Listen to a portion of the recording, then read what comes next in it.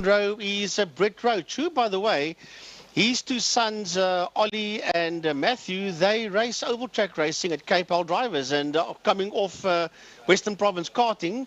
So those two youngsters pretty quick out there on the ovals. Awesome. And just speaking of other races, we have the Extreme Festival coming up soon, right? The 5th of March, is that correct? The 8th of March, 8th yes. of March. It is going to be absolutely exciting. You guys have got to get down for that. Absolutely insane things that are happening. I've heard some rumors. There are some marketing videos being done. I think it's going to be a jam-packed day. People can camp out for the whole day. Hint, hint, nudge, nudge. I don't know. I won't give too much away.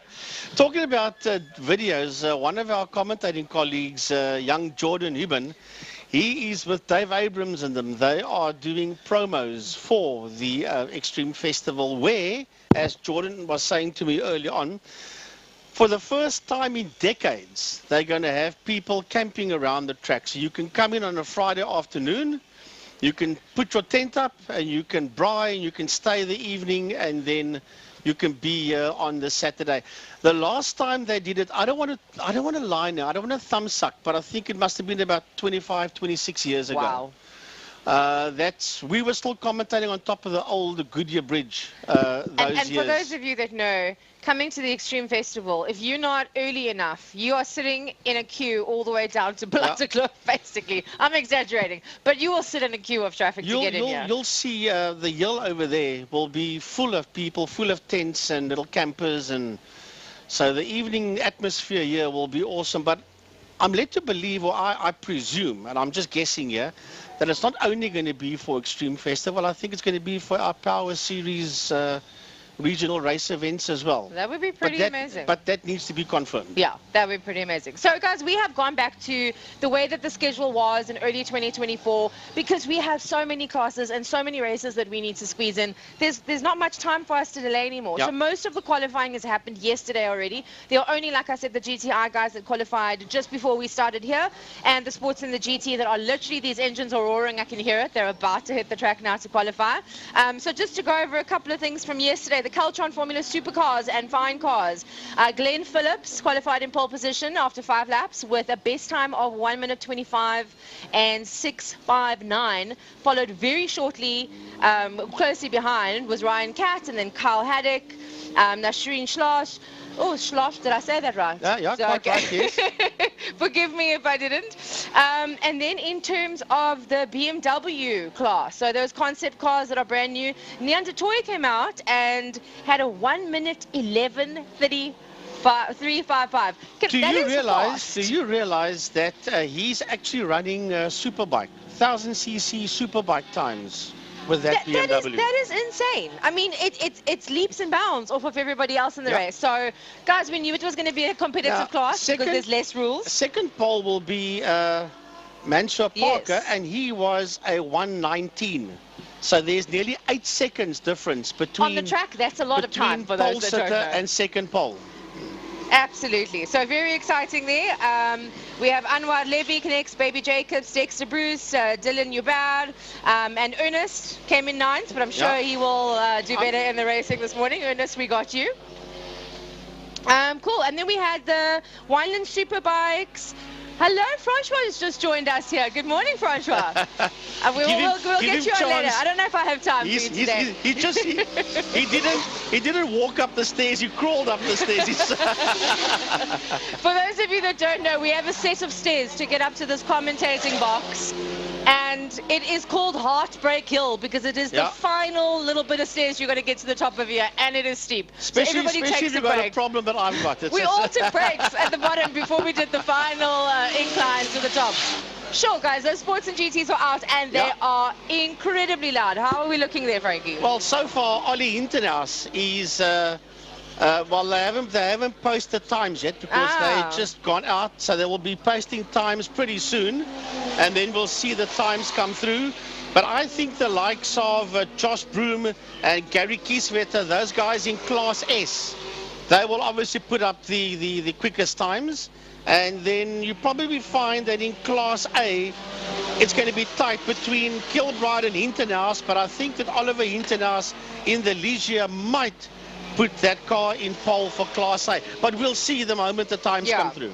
So just as I was saying about the qualifying for the Wineland Superbikes yesterday, we had Ronald Slummett in pole and qualifying at a 1:12. So nice to see the Red Baron back. So just to get back to what Frankie was saying, Nian Toy in the BMW concept cars did a 1:11, and the bikes at a 1:12. Like it's insane. That's insane. That's insane. I think the quickest time around here in the bike is a 1:10 odd. So that's certainly superbike times that the toy puts up there in that Beamer. Yeah. Okay, I think we have times here now. So we have Troy Dolacek. Yes. Look, now, Troy, to my knowledge, is sharing that Janetta with Gary Kieswetter. So and that's the LMP car, yes? Yeah, that's an LMP2 car. And Troy is in pole. Connor Kilbride is in pole so far for Class A. And we'll have a look and see in Class B. It is Davy Hubert that is there in pole position with Lotus Exige. Awesome. And we go a bit further down, Tristan de Nobrega in Class the BMW. He's in Class C. He's the man that's in pole with the Spirit Racing, or the Racing Spirit BMW. Cool, and then we have Devan Lasmore in Class D there with a 1:25 at the moment. I just got to jump back to Troy because best lap time so far, 1:08. 1:08. That is incredibly fast. Okay, so hold the line here. I think that we have just witnessed history here. Are you serious? Because that is fast. I think so. 1 minute.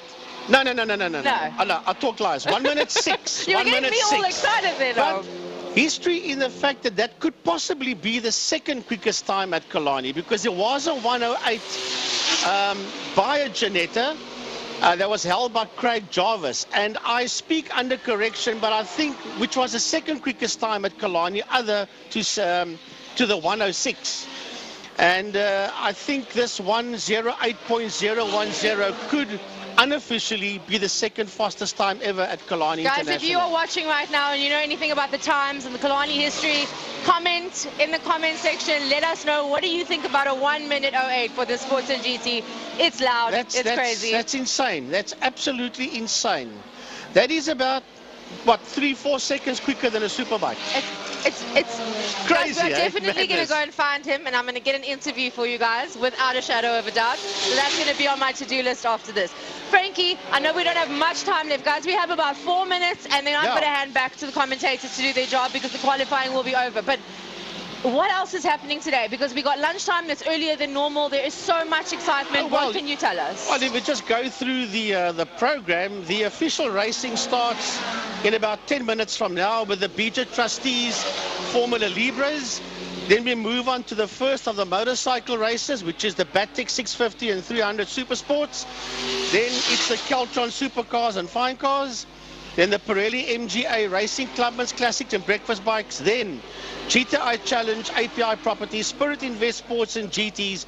Then we run those first 4 classes again. And then we will have a lunch and fan walk at about 20 to 1. And then the rest of the program, which should take us until about 10 past, let's say 5:30. Yeah. If it goes according to program. Absolutely jam-packed. And Frankie, I know we chatted quite a lot at the end of last year as we were wrapping up for 2024 of how the classes have grown.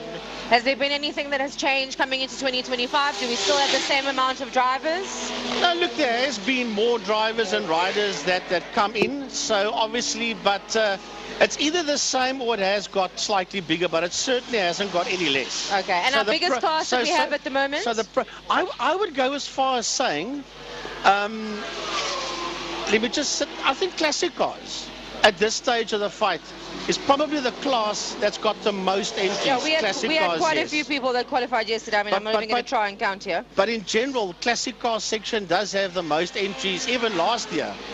Them together with Clubman's. But for this year, well, the classic cars haven't raced this year yet. And they've got 24 cars on paper. Yeah. Normally, they end up at about 35, 36, close to 40. Absolutely That's incredible. normally between classic and clubmen's in general. Yeah, and just to give you some insights, we had Franco Donadio in the Class A that had the best time, pole position qualifying, obviously, the best time of 1 minute 22.633. And that's almost 2 seconds faster than everyone else. Now, this is going to be good stuff. If you're a Ford fan, you're going to support Michael Hitchcock because he's got the Ford Mustang. If you're a Chevy fan, you're going to support Franco Donadio because he's got the V8 Chev Can-Am. So it's going to be a classic Ford versus Chev fight out there between Franco and Michael. Very, very exciting today. So honestly, guys, it is a beautiful day. As you can see, the sun is shining. It's not too hot. You're not going to burn, but still bring your sunburn. But leave those garden tools, put them down. Everything can wait. Bring the kids, the dog, the cooler box, and get down here. The first woman that I hear that says the man must not worry about the garden. Normally it's leave the garden. Sort out the garden, clean the garage. No, leave it. She's got one lucky husband, that's for sure. You can do it after church tomorrow. I've got my husband standing behind me. He's having a showing good thumbs up. giggle. He's giving likes good it. thumbs up and a good giggle. Okay, so we have just finished the qualifying. Oh my God.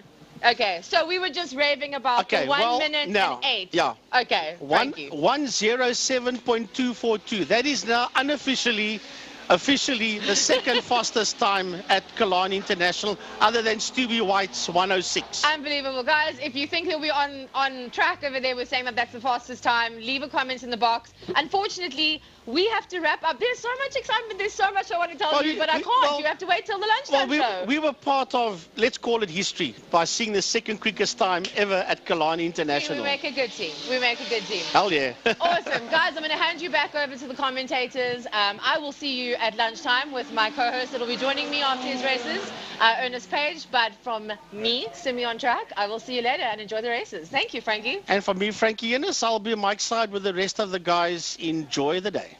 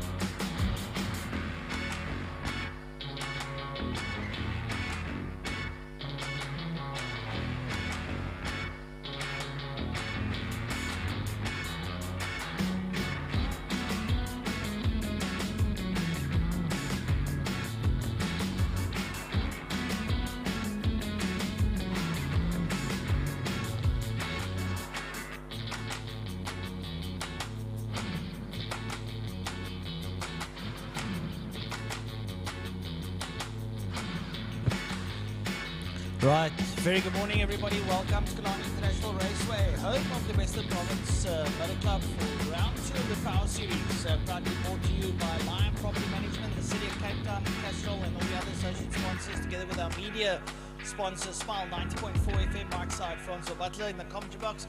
I'll be joined by Gary Fleming, Frank Guinness, Jordan Eben, and our man on the radio, Tiny, will be doing duty for us. Before we get the day going, we'd like to wish David Abia and Malcolm Pfeiffer a very happy birthday, and we hope they enjoy their day. We'll hopefully have one of them up here today to chat to them, ask them how things are going. Right, so we won't be too long before we get the proceedings underway. Killarney is still looking a little bit empty, but I'm sure that the folk will only pull in here at about 10 o'clock. So we're looking forward to a nice day's racing, hopefully everything on the black stuff. And we can have a little bit of fun today in the sun, so to speak. Phone your friends, tell them to come down, come light a fire, have something to braai, have a couple of cold ones, and enjoy your day and get home safely after that. Right, so the cars are about to roll out on trackside and we'll get the show on the road.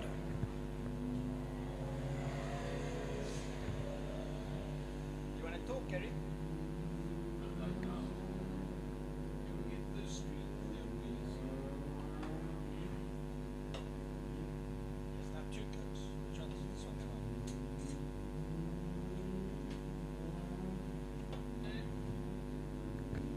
Right, so the Formula Libras are taken to the circuit out there. We've got Storm Lanfear, ex-Carter, Byron Mitchell, ex-Carter, Hayden Elwood, Josh Smith's out there, also ex-Carter, Richard Carr, Ricky Anderson, Jurich Heisamen, nice to have Jurich out there, Donovan Ramsey, James Beaumont, Nick van der Westhuizen, the Racing Equestrian, Kelly Fletcher, Damian White, Benjack Phillips, Luan van Heerden, and Charlie Arton out in a Formula V.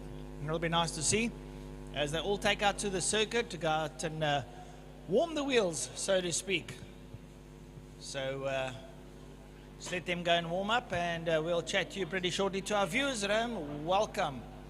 We're glad to have you on board with us wherever you are in the world. Thank you for joining us. We sincerely hope we can have a crackerjack day.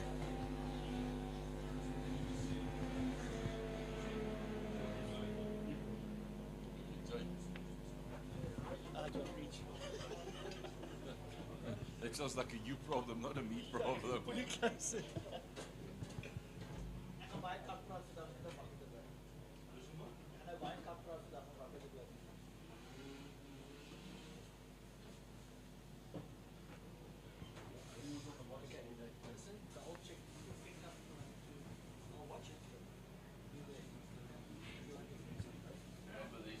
There's 300 people out there, there's 13,000 watching this. Don't refer to what you see on screen. Jordan tends to refer to and ABC and ABC and don't refer to what you see. What are we referring to? Say again.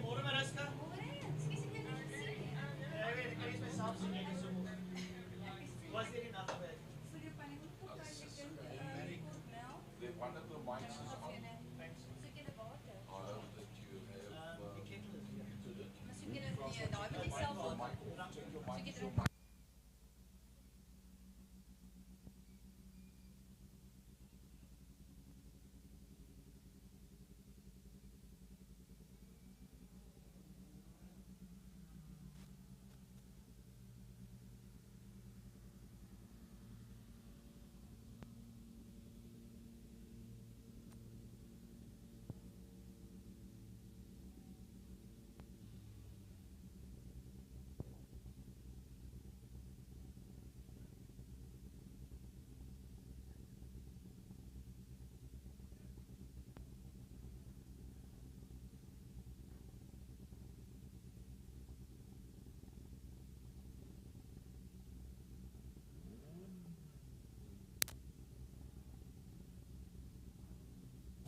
Right, next up, Formula Libras as they roll onto the line. Pole position, Storm Lanfear.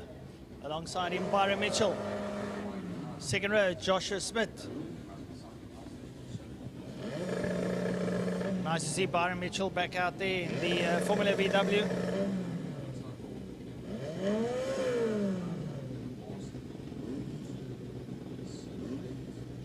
Here comes Storm Lanfear in the RDSA Formula VW as well. Well, that's actually a Formula 1600.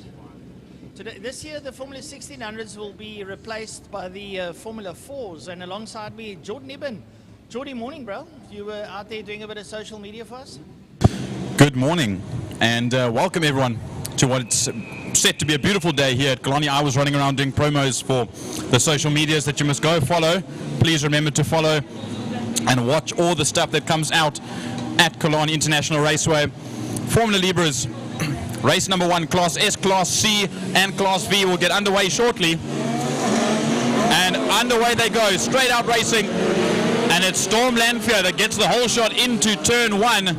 Joshua Smith gets jumped there by Ricky Anderson. Ricky Anderson's first time back in a little while. He had some gearbox problems last year. He gets shut out there in through Holzhoek. Now they go down the Joubert Straight and into Castro Corner. Right, so Storm Lanfear leading out of Byron Mitchell. Then we've got Hayden Elwood. Elwood, it looks like Josh Smith's lost the nose cone there, and Richard Carr bumped through. He's up to P4, sits up behind Hayden Elwood. Josh Smith's in there, up behind him. It's going to be Ricky Anderson. Good to see Ricky there with a little bit of zest as he pulls through out of turn number 3 up the Tigerberg straight up towards Sorrel Sweep. And they're going to make their way down the Killarney straightaway down towards Pertamina Fostron Corner as they roll through. You see them all on screen there. All up Linestone as they work their way down towards Pertamina Fostron. Geordie, looks like a bit of a race on our hands, bro. Absolutely, and good to see the numbers in this class growing after the sponsorship from Bijo Trustees. They've managed to get a good couple numbers in, good sponsoring from Bijo Trustees, who used to obviously do the fine cars. And now look, we're up to 15 cars on the field. Your leaders come through in Class S. Here's Class C battle. We've got Hayden Elwood and Joshua Smith at the front end of the field, and then the V's make their way through, all crossing the line now. Right there you see Storm Lanfear ahead of Byron Mitchell. Up behind him, Hayden Elwood and Joshua Smith. Then it's Ricky Anderson and Richard Carr as they work their way down into turn number 1, Holzhoek. And the leader cracking on the gas. But going into turn 2, Byron Mitchell on the outside of Storm Lanfear, and Byron Mitchell is through. So he works his way down towards Lunstem King, down towards turn number 3. Hayden Elwood spun out in turn number 2, Castrol Corner, and everyone avoiding him. He's got his hand up saying, guys, I'm stricken, don't drive into me. He's getting out the way now. It's the car still mobile, everything's still working. We've got a good number of new names out there. Damian White is back for the first time in a long while. He had some issues at the end of last year. He's back out. And like you said, Byron Mitchell, who's currently leading as we watch the V's go through Dam's Dip and now into Sorrel Sweep. Byron Mitchell in an all-white outfit this time for Dolphin Engineering. He didn't race much last year. He helped his partner Kelly out in a Formula V, just getting her to get a little bit quicker. But now he's out there at the top end of this class in Class S as we watch the V's come in at 2 Pertamina Fostron, and the leaders go down into Holzhoek. Right, so the drivers coming out of Pertamina Fostron Corner, nice little bit of skate, and Joshua Smith still leading out there in the Formula V. He's been followed there by Ricky Anderson, Richard Carr, Beaumont's in there, Kelly Fletcher, Benjack Phillips, Damian White, Donovan Ramsey, and we've got Hay Simon in there as well, Udrich Hay Simon as well. And everyone diving down now into holes. There's a lovely shot. There's Kelly Fletcher fending off there, trying to keep the back up behind. And as they work their way up towards Castrol Corner, Josh Smith going into Castrol Corner. And the leaders now making their way up into Sorrel Sweep with Byron Mitchell ahead there of Storm Lanfear. I see someone's gone off in 2. I believe that's Damian White in the yellow and black Rima. We'll just try and get a little bit of footage. He might just be outside the shot. There he is. He's joining back onto the circuit. That was a very quick off. I think he lost brakes and he just went wide. But he should be back out once again.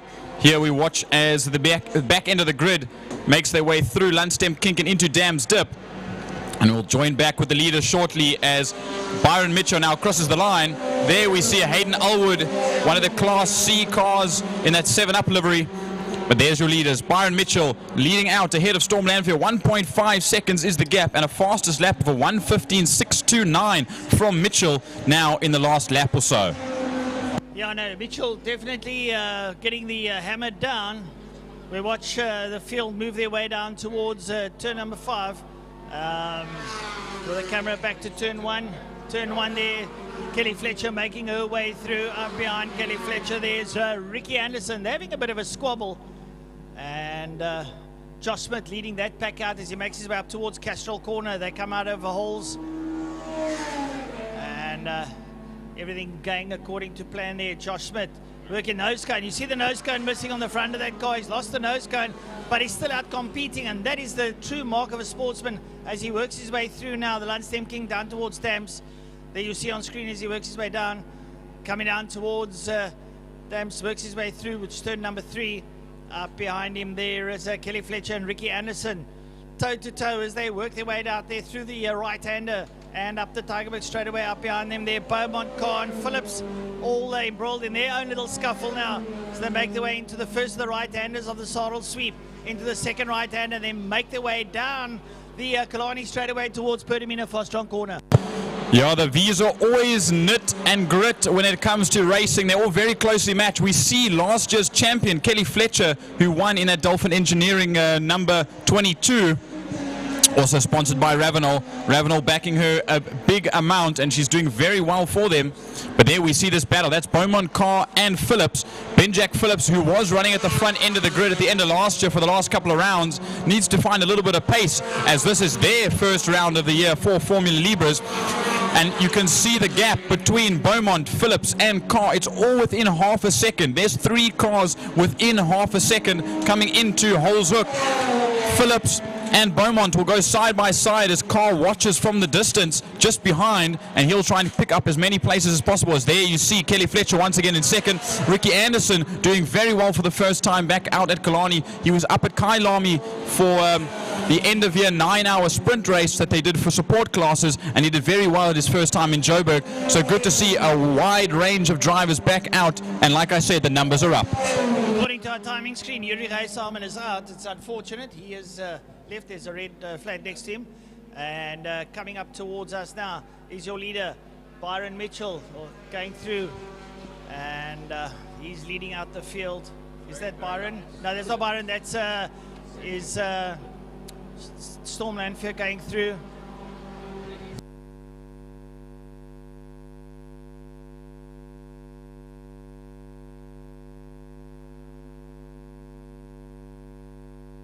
Right, so we are just picking up there, trying to trace where our leaders are. Here comes Josh Smith over the line, down towards turn number 1. And you'll see him there. There's Josh Smith. You'll see the nose cone that he's missing, but he's still out there competing, and that's important, Jordan, for the meantime. Absolutely. And Joshua Smith, that youngster, I believe he's only 15 or 16 years of age, and he is absolutely peddling that Formula V at the moment. He's doing incredibly well. He also went up to Killarney at the end of last year, and he put on a proper show and proper talent from that young man. His dad, Jason Smith, brilliant guy, super supportive of his son, and I mean his son is doing great things at the moment. Currently leading out, he took pole position for the Formula Vs yesterday, and now he's really showing his grit. As there's Byron Mitchell now is about to overtake the first of the back markers, Damian White, who obviously had that spin in Castrol Corner a couple of laps ago. But there you go. The gap now between Mitchell and Lanfear, 8.5 seconds is the difference. And Byron Mitchell really showing his prowess as previous champion before, even in V's. He's doing incredibly, incredibly quick. Right, down into Perdamina Fastron there. Looks like Kelly Fletcher rolling into Perdamina Fastron. She's left Ricky Anderson behind her. The rest of the field coming through there. Benjack Phillips, James Beaumont and Richard Carr also embroiled in their little scuffle. There they go in. And your man in second place, Storm Lanfear, trying to get through on some slower traffic. He's in the blue car. And he'll try and dot the exit. He's trying to catch Byron Mitchell, but 2 different cars, the Formula GTI up against the Formula 1600.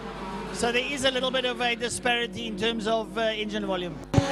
Absolutely. I mean, it's difficult to have the top class of Formula S and be exactly the same. I mean, we've seen the likes of DJ Boyson, last year's champion, who isn't out here this year at the moment, and the likes of Andrew Rackstore, who's now doing incredible things overseas. He was just here testing his race driver SA bright red Formula Class S car, but he's gone back over to race in Porsche Cup in the UK. So good on him. But there's your leader of Formula V once again, leaving Sarl sweep and down the back straight, down the Killarney straight once again. He is way out ahead of Dylan Anderson and Kelly Fletcher. It's 7 seconds is the difference between Smith and Fletcher as it stands, and then there's a 3.5 second gap between second and third place. But look at that, it's Phillips, Beaumont and Carr that are all catching. They're all slipstreaming each other to get to the back of Ricky Anderson. Oh, that's you see him coming down the back straight there towards Pertamina Fostron there, and they are literally hovering around each other, so to speak. That's how close they are. So that's a good scuffle. There it is on screen. We see them coming out of turn number 5, Pertamina Fostron, working their way up the Porsche straighter and making their way down towards Byron Mitchell, coming through on some of the slow markers. He is really rocketing in that car, but keep an eye on him. But I can tell you something, Storm Lanfear, looking at his times, he's doing brilliantly well. He's about a second off the pace, which says that he's really giving that 1600 a good run for its money. Absolutely, and Storm Lanfear obviously missing a couple of rounds last year. Good to have him back and putting down pretty good pace. There's 2 laps to go, or more like 1.5 laps to go for your leader, Byron Mitchell, in frame at the moment. He leaves Castrol Corner. There's Ricky Anderson, Ben-Jack Phillips, James Beaumont. There's Richard Carr, the back end of that. And then we see Hayden Elwood, the first of Class C, sitting there in 9th overall at the moment. He is at the back end of that little group. So all over the show, that is the order that you see running. There's first, then you see there's Dylan Anderson. Ricky Anderson, rather.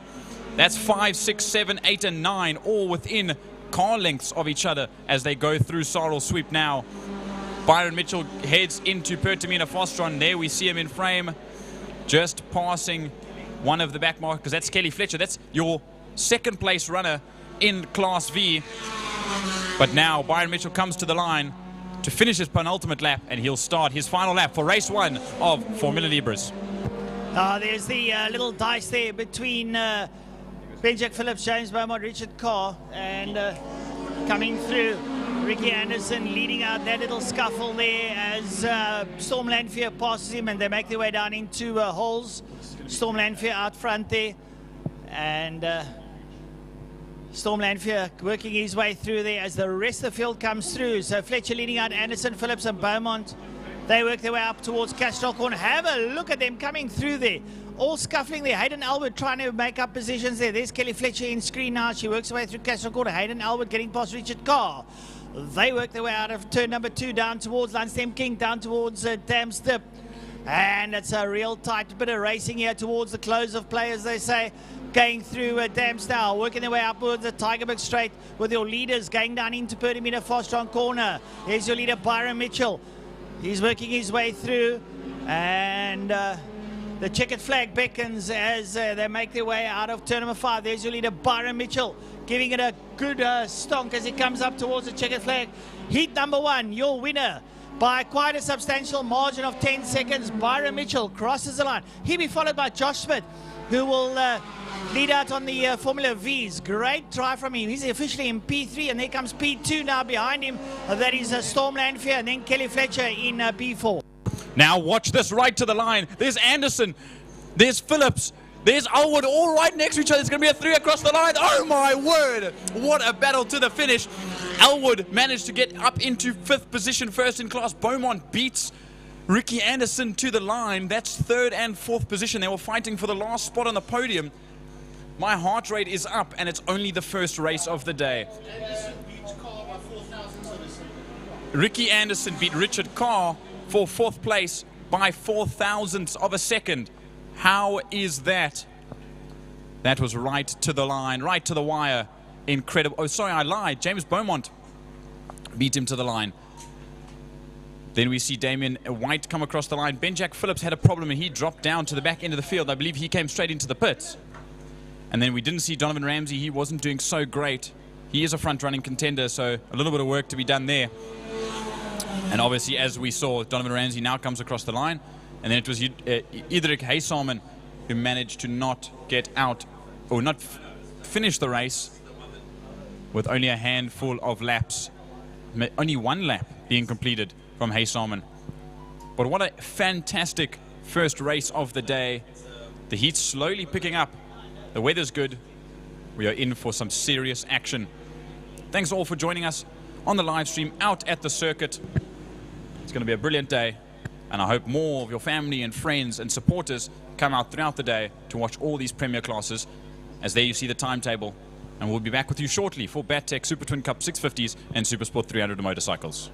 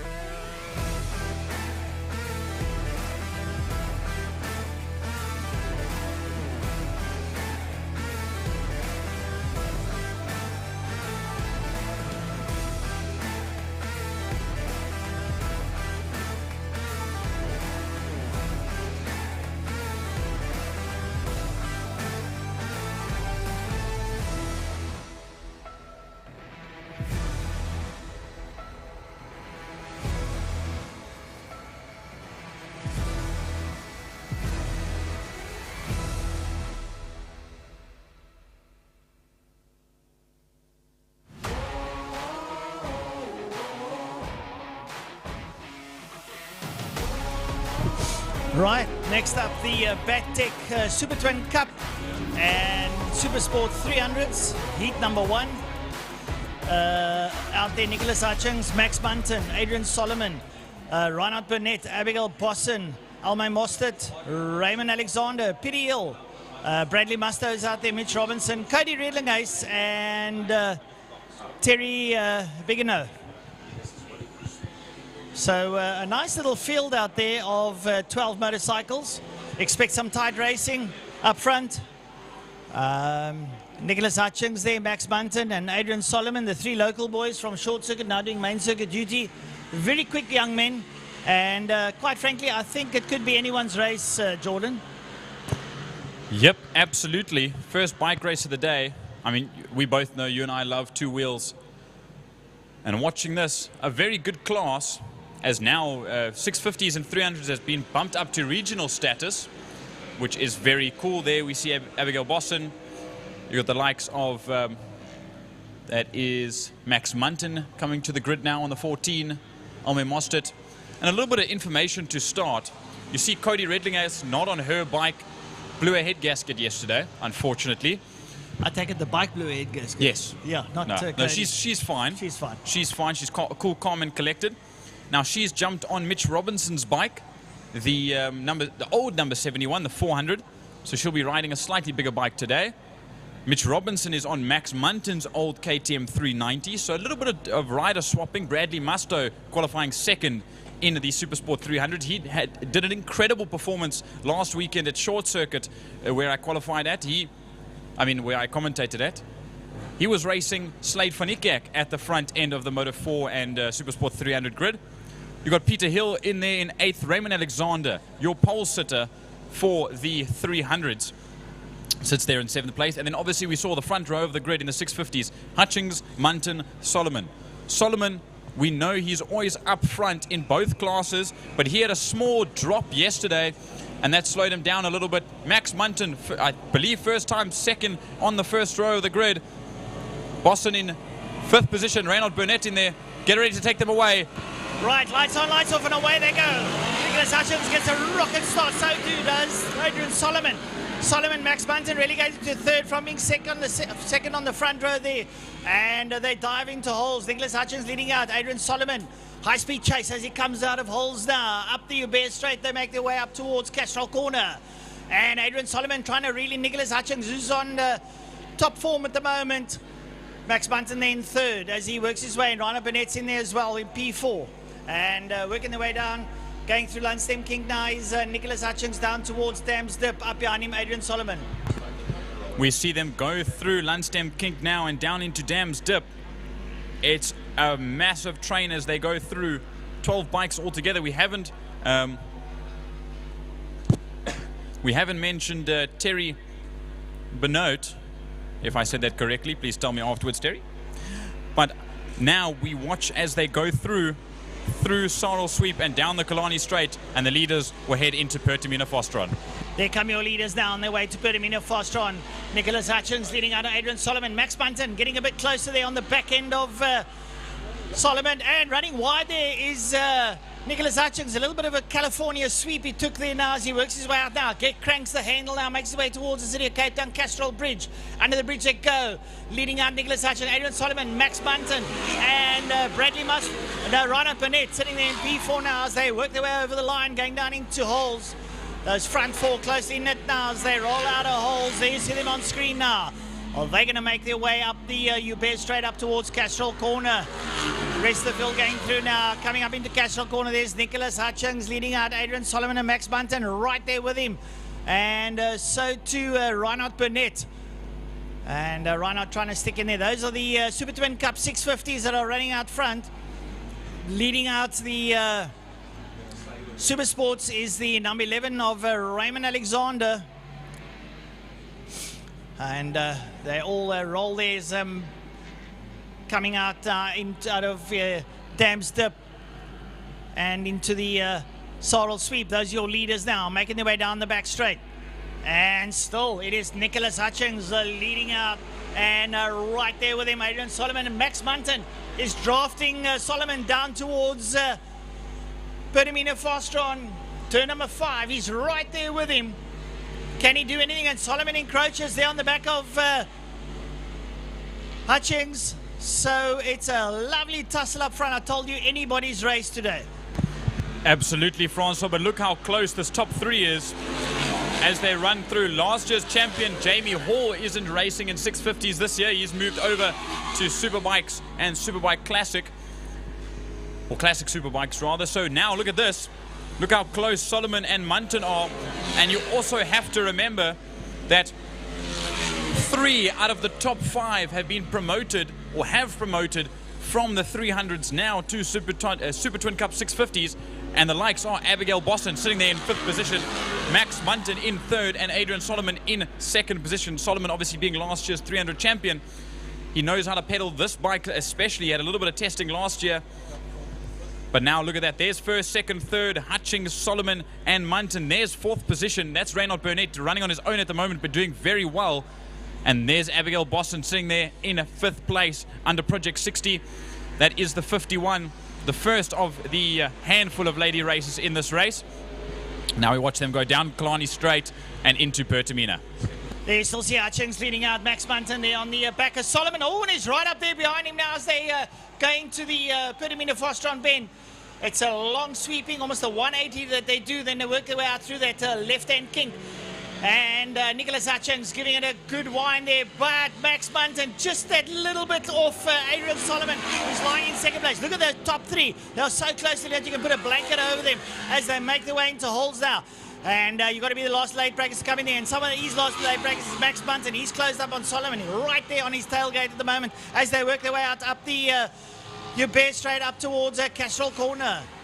And there you see Reinhard Burnett down in 4th position. He's about 3 seconds off Munton, and a little bit further back Abigail Boston. She's coming up the Hubert Straight now into Castrol Corner.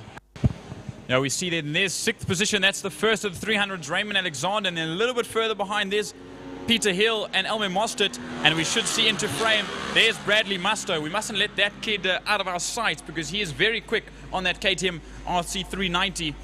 But we jump back to the front, and there's still this young battle between Solomon and Munton as they exit. You almost couldn't see Munton behind Solomon. They're sitting right on rear and front tire, right up against each other.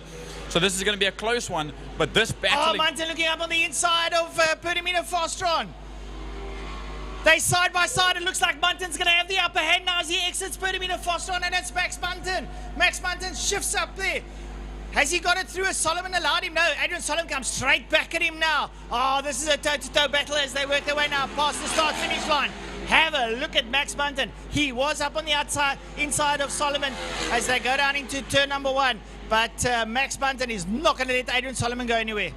Absolutely not. And you can see quite vividly and right in front of your face that the battling between Solomon and Munton is giving Nicholas Hutchings the upper hand to pull a little bit of a gap to them.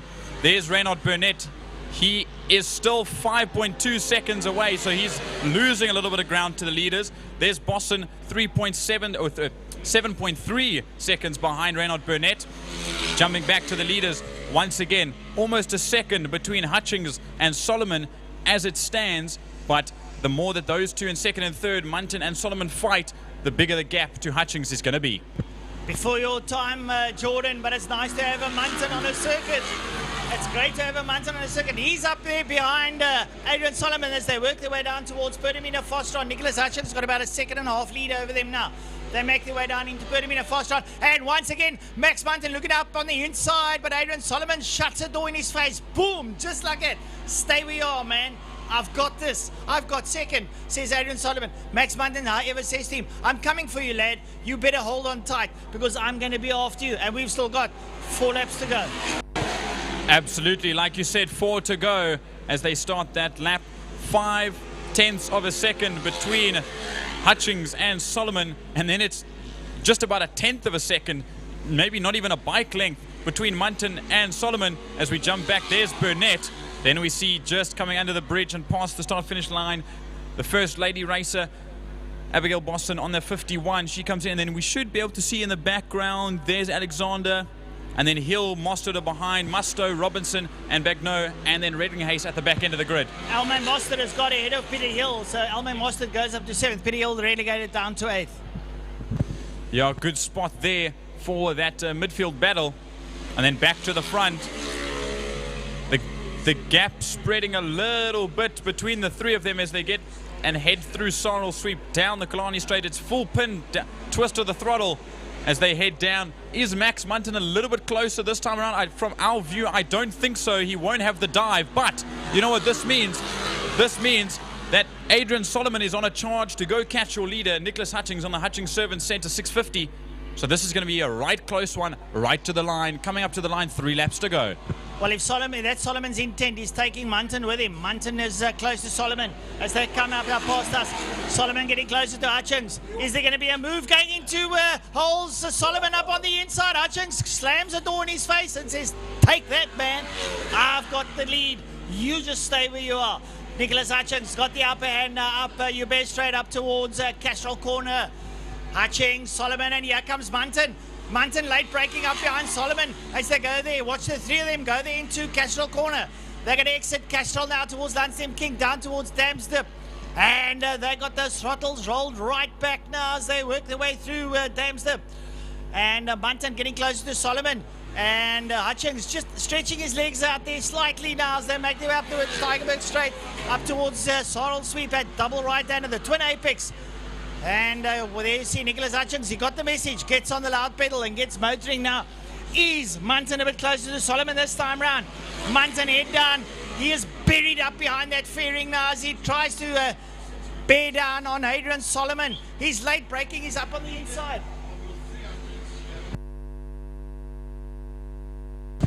Now we've just jumped up to the leader of the 300s. We're missing out of a couple of bikes there in the midfield. There, Raymond Alexander, your leader in the Supersport 300s. Then there's Alme Mostert and Peter Hill. Just a little bit further behind, you see Bradley Musto, but he just jumped out of shot. So now to the front end of the field once again. 2/10 between all three of each other. It is still Hutchings from Solomon from Munton. 2 to go now as they come up to the back markers. There we see Mitch Robinson and there Terry Bigeneau. You're going to have to tell me, Terry, if that's right or not. As now they lead through Lansdowne Kink and down into Dams. Right, Mitch Robinson there into Dams now. He's going to get some blue flags waved at him now as the leaders come hurtling up behind him. There on the outside goes Nicholas Hutchings now, and the others will want to bomb through. Oh, and is Mitch going to slow up Munton? Mitch is slowing up Munton. Munton needs to get past there now. Munton, and he gets past now. And that is put paid to his battle there with Adrian Solomon. He'd have to make a titanic effort now to try and catch Solomon. Solomon's pulled at least a second and a half on him now as they work their way down into Pertamina Foster. And there's Adrian Solomon on the back of Nicholas Hutchings. But have a look at Max Munton laying into that corner, putting his elbow down, bringing it out there. Here come under the bridge. I think it's their penultimate lap. Penultimate lap now as they come. Hutchings, Solomon, and Munton a little bit back as we saw Mitch Robinson hold him up going into Sorrel Sweep. Yep, absolutely not what was wanted from Mitch Robinson by Max Munton. Munton sitting now in a curious position as what a corner and defense from Nicholas Hutchings. And now look at the gap he's pulled down the Joubert Straight. Solomon can't seem to counter that and get into a position to pass him just yet. But we've got 4 corners left to go. This is the final lap. The gap spreads equally between the three.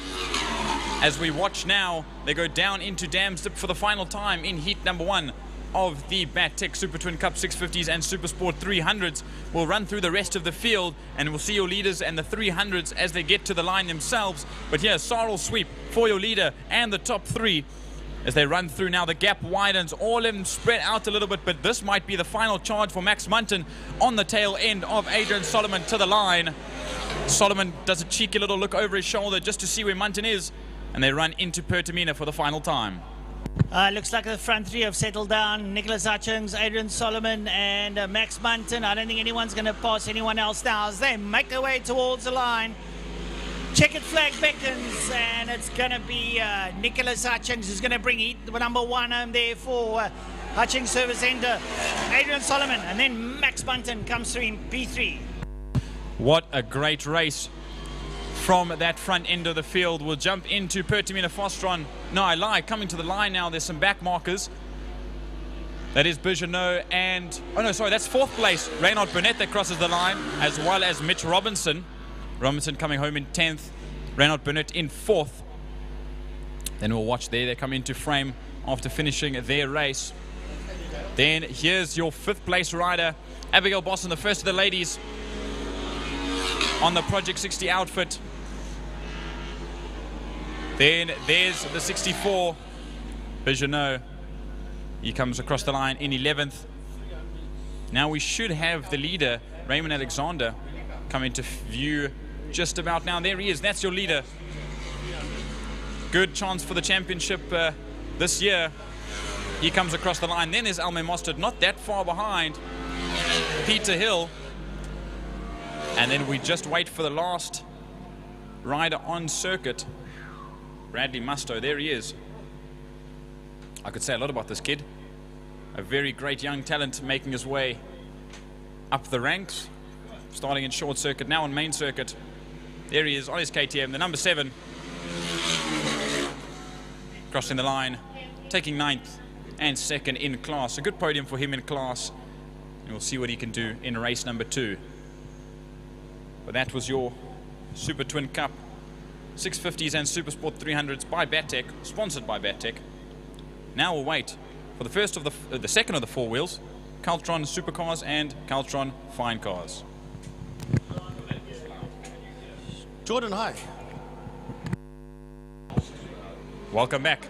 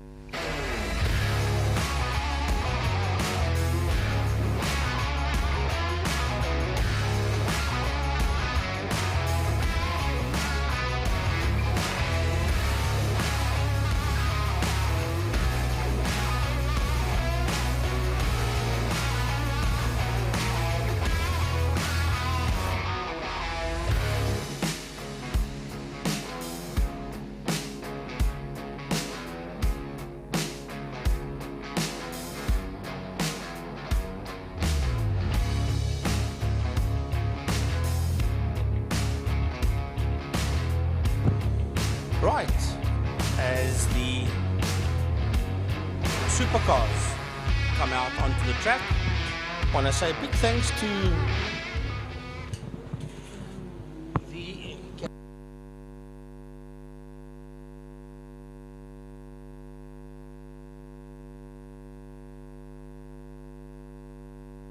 yeah, sorry folks, we just had one of our leads give us a problem. I want to say thanks obviously to Caltron for the supercars, to Lime Property Management, that is a secondary sponsor, and then of course to Dunlop, that is the tire supplier of the Formula Supercars. So Jordan, today the Caltron Formula Supercars will be joined by the Caltron Fine Cars out on circuit. Last time they were racing with the V8s, but of course the V8s are sitting out today. So the Fine Cars jump in, the Caltron Fine Cars, both sponsored by Caltron Electrical Engineering. That is Ryan Catt, and he not only just puts his money down for the Formula Supercars, but for the Fine Cars as well. And Glenn Phillips and Ryan Catt are on the front row for the supercars, and in the fine cars, it's Dewald Lambert and Koenraad Mathieu that's on the front row for the fine cars. Yes, hello Frankie. Good to be on the mic with you once again. And a big field. Likewise, we'll be on the mic together next week Saturday for round 2 for KPL drivers. Absolutely. Next Saturday at the Castrol Oval. So you'll see us there. But for now, we're here at the second round of Power Series at Killarney. Just look at the field. I mean, look how big the Caltron Supercars field is, up to 10, with some very nice names in there, the likes of what we were just talking about, Oval, Sandra Becker. Sandra Becker has decided she wants to park the Golf for a while. Probably find that she will be in action at KPL drivers next Saturday as well. And this is a different animal to drive, these Formula Supercars. They are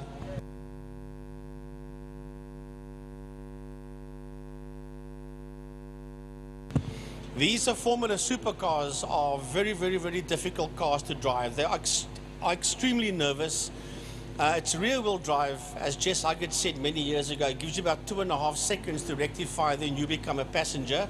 So it's going to be a learning curve for Sandra. Absolutely, and it's just a different kind of car. I mean, she's used to a front-wheel drive Golf, and obviously racing around 2 corners, and generally to the left. Now she's got 1 left and 4 rights to contend with. And then we see throughout the fine cars grid, rather, Dewald Lambert, obviously son of Arnold Lambert, for the first time in what they call Herbie on steroids. Yeah. In that lovely little bright red bug. Then Koenraad Mathieu there in second place. Jason Thornton, Natasha Tissendorf, Di Dugmore, Stephen Whitehead, Roger Lewis, Justin Brown, Gunther Appelgren and Zach Groenewald on the grid.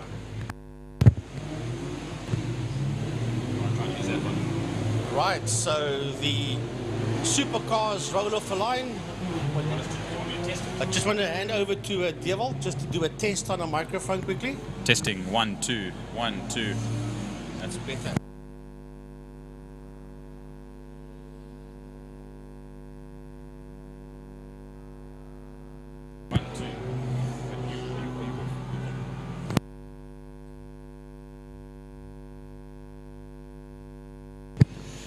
Right.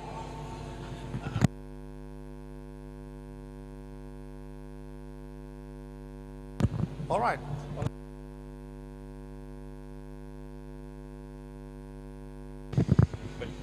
1 2. It's too loud. It's 1 2 and testing and 1 2 and testing and something.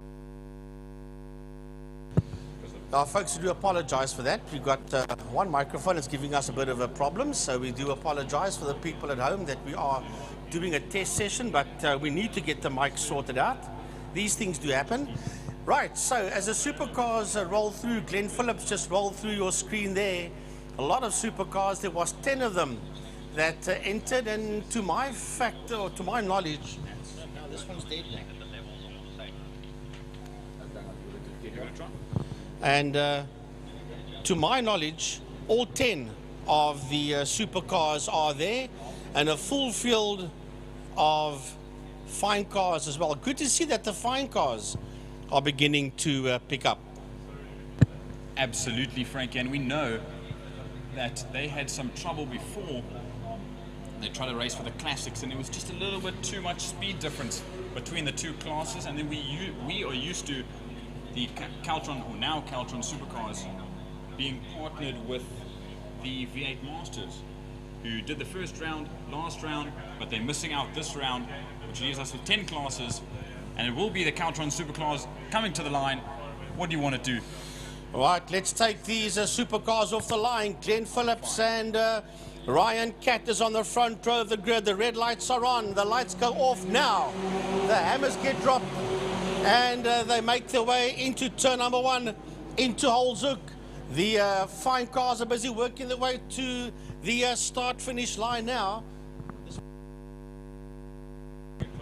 As they exit Holzhoek, making their way towards Castrol Corner, And it's all about Phillips that sits out there in P1, but the fine cars are heading towards holes. Yep, as we see, the fine cars came off the line, and there Dewald Lambert sitting in the lead.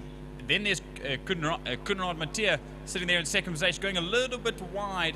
And there we see Zach Groenewald in there as well, in an E36, fighting there right up at the front end of the grid in the fine cars. As there's the supercars go through Dam's Dip and down into Sarl Sweep. Through Sarl Sweep they go, and it's still been... And down the back straight they go. And it's all about Glenn Phillips that's sitting out there in P1. Phillips there in P1 with Ryan Catt in that second position. Carl Halleck is there in P3. That's the first three cars that make their way through. And then you see the guys come through as well. Bradley Fenner is also in that shot as the supercars end lap number 1. Yep, I know Bradley Fenner and Carl Halleck have a big, want to give me a big shout out, but it's Hobo Racing for them, the outfit, as well as Pro Oil. They've got Pro Oil on board for Fenner and Halleck, big sponsors for them. And of course, like I said, Hobo Racing, big name between the two of them. So we see the supercars go through. The fine cars are just ending their first lap. But there, the supercars lead into Castrol Corner. It's Phillips from Catt, from Halleck, Fenner, Schloss, De Vos, Boscombe, Chetty, Moffat, and Becker. Right, so the supercars are now working their way through the Lundstem kink and into Dam's Dip. Through Dam's Dip they come now, but still Phillips sitting up there in P1, followed there by Catt in second. Halleck is there in that third position, followed there by Bradley Fenner. But now, sorry about that, we jump to fine cars, and there's a battle there between Lambert and Groenewald. Zach Groenewald, we know, very, very big name here at Killarney, and her daughter, Katie Groenewald, in the CHD Oval, also a huge name there. But he's in a BMW E36. He knows how to drive those rear-wheel drive cars. So it's him and Lambert. Then Kunrad Mattia sitting there in third place. Then we see Jason Thornton and Gunther Appelgren also into BMW E36s, and that's your top 5. Right, the supercars are heading into turn number 1, into holes. And it's been led there by Glenn Phillips, Ryan Catt, and Carl Halleck is sitting right on the case of Catt. Right behind them is Bradley Fenner. That is Carl Halleck that sits on the back bumper of Ryan Catt. There is Bradley Fenner coming through. That's the first 4. That's the first 4 cars. Then behind them, you see the 2 Lime Property cars. That's Nash Rinschloss and Rob De Vos. And then behind them is the other Lime Property Management supercar of Shane Boscombe. Yeah, as we now watch them go into Dam's Dip, there's a big fight there for second place between Catt and Halleck. Now you see there is Fenner, and like you said, Schloss and De Vos fighting it out in the 2 Lime Property Management cars for 5th overall. As there's the leader, or the leaders rather, of fine cars, and it's still Lambert and Groenewald fighting out 2 big names in racing at Killarney. They fight nose to tail coming out of Castrol Corner. The positions change once again. Up the inside goes Lambert through the kink. Now he'll have the inside line into Dam's Dip. And it's not too far in front of them that the first of the supercars is, and that is the lady racer Sandra Becker. And there they'll go side by side into Sorrel Sweep once again. And there we jump back to the supercars. Yeah, supercars, that's the leader. That's Glenn Phillips sitting out there in P1. Halleck is in second. Catt is now in third. So Halleck has got his nose ahead there of Ryan Catt, followed there by Bradley Fenner. Then we've got a lost fine car, and then behind him we've got Schloss and De Vos with 1.3 seconds between Nazreen and Rob. Yeah, there you see second and third. Halleck has managed to get past Ryan Catt for second position, and as you said, the lone standing number 1 is Roger Lewis in the fine cars. There we see Schloss and De Vos now fighting it out still for that top 5. Top 5, a good position to be in. There's Fenner, there's Schloss, and there's De Vos. Right, we pick up. This is this lovely fight in the fine cars that just went through turn number 1 through your screen. That's heading up the Jabez Straight towards Castral Corner. And it is an awesome fight between Lambert, that's Dewald Lambert, and Zak Groenewald. Now, Zak Groenewald that takes the lead now away from Lambert. That is in the Jean Meyer BMW that he is campaigning in today, is Zak. Yes, I noticed that it's the Joker. Yeah. The Joker E36 from E36 Cup that raced last year. Jean Meyer obviously giving that car over to Zak Groenewald to drive at main circuit. And look at this battle. They are fighting it out, hammer and tong between the two of them. They like going back and forth. This is a brilliant pairing in the fine cars. We're used to seeing Gunther Appelgren and Conrad Mathieu, but now we jump back to the supercars into Holzhoek. Right, that was Bosco. There comes the two supercars interview now. That's Schloss, and right behind her, we've got Robin de Vos. And as they come towards us, we see Halleck come through. Then we see Cat come through. Right behind Cat, we've got Bradley Fenner. And then the two line property management cars of Schloss and de Vos, followed there by the other line property car of Shane Boscombe. Yeah, we watch. There is your leader. There is Glenn Phillips. Phillips sitting out there in P1. Then we still got Halleck that's there in that second spot, followed there by Cat, followed there by Fenner. This is pretty close. The two teammates, Nazreen and Rob, that is Schloss and de Vos. They are two of the line property management cars, and they are P4 and 5 in class and overall as they work their way down the back Killarney straight. I know Mr. Line Property Management himself is here, and I'm sure he doesn't want his teammates fighting too hard, but they're keeping it clean and they're all doing very well, is Schloss and de Vos. As there we see, that's that battle between the line property management cars. As here we jump back to the fine cars, and this battle is still ongoing between Groenewald and Lambert. I'll stay with this, and Frankie will do the supercars. They go side by side through Damsdip, down the Tygerberg Straight, and they'll go side by side into Sarel Sweep. Dewald Lambert not leaving any room to let Zak Groenewald through. He's not going to let Groenewald take that position, but the BMW's got some serious straight line speed. And look at the Bug and the BMW go side by side. Two Bavarian race cars make their way down into the final corner. There's 3 laps to go for the leaders in the supercars, as now the fine cars get to the end of the circuit, into the final corner. That is Pertamina Fostron, and it's nose to tail once again. The Bug wants to get onto the back end of that Joker E36 of Zak Groenewald. But there, that's 6-cylinder and the 4-cylinder going side by side almost across the line. 3 laps to go now for them as they head into Holzhoek. Right, there is the supercar lead. He's going to put a lap there on one of the slower supercars there. That is Glenn Phillips. That's making his way just behind that car that you see in shot there. You'll see Glenn come into view. And what has happened to Glenn Phillips? Glenn Phillips, I saw him go down the back straight, and I don't hear anything, but no, he hasn't come through. He has not come through. That means that Carl Halleck is now the leader. Second across the line will be Ryan Cat. Third across the line will be Bradley Fenner, followed there by Schloss and de Vos.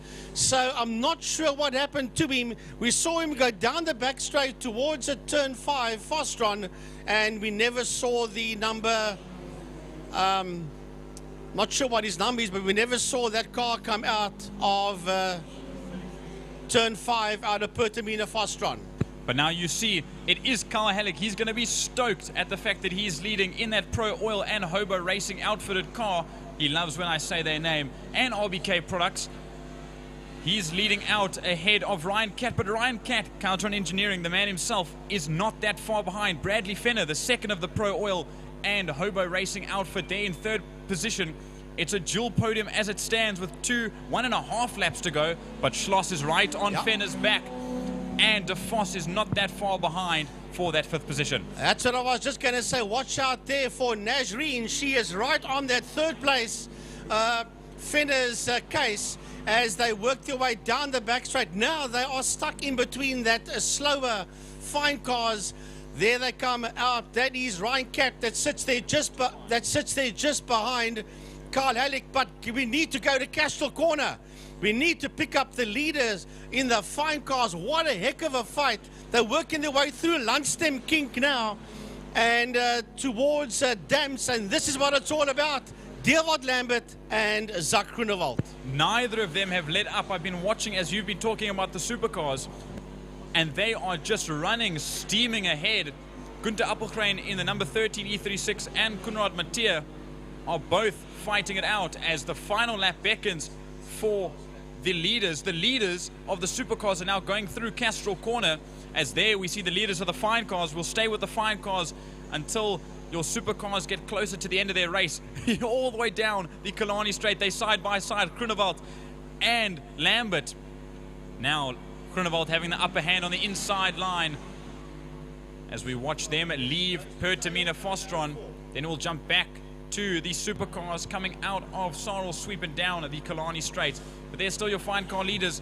They'll be on their final lap just now. Oh, have a look at this one. These two guys are nose to tail. The leaders of the supercars. Down the back Killarney straight they go towards Pertamina Fostron. They are right there with each other. It is Halleck and it is Cat. Halleck comes out of Fostron ahead of Cat. This is the fight for first and second in class towards a checkered flag. There is nothing between Carl Halleck and Ryan Cat as they run it to the line. Will Ryan have a dive to the inside? No, he does not. He stays in there behind him, and it's Halleck that crosses the line a tenth of a second ahead of Ryan Cat. And as a matter of fact, Bradley Fenner gets to the line 4/10 of a second ahead of Nazreen Schloss. What a race for the Hobo Racing and Pro Oil outfitted cars in first and third. Ryan Cat, after hardly racing last year, comes back to take a second position, as now we see Boscombe just across the line in P5. So where are those fine car leaders? They should be heading down the back straight. They're next to each other. They are side by side. And it is Groenewald that leads Lambert towards Fostron. some of the back markers in both classes are finishing out throughout the field, but here's still this battle. They've got one corner to go, Groenewald and Lambert. Lambert needs a good exit and he gets a pretty good run. We'll watch them go side by side, almost out of Pertamina Fostron. They're going to race under they'll pass turn 5A, the kink, and to the line. It's going to be side by side. Let's see who it is. And it's Lambert right at the nose. I'm sorry, it's Groenewald's right at the nose of the field, ahead of Lambert for second position. 600ths of a second, yeah. How close? There's Gunther Appelgren that comes home in third position, usually a front runner. Konrad Mathieu comes home in fourth. Good racing from him. And I see Robin de Vos has dropped down the field, unfortunately. Well, we thought that he was right on the case of Nazreen, but it was Shane Boscombe that ended in P5, 16.2 seconds behind Nazreen Schloss. So what happened out there to Rob de Vos on the last lap, that I don't know, as well as what happened to the 33 car of Glenn Phillips. That's also a bit of a mystery. I think Glenn might have pulled into Park Fermé. That's what I'm guessing, because we saw him go down the back Killarney straight towards Fostron corner, and he never came out of Fostron, so I think he might have retired that car there at Park Fermé. Absolutely. There's no point in running around all the way into pit lane if you do know that you've got a problem. But there we see Carl Halleck from Ryan Cat and Bradley Fenner. That's your top three. And then your top three was Zak Groenewald, Lambert, and then Appelgren taking third position. That red Mini that Gary, well, we tried to pick up that red Mini before they put the screen thingy on, and that is Stephen Whitehead. Now, we haven't seen Steve Whitehead race that Mini in a heck of a long time. There you just see it at home. When you just to the right hand side of the program for the day that's on the screen, you just saw that Mini go through, and it's lovely to see Steve Whitehead back. He hasn't been racing for a heck of a long time, and I'm also led to believe through a reliable source here, Emil Tiny Brunt of Tiny Spitbox, that we're going to see Sean Bester back up in his Mini running here in the not too distant future, probably around about April, according to what Sean said to Emil. Right, that was the Keltron Supercars and Keltron Fine Cars. We now move on to the Pirelli MGA Racing Clubman's Classics and Breakfast Run motorcycles.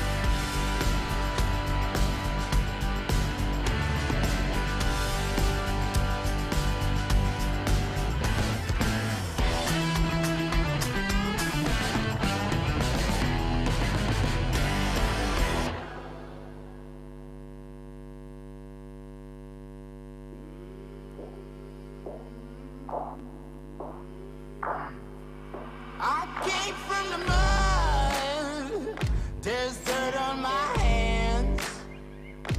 Strong like a tree, there's roots where I stand. Oh, I've been running from the law. Hope they won't shoot me down soon.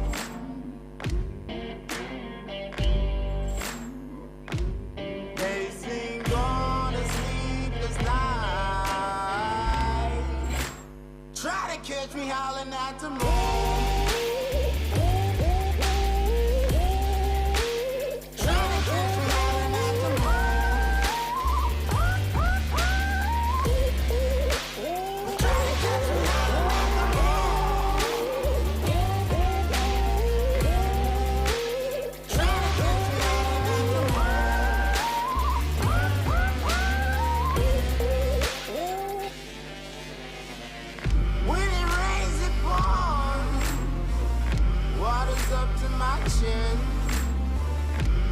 Won't stop fighting to the very end.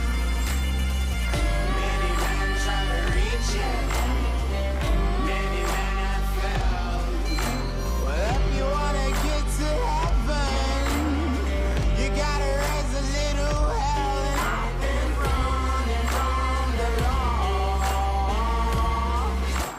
Hope they won't shoot me down soon.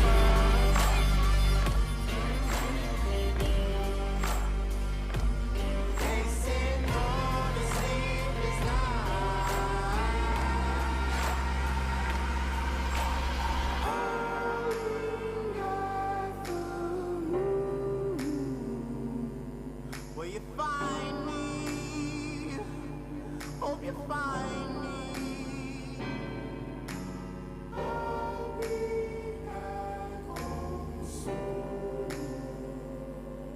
When the sun rises, when the sun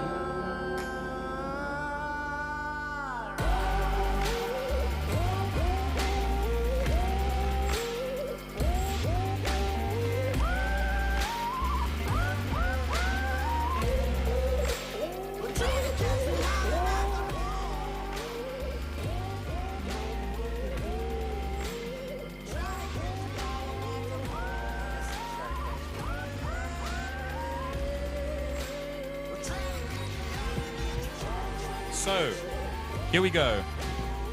Race number 1 for Pirelli MGA Racing Clubman's Classics and Breakfast Run bikes.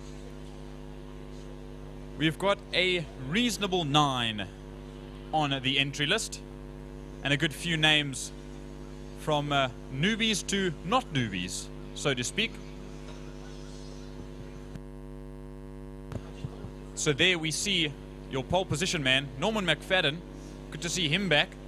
It's been a little while since a McFadden name's been here at the main circuit and Power Series, from what I can recall. Juan Momberg, just on his own little mission. He does everything himself. He is his own team. Great guy. He's sitting there in second position on the front row of the grid. And then youngster, Zander Talyard, out of 888 motorcycles on the 888 CBR 600 RR. He's there.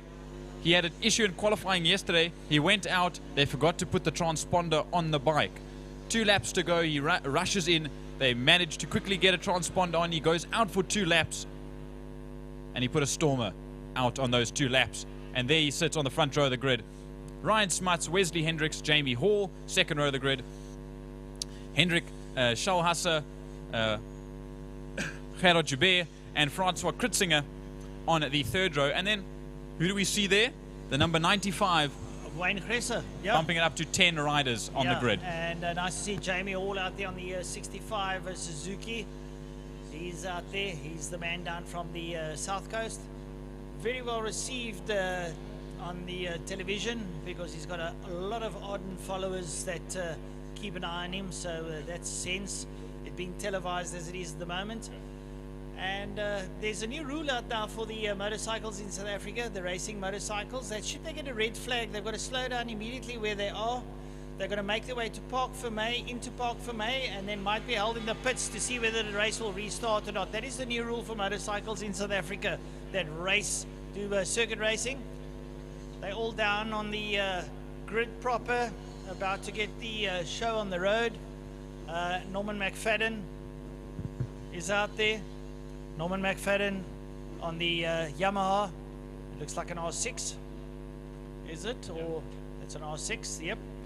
And then alongside him on the Jigsaw Jean Momberg and Zander Talliot.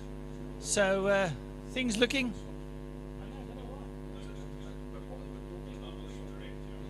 So everyone out there. Everybody out there at the moment. And getting ready under starters orders. They're all under starters orders now, waiting for the 5-second board. You can hear the buzz in the background.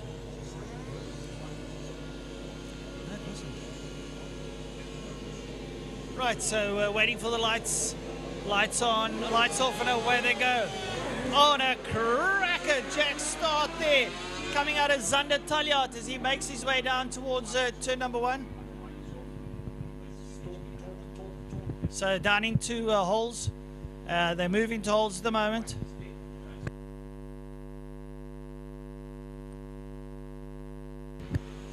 So we just had a cut in the microphone as we jump back. Norman McFadden still leading out. Ahead there, watching into Castrol Corner now. We'll watch the whole group go through. Around the outside, that's Ryan Smuts, or maybe even Wesley Hendricks that's fighting there in the midfield.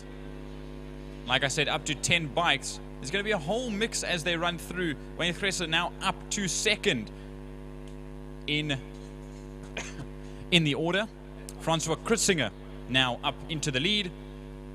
As we watch Norman McFadden's now drop down to 3rd position overall. Juan Momberg, who had a bit of a difficult start, he drops down to 4th, Zander Talliot in 5th. And now they run down the Killarney straight, and they'll slowly get into their orders, into their classes, and into their little fighting groups as they head into Pertamina Fostron for the first time. All the bikes diving down in Pertamina Fostron there, jostling for positions as they're all pretty much line astern. They want to crack on the pace now as they come out of Pertamina Fostron. Coming up towards the line, it is the 888 machine there of Zander Talliot.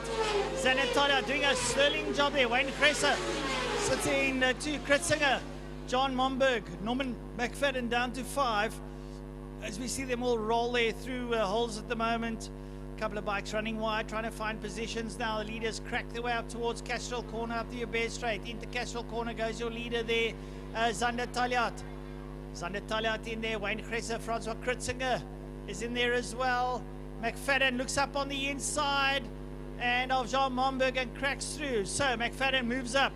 McFadden's on the fly. So he works his way through. McFadden trying to get his way back up towards the front end now, but it's still Zander Talliot. Yeah, we watched them go through. Apologies for getting it wrong. I should have waited until they crossed the line to get the order running first. But there we see Talliot from Gresser, from Kritzinger, from Momberg and McFadden. That's your top 5. Wesley Hendricks is there. Ryan Smuts, Hendrik Schalhasser, Jamie Hoare and Gerard Joubert. Sorry. At the back end of the grid. That makes up your top 10 and the 10 bikes running out on track at the moment. Joubert and Schalhasser are the only 2 in the breakfast class. Then it's Talliot, McFadden, Gresser and Kritzinger in Clubman 600s, and Clubman's 1000s is Momberg, Smuts and Hendrickse as they run through. It's still Talliot from Kritzinger, from McFadden, Momberg and Gresser. That's your top 5 as they go through into turn number 1 Holshoek. Right, Zander Talliot still leading out there. The quickest man on the circuit, Francois Kritzinger, with a time of a 1:21.4. That's pretty nimble coming out of Breakfast Club and Classic Bikes. So still Zander Talliot leading out there. You see the bikes all rolling in there. McFadden has moved back up to 3rd position. He is up behind Kritzinger and closing as they make their way here into Dams. There you see Norman behind Francois Kritzinger. He's giving it a good stonk there. Zander Talliot leading out. And McFadden is closing on Kritzinger. Norman McFadden is a seasoned veteran. Up behind them, John Momberg and Wayne Gresser. They work their way through. Momberg has got past Gresser. Gresser will want to come back at Momberg. There you see them going through that double right-hand style speed, making their way down the Killarney straight away down towards Pertamina Fostron. There's a bike down going out of 4. That could possibly be either Hall or Hendricks. We can't pick it up. We'll let you know. So there's a bike down going out of 4. Big cloud of dust. Looks like the rider is up. So we wait now for the leader. Here he comes up towards us. Xander Taliat crosses the line. Here's Chris Singer. Here's McFadden. Here's Jamie Hall. Up behind Jamie Hall is Jean Momberg. Crossing a line there, Wesley Hendricks. Then Ryan Smuts. And it looks like it's Hendrik Schallhauser that went down. Hendrik Schallhauser is off the page. The red flag's coming up, so they will all stop. Red flags are out, red flags waving everywhere. So the bikes will have to make their way back to Parc Fermé as they slow down. Lands up all the riders. Brilliant, lovely to see all the riders complying to the red flag. Yeah, we will just watch them all go through. There's your leader, Talyard, hands up, meaning you've acknowledged the red flag, which is good. And they'll all run through at a slow pace to Parc Fermé. But just give us a little while, guys. Let the medics and the officials do what they need to do, and we'll be back with you all shortly.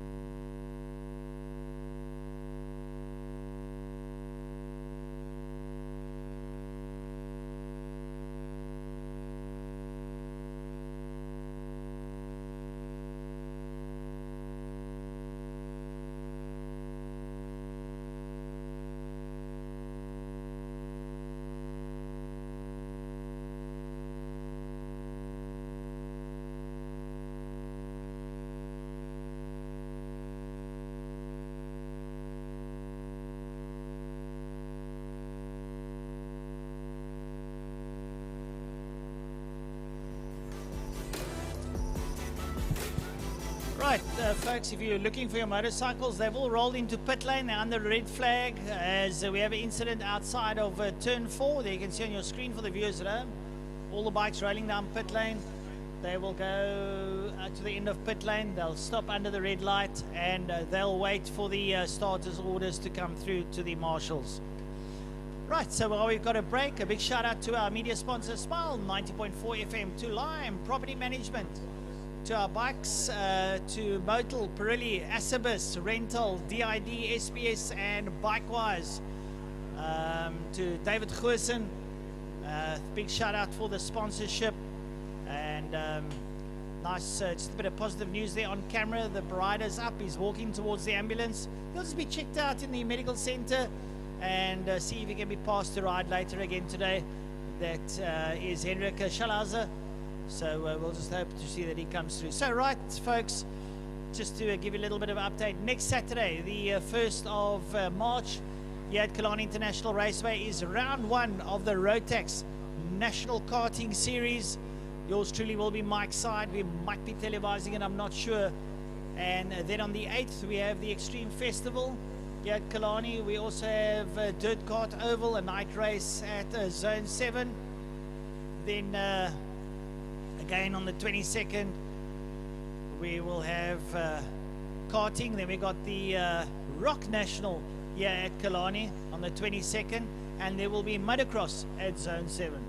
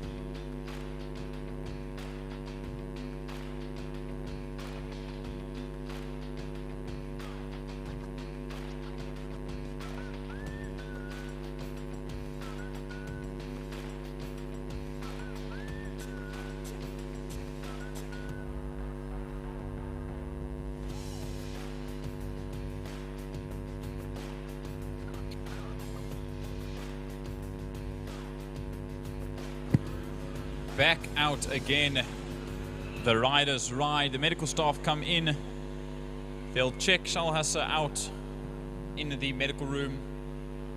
But as far as I know, we watched him walk to the ambulance with the officials, or the marshals that were there with him. So we can only hope for good news as he gets checked out. And the 9 bikes go back out onto the grid with 6 laps to go. And they will finish off race number 1 of Pirelli MGA Racing Club Men's Classics and Breakfast Run motorcycles. And as it was to the line, it was Zander Taljaard ahead of Francois Kritzinger and Norman McFadden. That makes up your top 3. They'll be the front row of the grid. Van Momberg, Wayne Gresse and Jamie Hall, second row of the grid. Wesley Hendricks, Ryan Smuts and Gerard Joubert will be on the 3rd row. Jordan, the thing about restarting the race is the reset. This brings Norman McFadden right up to Kritzinger. Jean is going to have to give it a good stonk now to get away there, because no one's going to come storming for him. That's why they call him Storming Norman. He's going to give it a good clout. So it's a bit of a reset. 6 laps to go. It's going to be a 6-lap race, and we're just going to get them on the grid proper before we get the show on the road.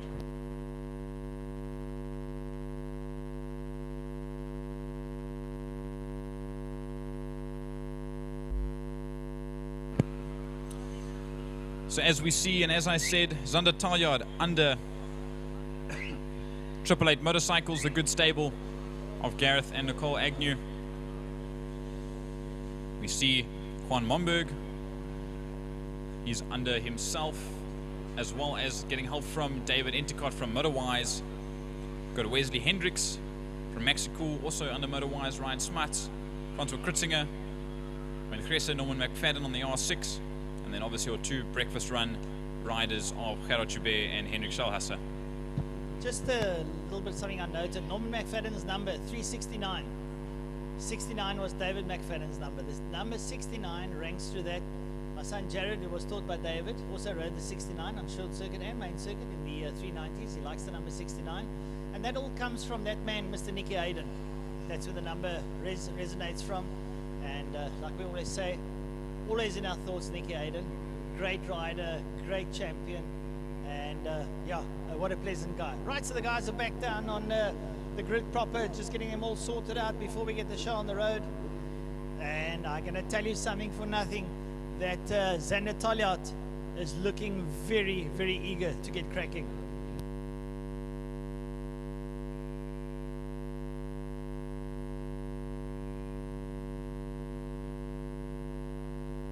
Right, Geordie, they're about to get underway. We're waiting for the lights. 5-second boards up, lights on now, and away they go. Oh, and a great start there from Wayne Gresse. Gresse is right up along Zander, but looks like Zander will get the whole shot there. And on the outside there is Francois Kritzinger. They're all jostling for position, but it looks like Wayne Gresse got through there nicely. Gresse pushing hard up the Joubert straight, but it is Zander Taljaard that goes in. And Jamie Hall slots up back into 2nd place. Jamie Hall there on the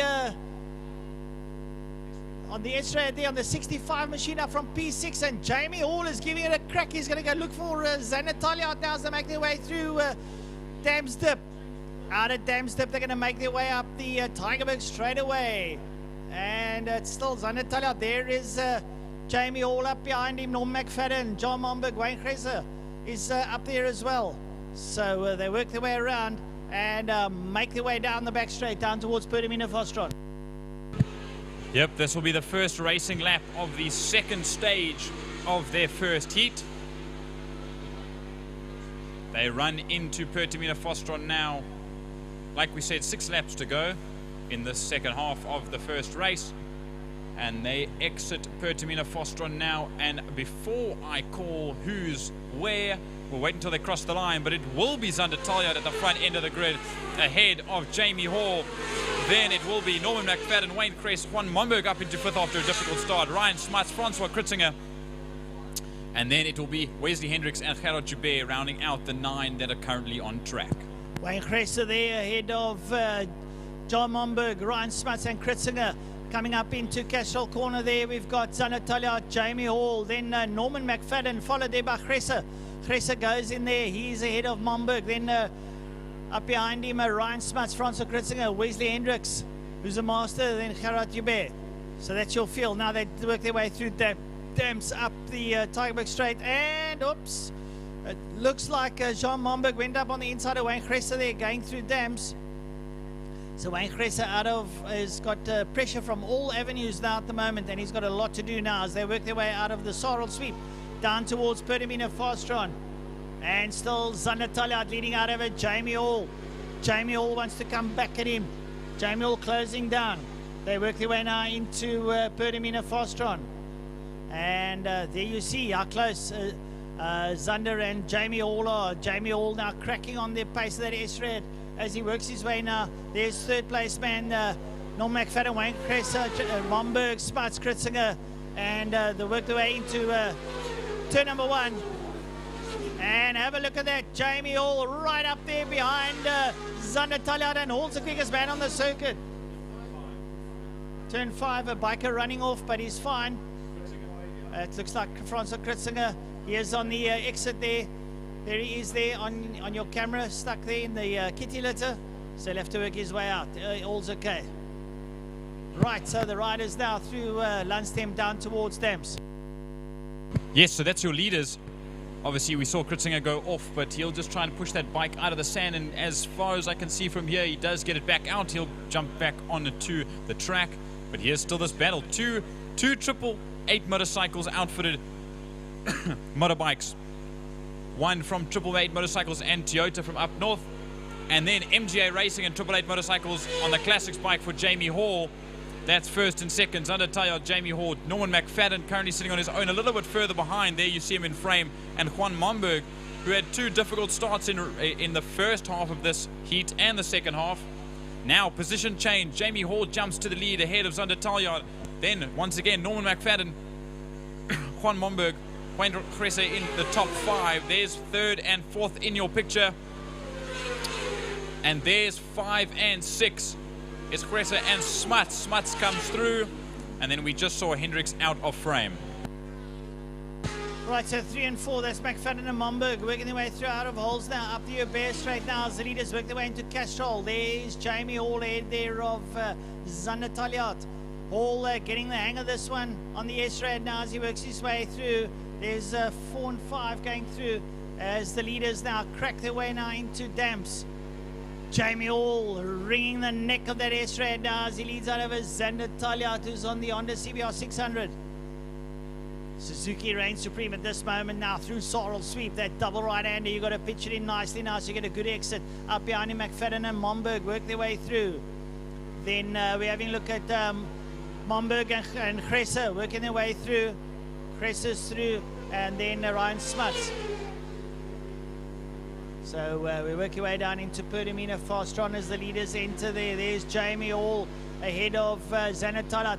I don't want to say he's taken the wind out of his sails, but Jamie Hall is cracking on the pace now as he exits turn number 5. Down the Porsche straight away under the City of Cape Town Bridge he works.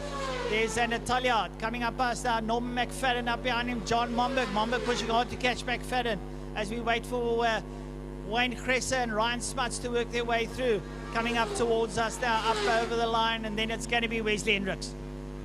Yes, as they go there, we see Hendricks come past. The leaders going to Castrol Corner, and it's Jamie Hall 1.1 seconds ahead of Zanatalia. Then it's McFadden and Momberg. McFadden 4.2 seconds behind Talyard in second position. Then there's 0.4 of a second gap between Momberg and McFadden for 3rd place. McFadden currently holding on to the last spot on the podium. But there you see 1st, 2nd, 3rd, and 4th. And then down at the Tygerberg Straight once again. We've got 2 laps to go. Or, like I like to correct myself, more like 1.5 as they run through Sorrel Sweep. At the end of this lap, this is their penultimate lap, and we'll start the final lap for the MGA and Pirelli Racing Clubman's Classics and Breakfast Run. Well, Jamie Hall, the reigning champion, showing his prowess there on the S-Rad. He has come to play, and he's playing nicely at the moment as he leads out, coming out of Perdamina Fastron up the Porsche straight away. And the rest of the bikers going down into 30-minute fast run now as they work their way down into turn number 1. That's Holes. That'll be, there's Jamie Hall. Up behind him is Zander Talliot. Then you can see Norman McFadden in the background now as your leader rolls around Holes now. Up the Uber straight up towards Castrol Corner. That's 1 and 2 in your frame. You'll see Norman McFadden just at the back end of that picture, and there's Juan Momberg. Juan Momberg was right up close and personal just a lap ago, but it seems within this last lap he's just dropped off the pace a little bit. He is second in class, but 4th overall. Then there's Gresse, Smuts, and Hendricks should be coming into frame just about now. There he is. Smuts and Hendricks are the only 2 left in Clubman's 1000cc class, so that will be 1st and 2nd for them. But there's Jamie Hall on the first of the classic bikes himself and Norman McFadden, so that'll be 1 and 2 in there. And then Zander Talliot leading out the Clubman 600 class. Right, so as we make our way to the flag, Jamie Hall works his way down towards Pertamina Fastron Corner, and he'll work his way through Pertamina Fastron. As he goes through, the checkered flag beckons. There's Zander Talliot in picture. Jamie Hall a little bit ahead now. There he comes up towards the flag. Jamie Hall is going to bring it home. A great ride there from Jamie as he crosses the line. Jamie Hall takes it there from Zander Talliot. We'll wait for Norman McFadden crosses the line. He picked up some good pace there ahead of Jean Momberg. And we'll wait for the likes of Wayne Gresse to come through. Yep, absolutely good running from the front end of the field. And there we see Gresse back out once again. He'll take 5th overall, 2nd in class ahead of Momberg. No, I lied. They swapped it. Juan Momberg finished ahead of Wayne Gresse to the line. Ryan Smuts there in 6th position. Wesley Hendricks comes home in 7th. Hendricks and Smuts 1st and 2nd in class respectively. And then Gerard Joubert, the 1st and only left in breakfast run. He'll come home to take 1st in class and 8th overall.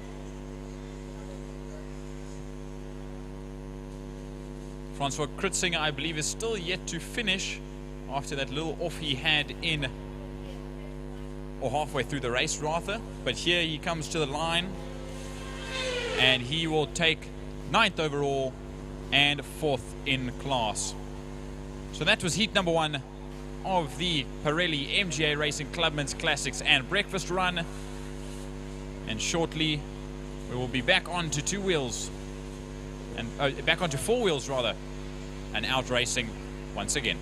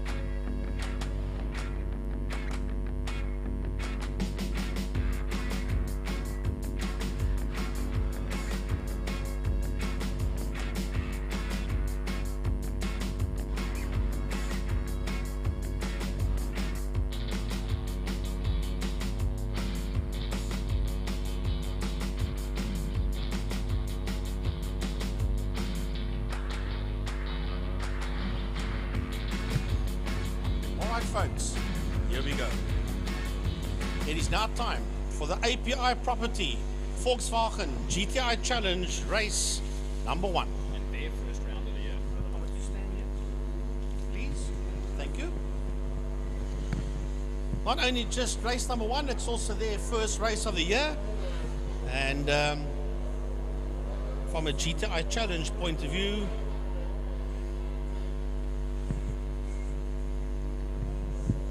I want to say big thanks to the sponsors for GTI Challenge for this year. API Properties is the main sponsor. Series sponsors: Wheelworks, South African Tuning Organization, Spice Mecca, Inclinen, Authentic Autos, Hydrocorp Hydraulics, Goff & Cooper Auto Services, Century Karting.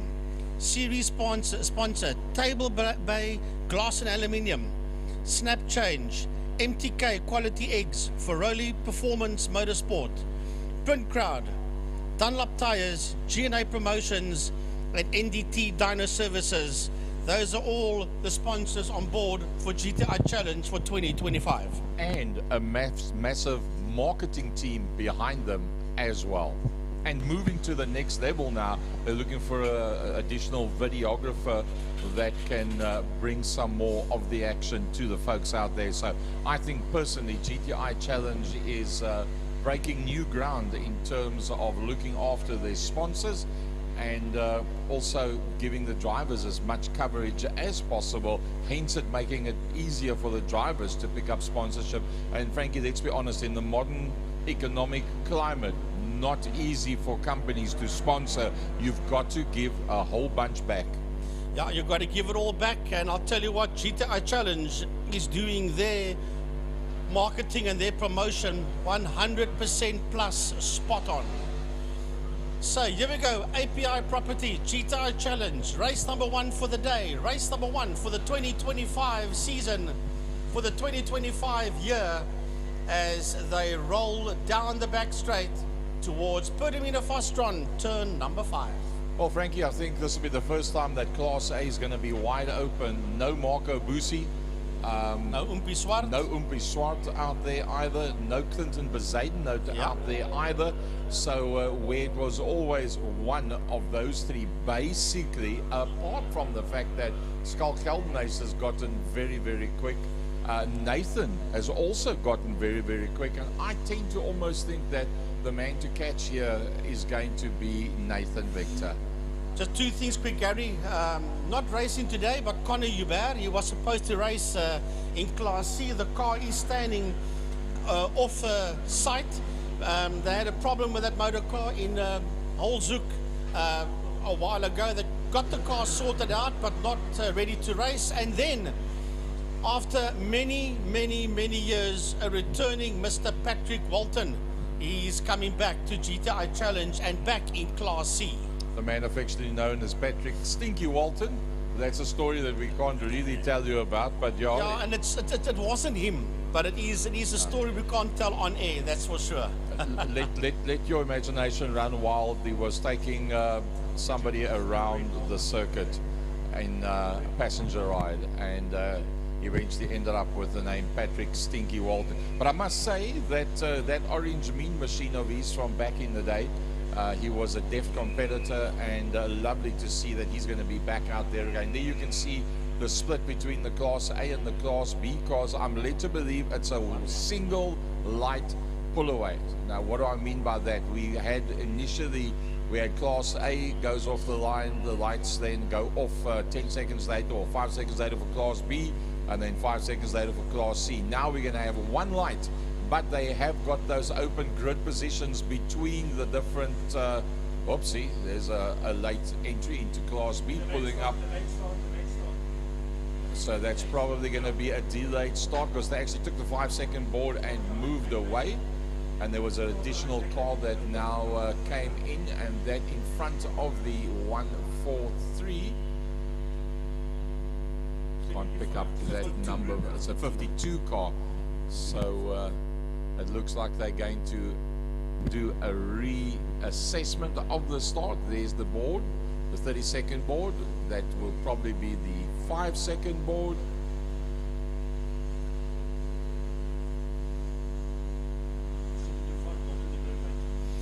That's Sean Liebenberg, the 75 car that got to the grid late. He's just ahead of the 52 car there of Wayland Volskenk.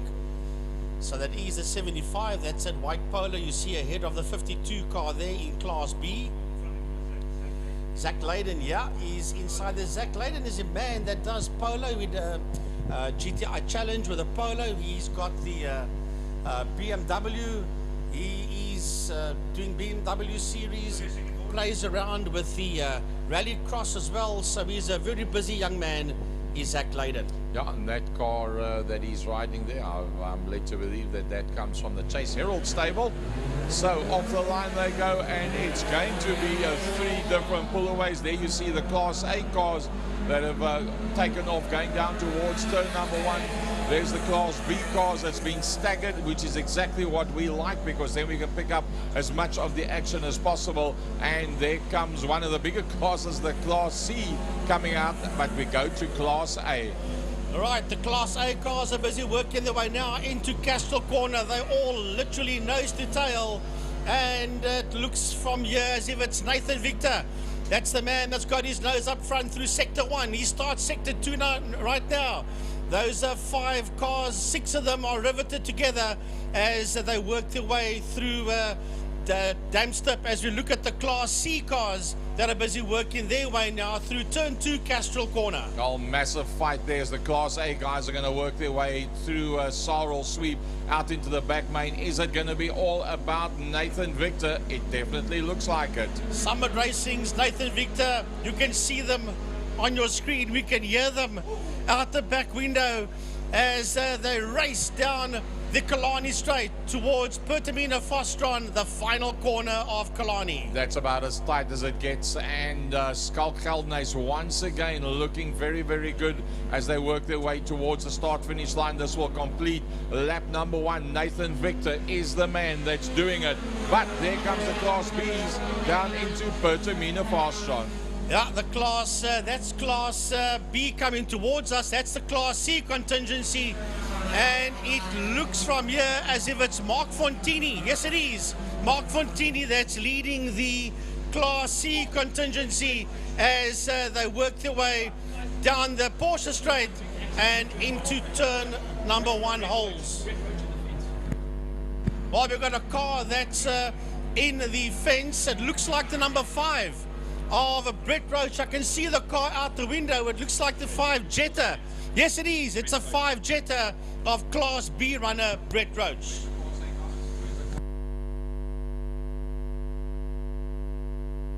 So the Class A cars on their way into turn 4. Victor from Geldenhuys, from John Henry Vaughan.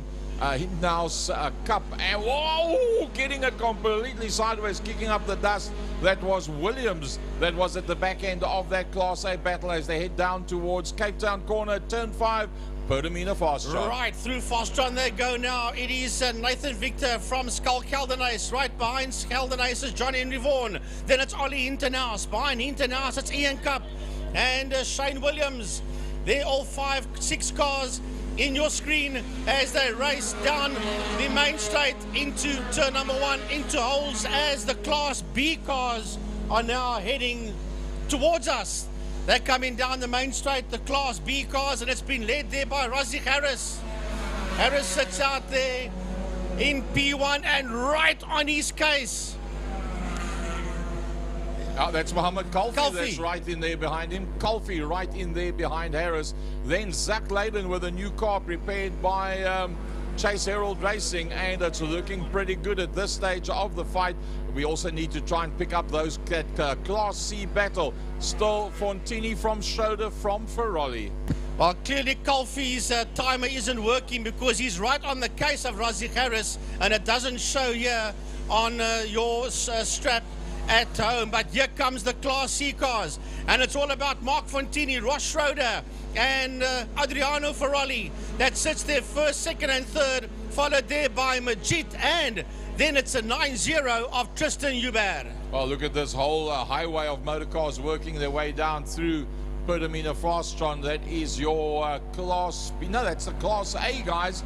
That's working their way. Wow, they're getting around the circuit so fast. Nathan Victor, as I said, at the top end of the race, will probably be the man to catch. Killarney, as always, doing very well. John Henry Vaughan is doing a brilliant job. Somebody's cap just blew off the head as the Class A cars went through, and once we get a gap, we're going to have a look at those Class Bs. Right, here comes Class B. Razi Harris heading down towards us, and right on his case is Mohammed Kalfi. Kalfi sits right there with him, does Mohammed Kalfi. Then it's Zach Layden coming through. Faisal Jacobs also busy coming through there. He is side by side. He's Faisal Jacobs in the 4-0 car with Wayland Volksking. Well, coming now through the kink, we're going to pick up, there's our Class C contingency. And it is Mark Fontini from Ross Schroeder. Then it is Adriano Ferrari. That's Ferrari there. Then right behind Ferrari is Ijaz Majid. And right on his case is a 9-0, 1.2 seconds behind him of Tristan Hubert. Well, there should be a high-speed train working its way down the back main. It's Nathan Victor. And it's now going to be a side-by-side battle for that second and a third position down into Pertamina Fastron, trying to have a look on that outside line, squeezing it up the GNA Promotions car on the inside. Geldenhuis looking very strong. Yeah, watch out for John Henry Vaughan. He's right on the case of Geldenhuis. That means that Nathan Victor is going to get away. Ollie Hinternaus is the fourth man in your picture. Fifth man in your picture there is Ian Cup. We go back to the Class B runners. That is Razi Harris, and right there with him is Mohammed Kalfi. It says 1 lap on your monitor, but that's incorrect. Kalfi is right on his case, followed there by Zach Layden in that third spot behind Zach Layden. Well, this is all wrong here because it shows Brett Roach is still in the race, but he is definitely out of it, that's for sure. Let's go back to our leaders. It's Nathan Victor in the 71 car that's starting to make a little bit of headway and a breakaway now, allowing that Skull Keltner's John Henry Vaughan fight to slow one another down just a little bit.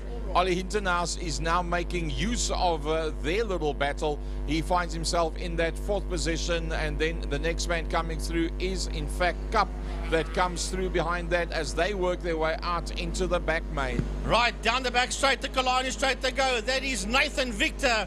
He is way, well, yeah, not so far down the road there, because Geldenhuis and John Henry Vaughan are basically side by side. Vaughan sits on the outside. Geldenhuis sits right there with him. Geldenhuis holds that position.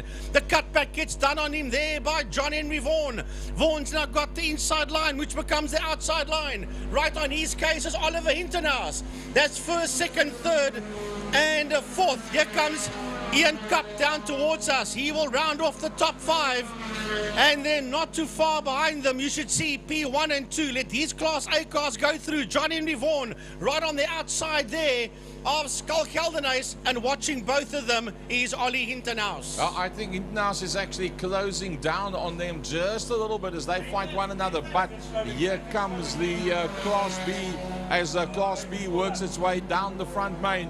And it's Razi Harris still from Mohammed Kalfi. Zach Layden in the new car doing a pretty decent job, but look at the battle behind him. It's Liebenberg, Jacobs, Volskink, and then Van der Schyff are the next ones coming through. But I do believe what we need to do, Frankie, that Class C battle is really raging. That one is heading into Holzhoek, into turn number 1, and it's still Mark Fontini, Ross Schroeder.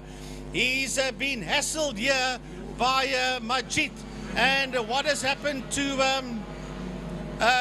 Tristan Hubert? He's gone up a position because Adriano Ferrari has dropped a position to behind Tristan Hubert. Well, through Castrol Corner they go, and the Nathan Victor car, I do believe, has gone off. Somebody's gone off in turn 5 as well. So John Henry Vaughan has gone, and Nathan Victor has gone as well. That is a big turn up for the books for Class A. Right, here comes John Henry Vaughan now. He has rejoined, but he is way out of sync as we watch the Class A leader. Is that the Class A leader? Yes, there he goes. Skull Geldenhuis heading towards Castrol Corner. He's put a lap on the 2 back markers in Class C. He will just try and jog around them on the outside. Ollie Hintenhuis is in that second position. He's also stuck there by the back markers as the two of them get past these two Mark 1 Golfs. That is first and second with a couple of Class C cars behind them. That's Geldenhuis and Hintenhuis. Well, there comes our Class B battle. Harris still ahead of Colby, but it's getting tighter. It's getting very tight. Oh, on the outside of Harris sits Mohammed Kalfi. Razik Harris got the line. Mohammed Kalfi runs out on that third line. Then we've got Zach Leyden in there as well.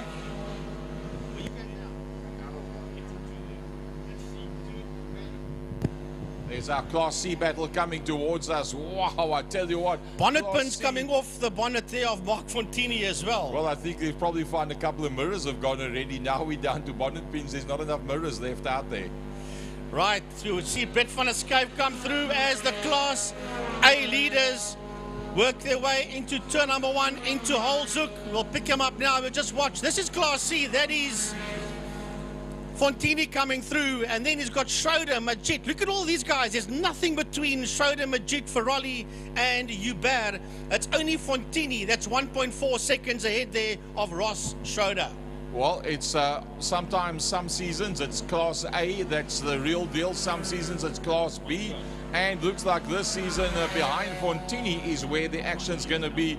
And the leaders are about to start their final lap. Yeah, they're halfway through their final lap. They're busy working their way now towards turn number 4, up the Tiger Big Straight, towards Saddle Sweep.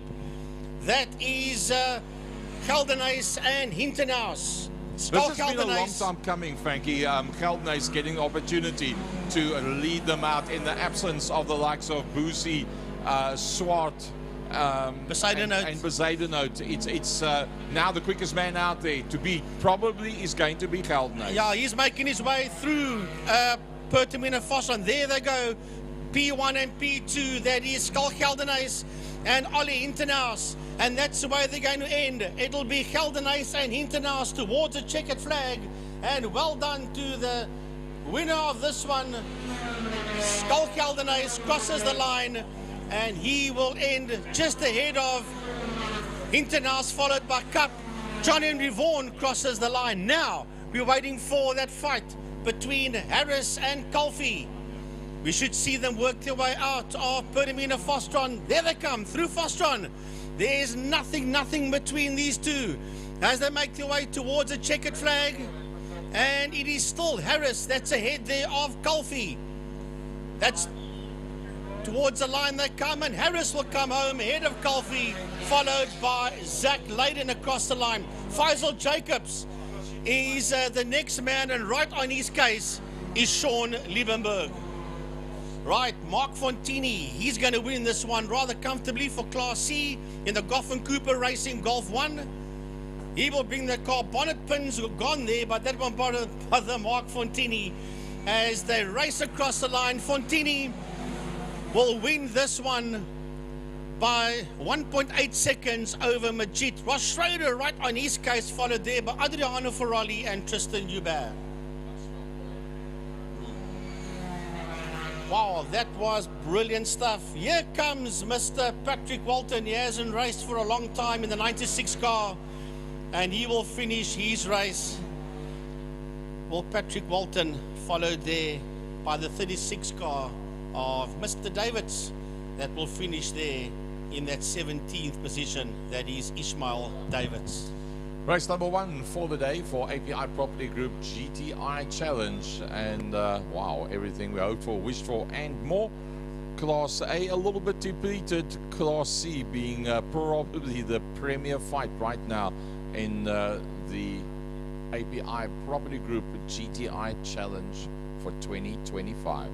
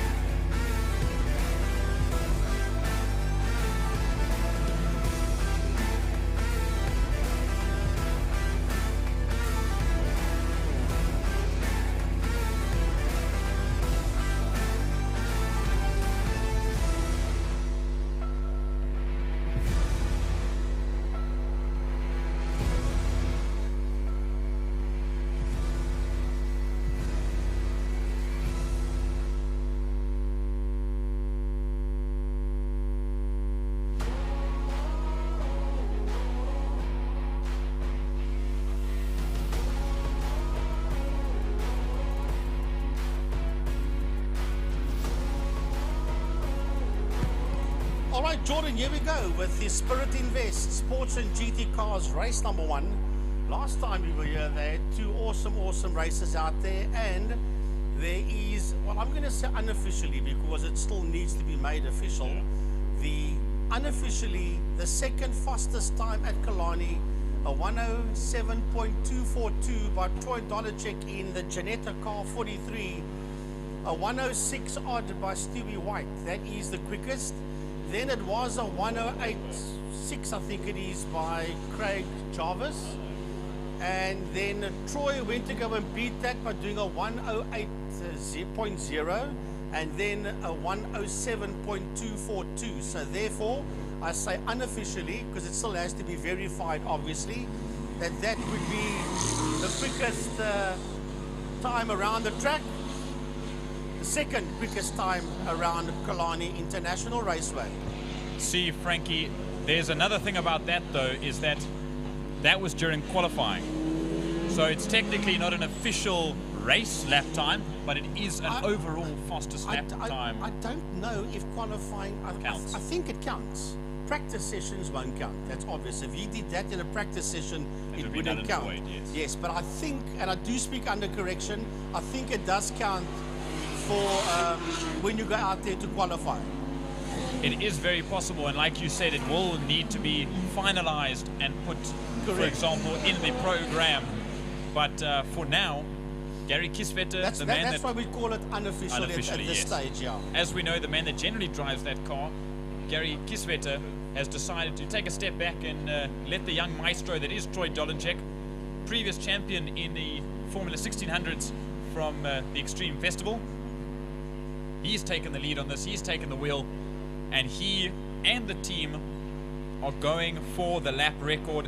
Will they be able to do it now? As far as I know, the next person, the next driver after Troy Dolacek is Connor Kilbride, the first in Class A, with a 113.335. Now look at the difference between a 107.2 and a 113.3. That is it's massive. 6 seconds a difference. So Troy Dolacek is quite literally on his own. The only people he's going to be fighting are the back markers that he'll be catching up to before the end of the race. So he's got a lot to do to try and aim for that fastest lap. For all we know, he might be able to get a little bit of slipstream from some of the back markers and get a little bit more straight line speed so that he can get that fastest lap. Well, Andre Johnson is in there, and he's in Class X. That's an ex-Clubman's driver, and he's in a Mazda RX-8. And he will start this one in Class X as we watch these cars work their way out of Pertamina Fostron, Turn 5, through the Turn 5A kink towards the main straight, the Porsche Club straight under the City of Cape Town Bridge. They come, they drop the hammers, and away they go as they race down into turn number 1. It's Dolacek. It sits out there in P1. Ollie Hintenhouse a second. Josh Broom is there in that third position as the field works its way out of holes along the Joubert Straight towards Castrol Corner. They run through and down into Castrol Corner, like you've said. A good field of motor vehicles of all sorts and ones that we haven't seen before. There's a likes of an RX-8 in there, driven there by Andre Johnson. A couple of X-Class cars. Yanni Hatzi is back in his S14 Nissan after a big accident a couple of rounds ago, maybe even beginning of last year, if not before. But now they go one by one, all getting into position, spreading out into their classes. And you can hear the roars of the turbos, of the V8s, of the rotaries, of everyone going down into Pertamina Fostron for the first time in the Spirit Invest Sports and GT Race 1. Through Pertamina Fostron they come now. It is Dolacek from Connor Kilbride. That's in there. There's somebody gone off. That is that's Oliver Hintenhouse. That is Ollie Hintenhouse in the Ligier. That has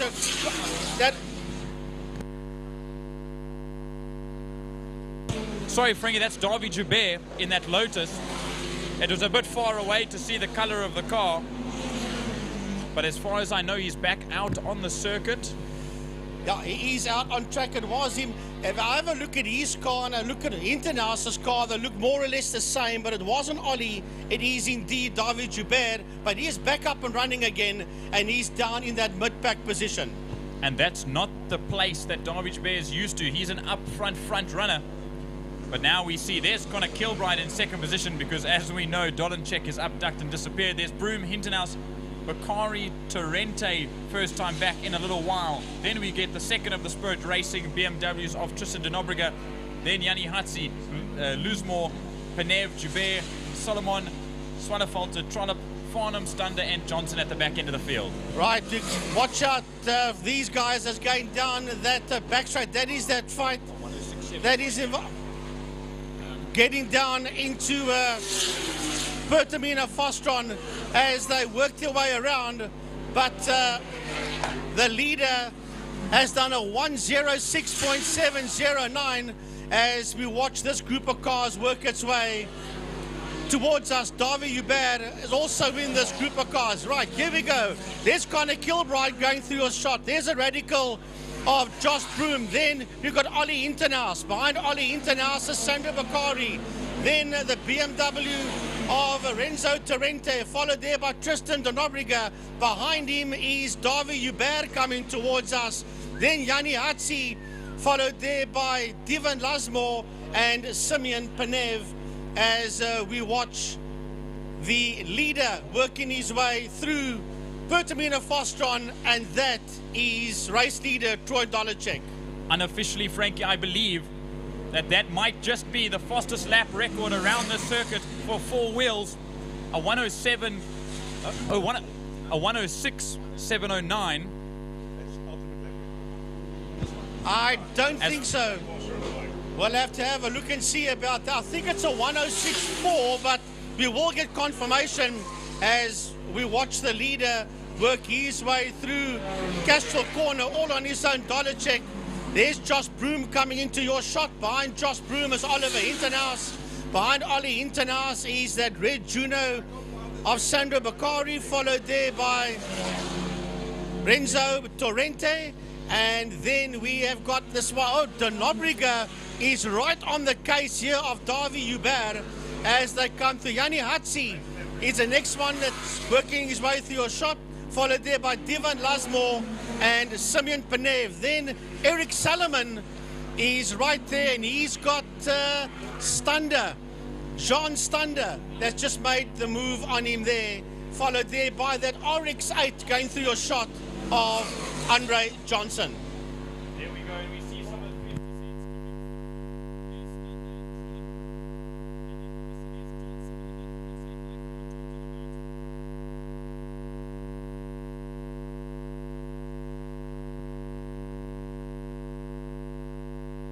There we see the leader, Troy Dolenchek. And I've had a look in the program. A 106.745 was Stuart White's race lap record, and a 106.709 is Troy Dolenchek's race lap record, which means that is the ultimate race lap record for four wheels around the circuit and overall, as Troy Dolenchek now comes up on some back markers, the likes of Swannefelder and Henny Trollop. The leader heads down towards Pertamina Fostron, and there's 6 laps to go. Just under 6, or just over 6, just over 5 laps to go, rather. As there he now goes into Pertamina Fostron. Right, Pertamina Fostron welcomes that man you see in your shot there. That is Troy Dolenchek, the man that sits in the outright P1. He's 22 seconds ahead of Connor Kilbride. As they come down towards us, Connor Kilbride sitting out there in that second spot, and right behind him is Broom. There's Kilbride going through Fostron Corner. That yellow radical SR8 sits right there behind him in P3. That's Josh Broom in that radical. Then you wait for the Ligier to come into shot. That will be Oliver Hintenhouse. There's the Ligier with a Ford power plant of Ollie Hintenhouse. Sandro Bakari is coming through, and then behind him is Renzo Torrente. Yep, Bakari, the leader of Class B, sitting there in 5th overall. There's Hintenhouse, 2nd place in Class A in the Ligier. He's doing a good job at the moment. But obviously it's Dolinchek leading out from Connor Kilbride and Josh Broom. Josh Broom we saw not that far behind in the Radical. Then we see two of the 350Zs. That is the likes of Panev and Lasmore. There's your leader, Dolinchek. Just over 4 to go as he comes to the line. But there is Panev as well as Lusmore that he is making his way past. Yeah, he's going to lap the guys that are in P10 and 11. He's going to put a lap on the two of them. He's a man that sits out there in P1, and that is Joshua Dolinchek. You're waiting for Connor Kilbride to come into me. There's a lot of dust. Oh, that's Josh Broom. Josh Broom is off there in Fostron corner. He's going to rejoin as we see Oliver Hintenhouse get his nose ahead of him. So he will drop down behind Hintenhouse and just ahead there of Sandro Bakari. So that's right, a very uncharacteristic mistake from Broom. Maybe just too late on the brakes and going off into the sand. But that promotes Hintenhouse second in Class A, but third overall. A good podium as it stands. Then Broom down into fourth and Bakari in fifth. Then Renzo Torrente and Darby Jabez 6th and 7th. Tristan de Nobrega in the Racing Spirit BMW in 8th. Yanni Hatzi and Simeon Panev rounds out your top 10 as there's that battle. Yeah, and he's got a problem. He's got his arm up, does Josh Broom, as Sandro Bakari slides through on the inside. We've got marshals running there. We've got a car that's stopped. That's Connor Kilbride. The leader has come into the pits. Troy Dolinchek has entered the pits, and second place. There, Troy Dolinchek on the left-hand side of your screen comes into the pits. Connor Kilbride has an issue. The car's on fire. There's a lot going on right now. They're running from the car. They need to grab fire extinguishers as fast as possible.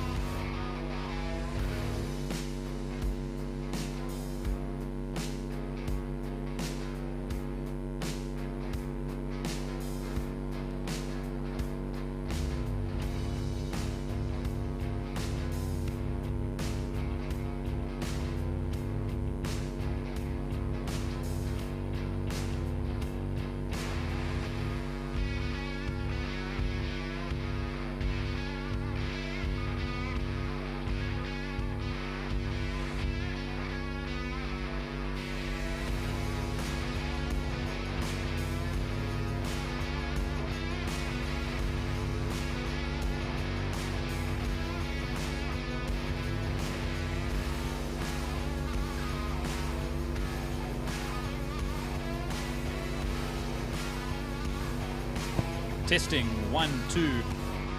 We apologize, everyone. A little bit of a power outage up in the commentary box shut things down for us in that last Sports and GT race. So I'm hoping that we're back up and running once again. I can hear my mic around the circuit, and I'm sure the live stream should be up to date. But obviously an abrupt end to Sports and GT with the leader Troy Dolinchek pulling into the pits, and then all of a sudden we witnessed that Connor Kilbride, who was in second position, was smoking. The car was smoking in turn 2. There we see Josh Broom went off, but then started slowing down the next few laps later, and he pulled into the pits before the red flag came out. So your top 3 came into the pits, as there we see there's Davy Joubert that went off early on in the race. So yes, a whole bunch of things happening all at once. It overwhelmed us a little bit. There's Josh Broom going, oh, it looked like he locked up the brakes, or the wheels just locked up. Yeah, and as we speak about the replay, as Jordan was saying, everything happened at the same time. Connor Kilbride's car caught light, Josh Broom pulled off, Dolinchek pulled into the pit area as well, and at that same time we had a complete loss of power up here in race control. Davy Hubert also went off the circuit and he rejoined, but that was early on in the race. So there was just so much that happened all at once that was just so overwhelming. You didn't know where to look at one stage of the game or what to do, because everything was just escalating all at the same time.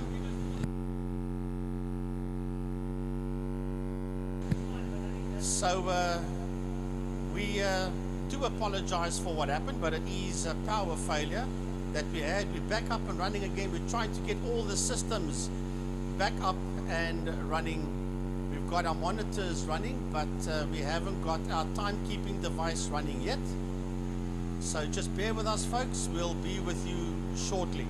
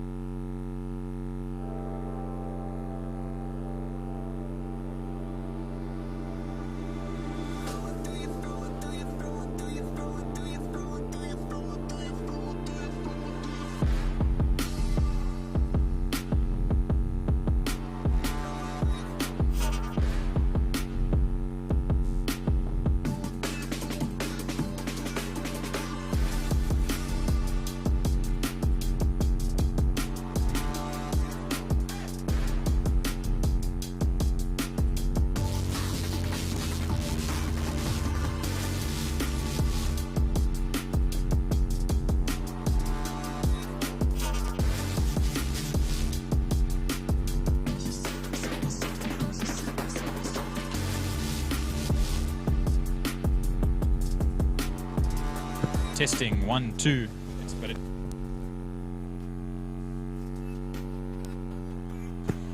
So just a little bit of waiting before the second race of Formula Libras makes their way out onto the grid. We'll just wait shortly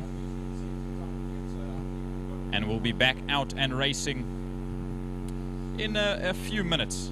So just bear with us, and the action will be back underway as soon as we can get it.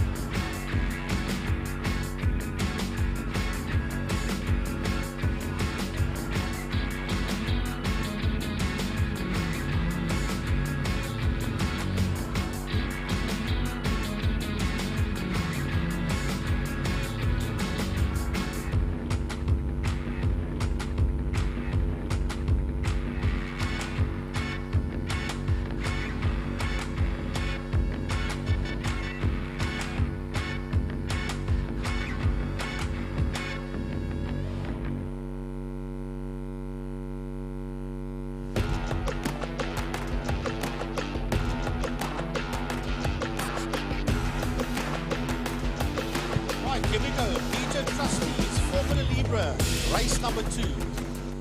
Byron Mitchell won Class S. Joshua Smith won Class V. Hayden Elwood won Class C. Those were your 3 winners in those classes. Not all the cars pitched up. I think there's about like 12 of the 14 or 15 cars that arrived for race number 1. So Byron Mitchell in the VW Reynard together with the Storm Lanfear. Byron in car 21, Storm in car 27. And then there's a whole heap of Formula V's, of which the Raymer 2 of Joshua Smith pulled that one off without a nose cone, I must add as well. There's Damon White coming through. He's in the Formula GTI single-seater. He had off in race number 1 and then got back onto the circuit once again. As the cars bob and weave from side to side, you just saw on your screen there that white VW Reynard car 21 of Byron Mitchell that won his class and won overall. As we watch Formula V contingency, that is Joshua Smith, that's Ben-Jack Phillips. There's Hayden Elwood, and he is in Class C.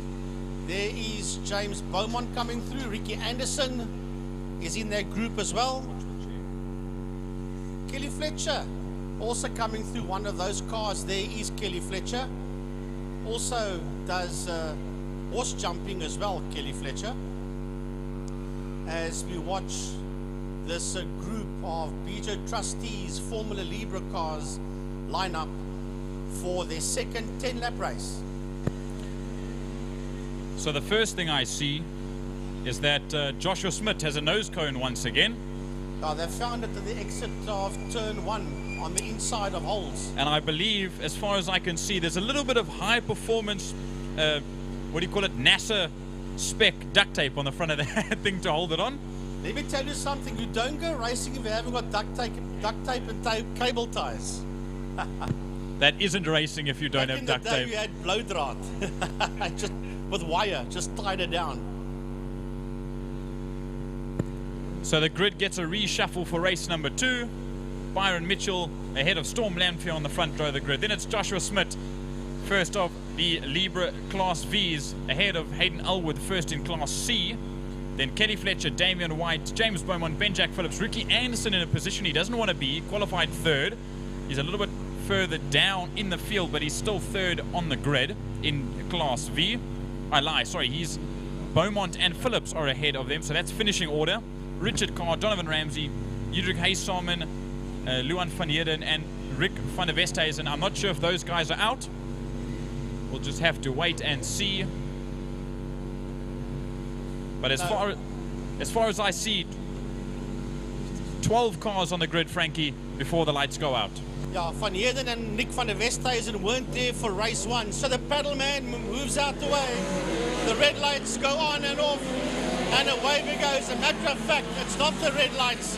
It's the MSA flag that waves as there aren't any lights on the track. So they sent them off with the Motorsport SA flag as they work their way out of turn number 1, out of holes. On the Jabez straight towards Cashel Corner, it is Mitchell and Lanfear. That's it, 1st and 2nd. Then we've got Hayden Elwood. He leads Class C. Behind Hayden Elwood in Class V is Joshua Smith. Right behind Josh Smith is Kelly Fletcher. Right behind Fletcher, that's the Class C GTI of Damon White. As we watch the 2 leaders work their way through Damstep, running up the hill, Tigerberg straight towards Saddle Sweep, the double right-hander. That is Byron Mitchell and Storm Lanfear. That is setting P1 and 2 as they race down the Killarney straight. Down the back Killarney straight. Little bit of a kink and it's not 100% straight. Down towards turn 5, Pertamina Fostron. That is Mitchell and Lanfear. That's it, 1st and 2nd overall. Heading towards the end of the opening lap. Through the turn 5A kink they race now. There's a pit entrance to the left-hand side. Down the main straight, the Porsche Club straight. And lap number 1 is in the bag for Mr. Mitchell and Lanfear. Yeah, they all run in, and here we go. There's Elwood, there's Smith, there's Kelly Fletcher, there's Damian White. Then as they go, Richard Carr's in there, Ricky Anderson is in 8th, Ben-Jack Phillips, James Beaumont, Donovan Ramsey. They all come through. Yudrik Haysalman back out once again. He sits there now in 12th overall. Then No Van Heerden and No Van der Westhuizen out on the circuit. But there we see Elwood leading out this group of cars into Castrol. Yeah, right behind Elwood is Joshua Smith. Here comes Ricky Anderson. He's having a fight there with Ben-Jack Phillips as we watch this group work its way through the Lundstem kink. And that group has been head there by Hayden Elwood. Right behind Elwood is Smith. Right behind Smith is Damien White. And right there behind Damien White is Richard Carr.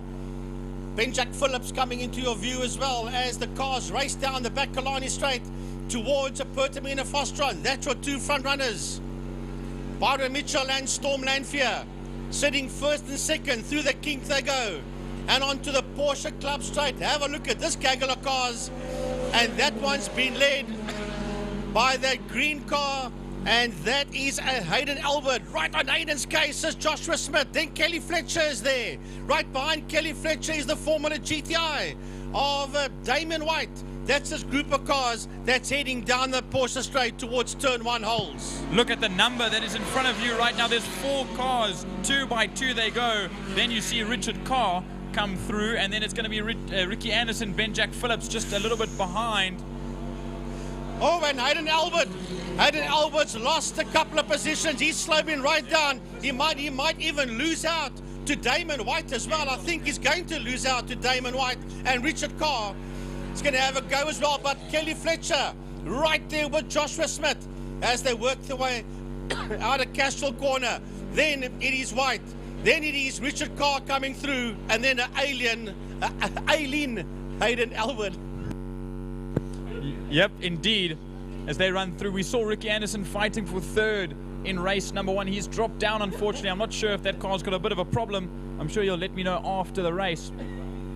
But now it's Mitchell and Lanfear at the front. There's a very big off into 4, straight on. And Damien White around. Is that Richard Carr? There's a few cars mixed up there. Yeah, Richard Carr's one of them. Car 49 is Richard Carr. And Damien White has gone. Oh my goodness. So let's try and, well, Hayden Elwood is still limping around as well. He's still going. No flags quite yet. As the leaders should be going into 3 now. There they are. Through Dam's Dip, down the Tygerberg straight. They're going to have to slam on anchors. It'll be double waved yellows into this corner. And that lead has changed around because Lanfear is now ahead of Mitchell. And maybe Byron Mitchell might have a problem because he's lost that lead to Storm Lanfear. And Lanfear is, excuse the pun, storming away at the business end of the field towards Pertamina Fostron. And to think we still have 7 laps to go, Frankie. They're still worlds away for these two out at the front end in Class S. Lanfear leading there. We see Damien White just out of your frame. When we jump to the next frame, we'll see him coming in.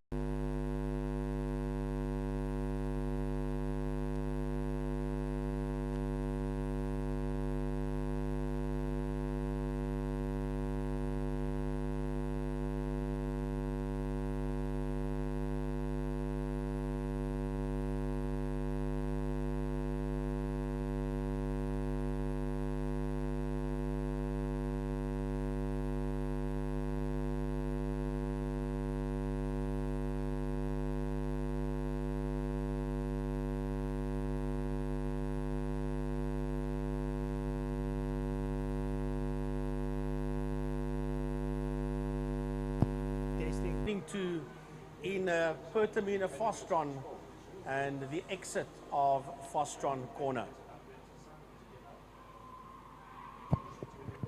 But Frankie, we are back up and running, so to speak. We're crossing fingers quite heavily. Not something that we generally have occur here at Killarney, but we march on from it. We carry on with the day. I think we're a little bit delayed at the minute. And now with this, as you said, the marshals are still going around just observing, making sure that everything is all right. Obviously, moving other marshals to different sides of the circuit. Once they're all done, then it's back underway.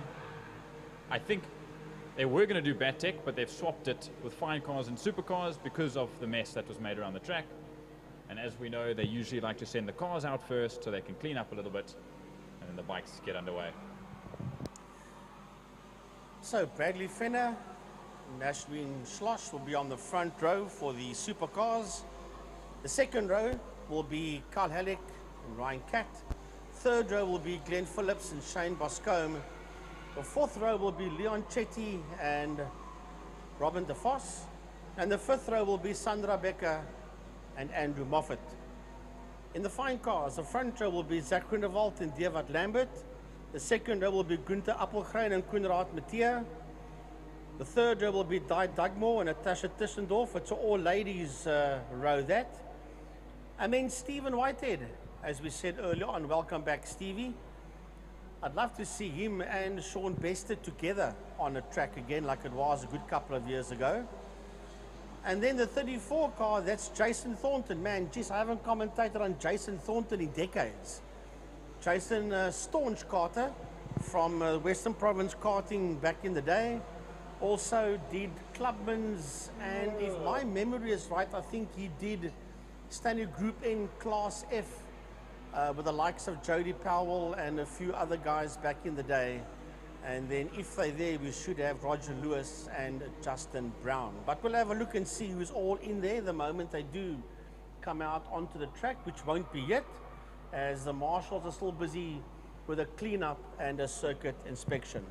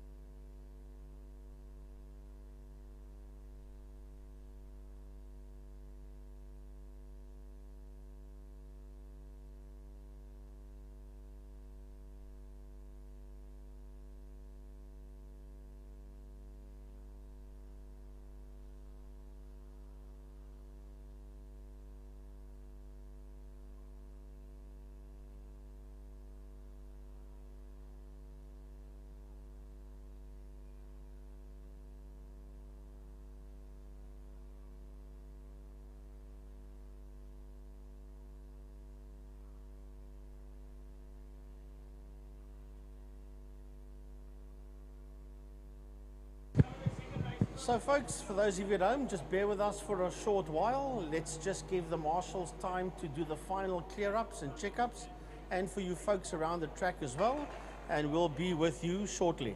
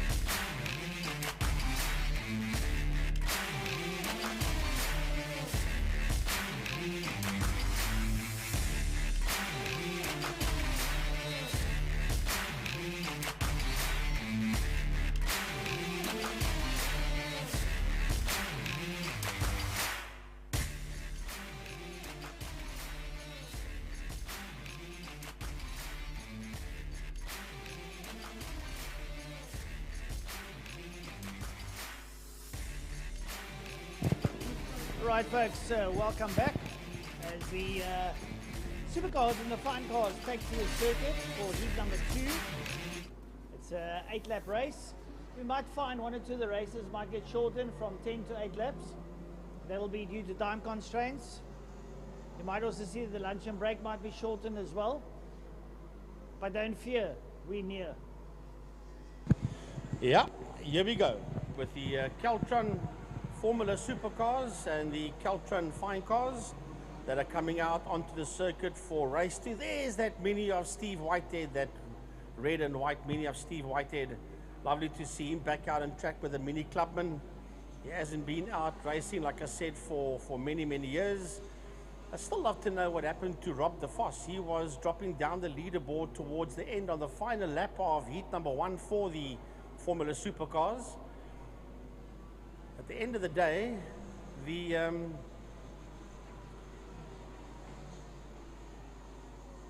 whole race was pretty awesome. There goes Gunther Appelgrein through your shot. Gunther Appelgrein. There goes that new Beetle, and that of course is in the hands there of nobody else than Dewald Lambert in that Beetle. So, yeah, the Vos is not going to take part in this one as the cars come through. You only see Najmi Schloss out there. She was in a lovely fight with him early on. And then, of course, he is not going to be out there for this one, we are led to believe. So the supercars already standing down here on grid proper. That's Gunther Appelgrein and Dewald Lambert going through your shot there out of Pertamina Fostron. Koenraad Mathieu is just ahead of them in the Porsche. And then that mini of Steve Whitehead, Natasha Tissendorf coming through as well. That's just a few of the cars out there that you see on screen in the fine car category. They will line up behind the Formula Supercars.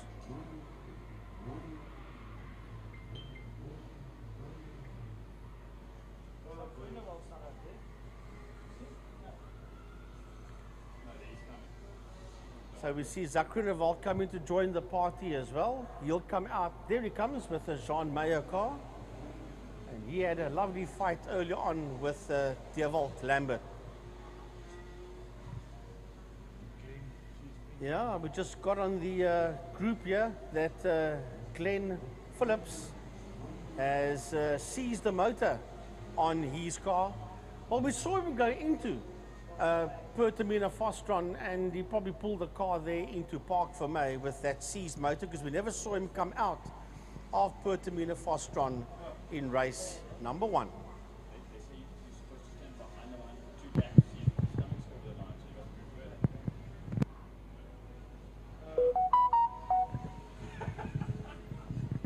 Welcome to Lime Property Management, where the efficient management of your community scheme is at the heart of everything we do. Our dedicated team provides superior property management services, ensuring that your property is in good hands and that your investments grow. With Lime Property Management, experience vibrant solutions, transparent communication, and a squeeze of innovation in every interaction.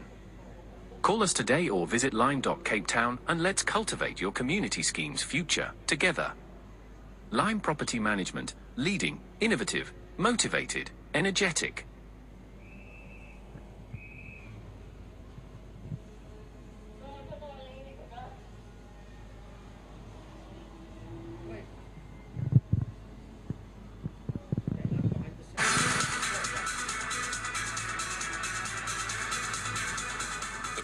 In Cape Town has its home right here at Killarney.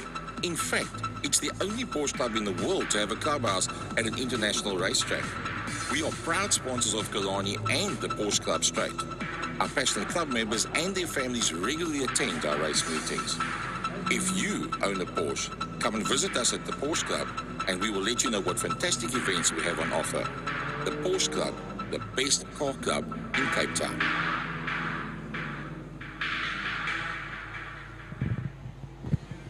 Right, that was the Lime Property Management, Mr. Clint Ridden and Porsche Club. They sponsor the main straight. A big thanks as well to Castrol, City of Cape Town, Pertamina Fostron, King Tony Tools, and all our class sponsors, as well as Smile FM, Smile 90.4 FM, playing more 80s music than anybody else in Cape Town. They are the official media partner of the Western Province Motor Club. Right, joining me on Mike's side is Francois Butler for the Keltron Formula Supercars and Fine Cars, as we watch them work their way up the Tigerberg Straight.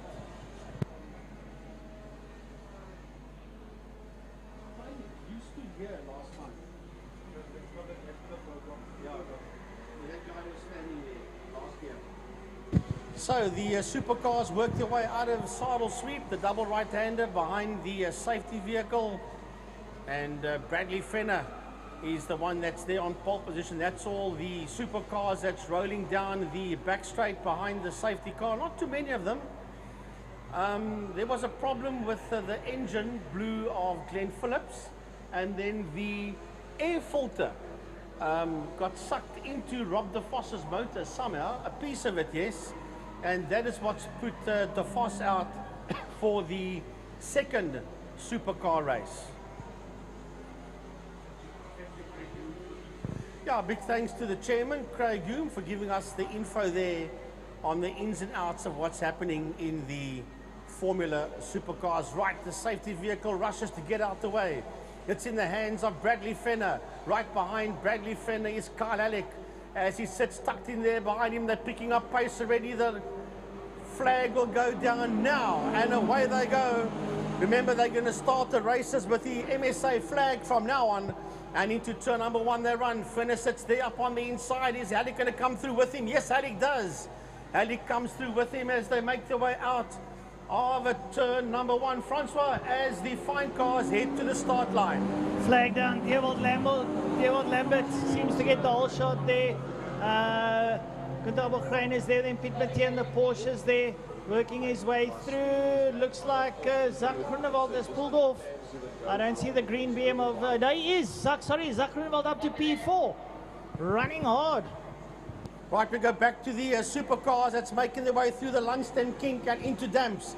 Out of Damps up the come, it's Haddock from Fenner, from Slosh, from Cat, from Boscombe. Then we've got 2 more supercars in there behind them. That looks like it could be Leon Chetty and Sandra Becker. It is, as a matter of fact, because there's no Rob DeVos there. So down the back straight they go, heading towards Pertamina Fostron, as the Fine Cars make their way towards Saddle Sweep. Coming up to Saddle Sweep there, it's Zach Groenewald who's got ahead of Dewald Lambert. Groenewald pressing hard ahead of Dewald Lambert. Then we got Gunther Abelgrein and Piet Mathieu working their way through. As they work their way down the back straight down towards Pertamina Fostron. And Zach Groenewald laying down the gauntlet early now as he goes down into Pertamina Fostron. Up behind him is Gunnar Mathieu, and then it's Ty Dugbo, Natasha Tischendorf, Whitehead's there, then followed by Thornton, Lewis and Brown. Keeping an eye here on the supercars as they work their way out of Holzhoek.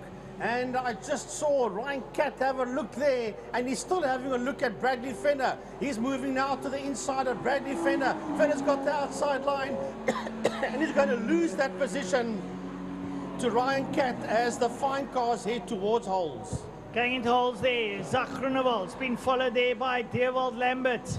Up behind Dewald Lambert, it's Gunther Abelgrein and Konrad Mathieu. A little bit further back is Dai Dugman, Natasha Dissendorf and Stephen Whitehead. As they make their way now up towards Cashel Corner, there's Zach Groenewald. He's slowing down as Dewald Lambert comes through. I think Zach's just letting him through. He pulls up behind Dewald. It's going to push him again. He's a bit of a showman. And Zach Groenewald enjoys this kind of racing. As the Formula Supercars, now they're nose to tail. 4 supercars, nose to tail, heading into Pertamina Fostron. And leading them through was Halleck. Behind Halleck is Cat. Behind Cat is Fenner. Behind Fenner is Slosh. That is the first 4 supercars that are working their way through Pertamina Fostron. Shane Boscombe sits there in P5. That is your first 5 supercars that are working their way towards us and racing down into turn 1. Leon Chetty is the next one coming through, and then Sandra Becker will come into view as well. Right, going down into Pertamina Fostron, Zach Groenewald and Dewald Lambert having a right royal scrap there. Nice to see them there as they challenge each other. It's good for racing. Coming out there out of turn number 5, Dewald Lambert looking to come alongside Zach Groenewald in the E36 as they work their way up to the start-finish line, and Lambert's got a bit of a drive there, setting up alongside. Working their way down in 2 holes there. Zach Groenewald's got the inside line. Can Dewald hang around the outside? It doesn't seem like he's going to be able to do that. Up behind them there is Gunther Abelgrein and Konrad Mathieu in the Porsche up behind the E36. They work their way out of holes now and make their way up the Joubert Straight. Right, the Formula Supercars are heading down that back straight, and it looks as if Ryan Cat is closing up onto the back end of Carl Halleck as they make their way down the Killarney Straight towards turn number 5. Put him in a fast one. He's going to have a look up on the inside. He will look, he will lunge. He's got that line. If he can keep it tight, we might have a new leader. And yep, yeah, we have got a new leader. No, well, he was for about 2 seconds. And then Halleck took that lead back again from Ryan Cat, and closing on them is Bradley Fenner and Nazreen Schloss, followed there by Shane Boscombe that sits there in P5 in car 18. Coming down into turn number 5, perimeter Fostron, it's Zach Groenewald just slightly ahead of Dewald Lambert. He'll get followed there by Gunther Abelgrein and Konrad Mathieu in the Porsche. Down into perimeter Fostron. The leaders now exit perimeter Fostron. They're going to catch one of the supercars. Zach Groenewald, Dewald Lambert.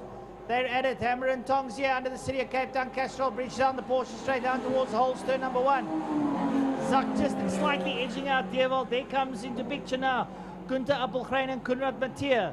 They're having their own little scrap there, and that's for 3 and 4. Right, heading now towards turn number 4. Saddle Sweep, the double right-hander. Oh, your supercar contingency.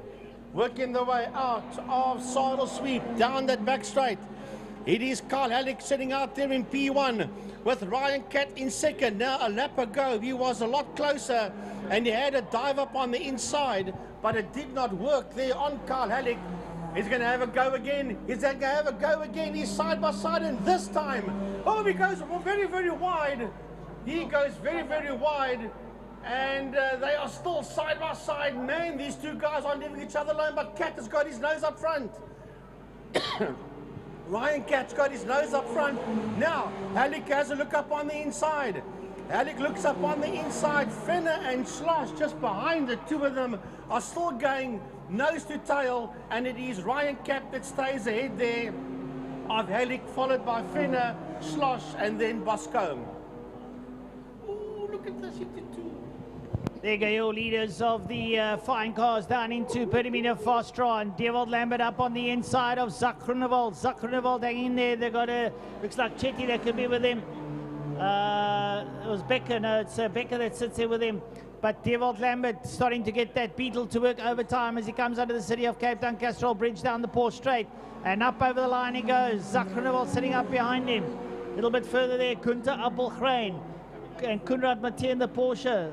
E36 in the Porsche. Still at loggerheads now as they worked their way into turn 1. Supercars are heading down that back Killarney Straight. They're going to pick up that Steve Whitehead Mini as they work their way towards turn 5. Put him in a Fostron. Steve will just hold his line and allow Ryan Cat and Carl Halleck to get through. He allows them through, doesn't hassle those two supercars with that many of his. Now it is Halleck that has a look around the outside going into turn 5A, and he pulls off. Ryan Cat pulls right off. That's game, set, and match for Cat. That means Fenner goes up to P2 and Nazreen Schloss will move up to P3. Shane Boscombe will then move up to that 4th position.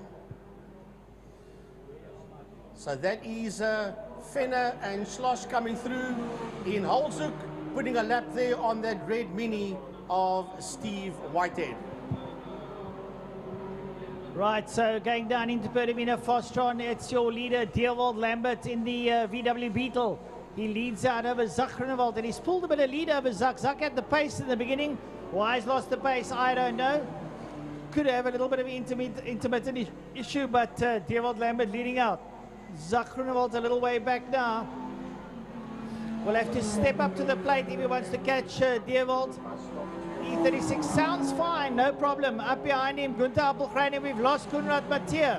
Konrad Mathieu is now also gone. The Porsche has fallen by the wayside. Down the back straight. And heading down the back straight towards Pertamina Fostron. When they come around, they will start their second last lap. And it's all about that man on screen there, Mr. Carl Alec in car 31, sitting way out in front as he works his way through the kink. Second place will be Bradley Fenner. There's Fenner coming into a shot. Behind Fenner is Lady Racer, Nashville Schloss. She sits there in that third position. And she is, when she crosses the line, she will be 2.6 seconds behind Fenner. Shane Boscombe in car number 18 is sitting out there in P4. It's a distant P4 for him. He's just coming into your shot there is Boscombe. And as Boscombe crosses the line, he's nearly 13 seconds behind third place Schloss. Right, going into 5 now. Suddenly Zachrenewald gets a dash of pace and is up on the inside there of Dewald Lambert. Out of nowhere, Zachrenewald gets a dash of speed and now gets ahead there of Dewald Lambert. That E36 coming into zone now. Dewald Lambert getting good drive coming out of Pertamina Fostron under the City of Cape Town Bridge. They're alongside each other. It's a lovely script. And going down towards holes and have a look at this side-by-side stuff. And Groenewald's got the inside line. Lambert tucks in behind him there for a bit of a drift. And having a look there up behind them, Gunther Appelgren. We've lost Becker. And we've lost Mathieu as well. So there'll be one more lap to go for the Formula Supercars. And it's all about that man, Carl Halleck, that is way down the road, ahead of everybody else. Bradley Fenner coming through in that second spot. Then we've got Naj Reen Slosh. She sits there in P3. It is a huge gap between first, second, and third. 3.3 seconds between Halleck and Fenner, and 2.7 between Fenner and Nazreen. That's there in that third position. And we're still waiting for the number 18 car in P4 to come through, and that will be Shane Boscombe. But meantime, Francois, Gaza, look at that, going down into Pertamina Fostron. It's game on between Dewald Lambert and Zach Groenewald. Yeah, they're having a right royal battle, the two of them. They're side by side. It's a proper scrap. Dewald up on the inside, gets the shutout on Groenewald, but Groenewald hangs around the outside, tries to come back. They're side by side. They're coming up towards the line.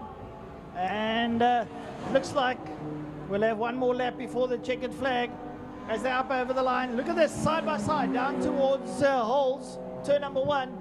And they're not giving each other an absolute inch. Up behind them, it'll be Appelgren, then it's Becker, then Dagmore, then Tischendorf, Whitehead, Lewis, Brown, then it's Mathieu. They're all out. Mathieu's out, so Brown's the last one on the circuit. So this is the final corner for race leader Carl Alec as he works his way out of Pertamina Fostron towards a checkered flag, and not far behind him, keeping him honest until the flag is second place man Bradley Fenner. As the flag comes out, Halleck and Fenner cross the line, first and second between the two. The Nazreen, well done Nash, as she brings it home in that third position. I'm still waiting for Boscombe to come to the line, and then I'll hand it over to Francois for the fine cars. As a matter of fact, here comes the 18 car. Yep, to the line. That is Boscombe. Shane 14 seconds behind Nash, who was 4.8 behind Brad, who was 1.9 behind the winner, Carl Halleck. Oh, there come the leaders of the fine cars alongside each other. Zach Groenewald and Dewald Lambert, they're side by side going into Pertamina Fostron. Well, they're all around. It looks like Groenewald's got the upper hand now as he comes out of Fostron corner. And it's going to be a dive, but Groenewald's got the upper hand. Dewald Lambert looking to tuck up on the inside. They're coming up towards the line. They're side by side. Who's going to take this one? Side by side up towards the line. It's going to be Zach Groenewald just ahead of Dewald Lambert. Unbelievable, a couple of millionths of a second. Dewald Lambert takes it. 400ths of a second over Zach Groenewald.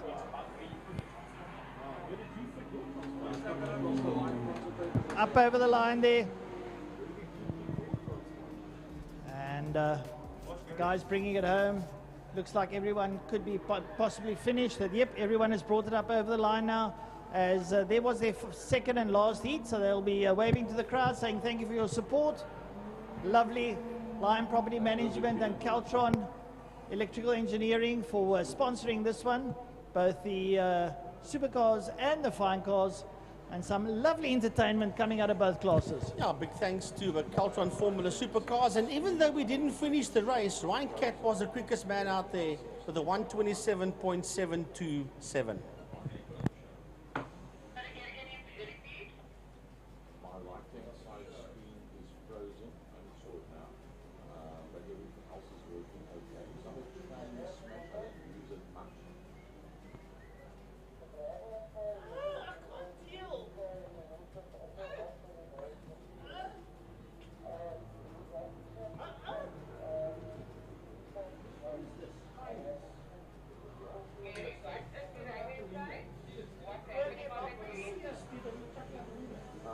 For the right-hand side screen is frozen.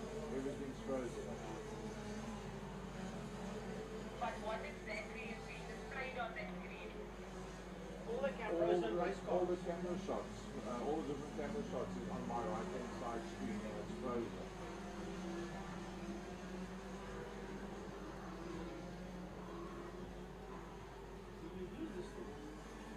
Not much. And the problem is for some other reason these screens are higher. Or my seat is lower, one of the two. I think the seats got lower. Maybe you should get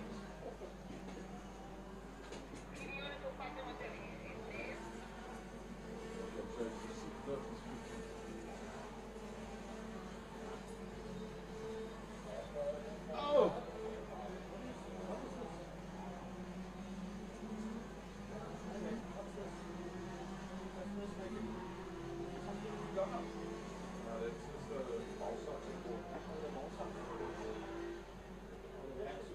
This is for that, yeah, but the seat doesn't really higher than what it is.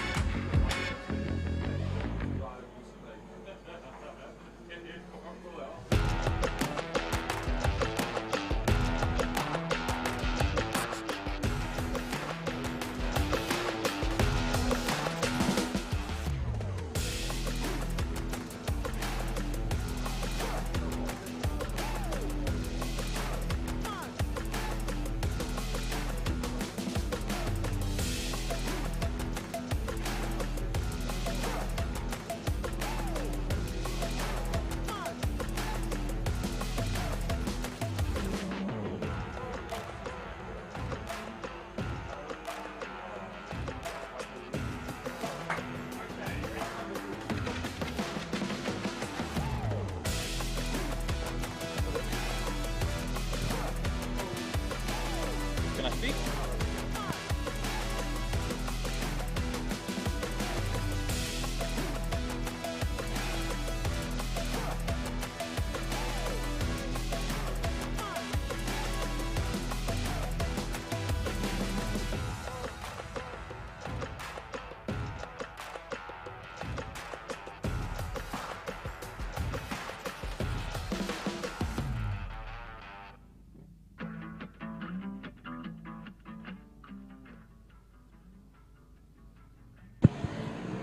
Race number 2 for the Battec Super Twin Cup 650s and Super Sport 300s. As the riders make their way out onto the tarmac. It was Nicholas Hutchings that took race 1's victory in the Super Twin Cup 650s ahead of Adrian Solomon and Max Munton. Then in the 300s class, it was Raymond Alexander that took the win on the number 11 bike ahead of Bradley Musto and Mitch Robinson. So we will see. They will be in order of their lap times. So it will be, I believe they race as the quali times that they set yesterday.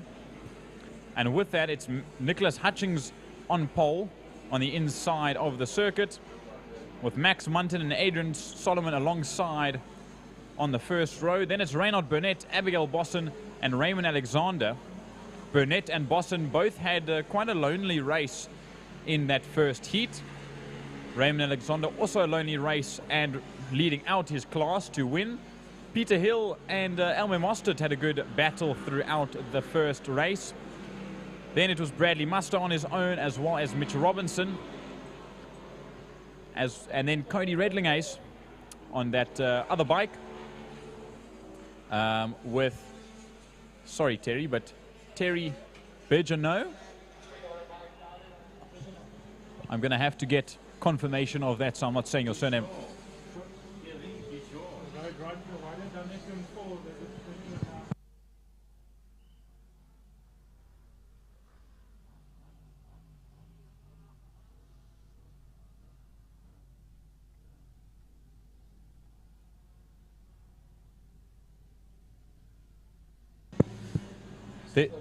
There's going to be a little bit of a delay as there's a biker down in turn 4 on the warm-up lap. So just bear with us for a moment, everybody. We'll be back with you soon.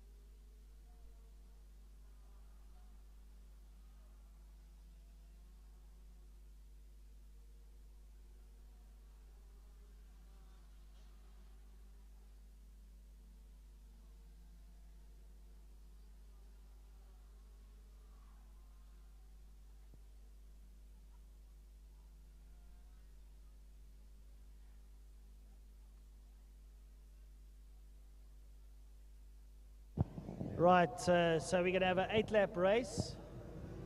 8-lap race.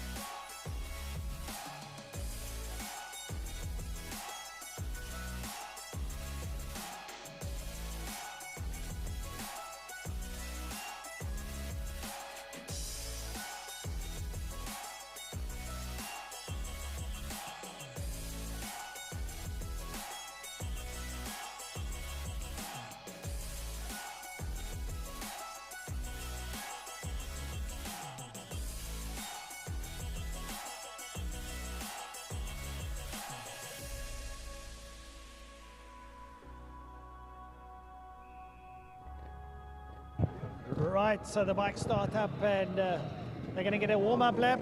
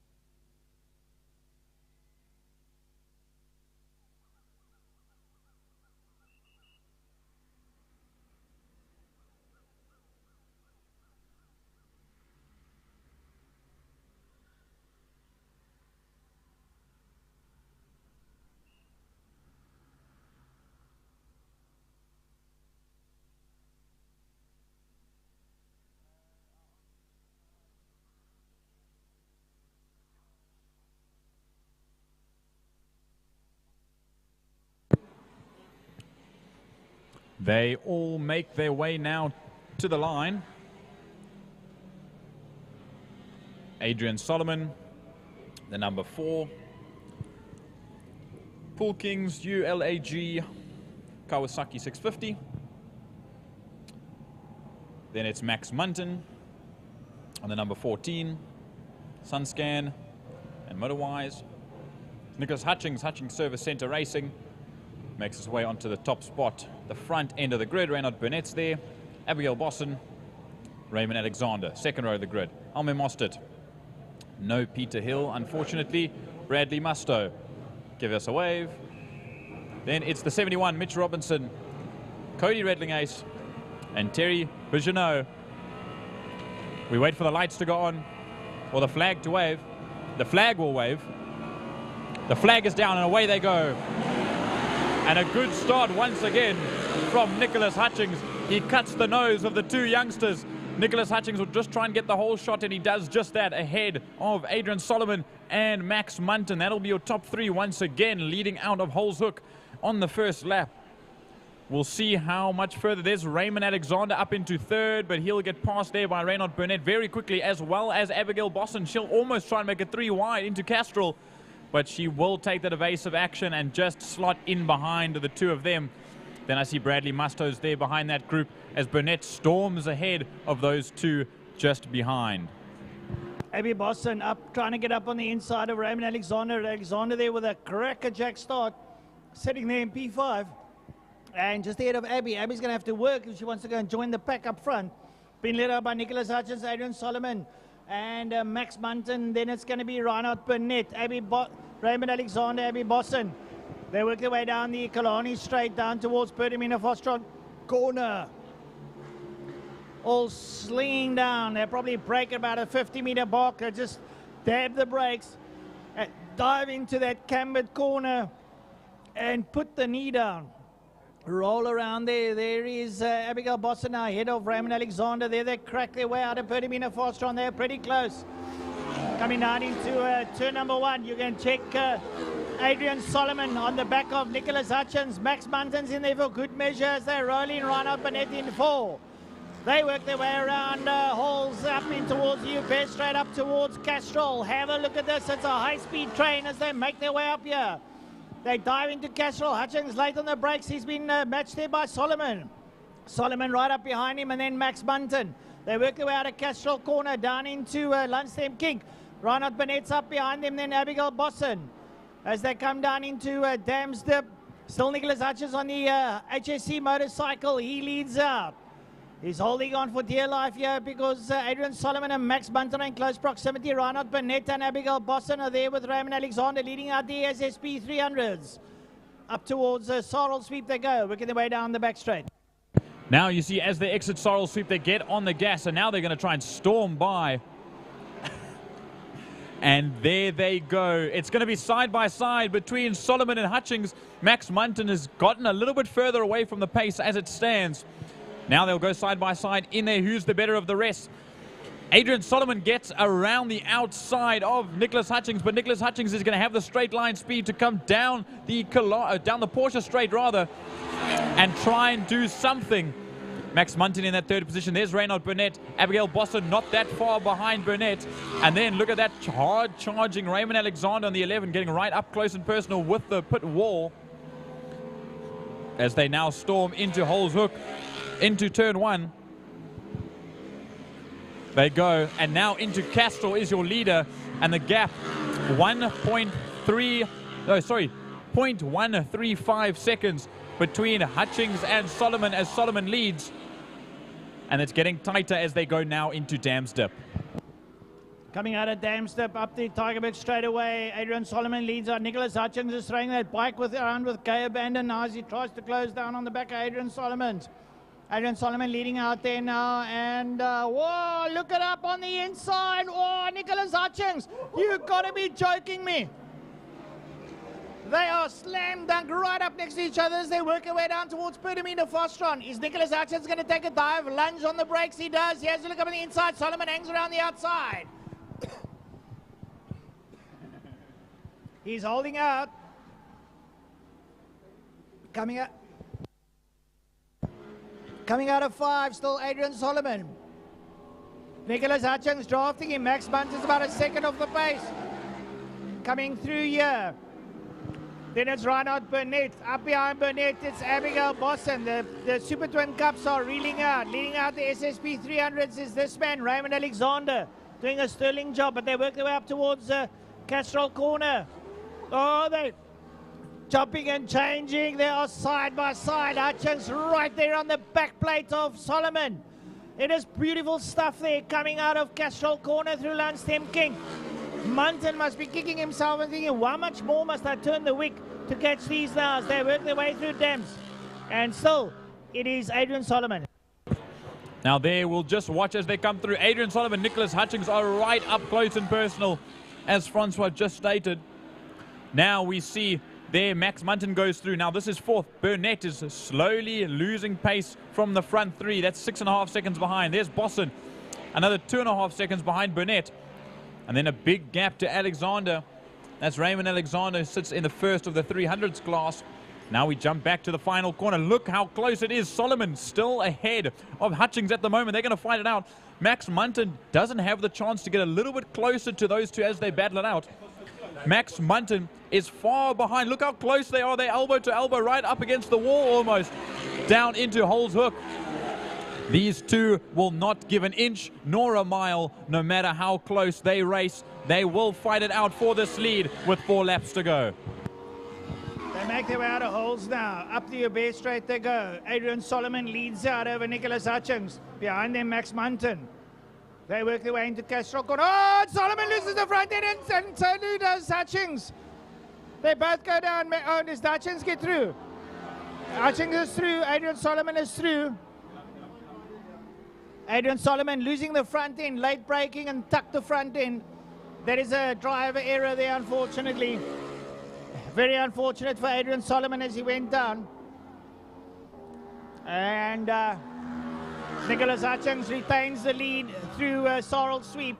He's followed there by Max Munton. Munton works his way through. They make their way back down the back straight down towards Pertamina Fostron Corner. They've still got 3.5 laps to go. Solomons gets up, he looks okay in Castrol Corner. They make their way down towards Pertamina Fostron. It's Nicholas Hutchings. He is followed there by Max Munton, who's about 1.5 seconds off his pace. And Nicholas Hutchings looks like he's done enough. He evaded the action. It looked like he was going to go down, but he held it up. He's first. Here comes Max Munton over the line out of 3. Reinhard Burnett, and then followed by Abigail Bosson. They make their way out of 5. Down in 1 there, you see your leaders going in. There is Munton. And then a little bit further back, here comes Burnett, followed by Bosson as they make their way over. In the 300s, it's still Alexander, who's in 6th position, leading out the SSB 300s. Yep, so it's been a promotion for Munton, Burnett, and the rest of the field, as unfortunately Adrian Solomon Sticks, as we know him, went down into Castrol Corner. So a bit of a difficult situation. I know how upset he was, but now we see Raymond Alexander was in 5th, now's moved, was in 6th overall rather, now's moved up to 5th and 1st in class. As we've seen, he's been dominating the 300s class. If he wins this, it'll be clean sweep for him in this 300s. But now we see there's Alme Mostert sitting 6th overall, 5th in class. And now we jump back to the south end of the field. And obviously it's split up completely. After Solomon went down, it's Hutchings that is 3.8 seconds ahead of Max Munton in 2nd position. Still a couple of laps to go. Nicholas Hutchings streaming out front, really cranking the handle at the moment. Comes up over the line. He's built a healthy gap there over Max Munton, who's in 2nd place. Munton trying everything. Munton crosses the line, and up behind him will be Reinhard Burnett. He'll be happy he's got his foot on the podium. Abby Bosson in 4 has lost touch with Reinhard Burnett. She did have a bit of a grip over him early on, but he seems to have skittled away. And there we see the leader going into Castrol Corner. Nicholas Hutchings really got this one under wraps at the moment. And Max Munton rolls into Castrol Corner. There's there.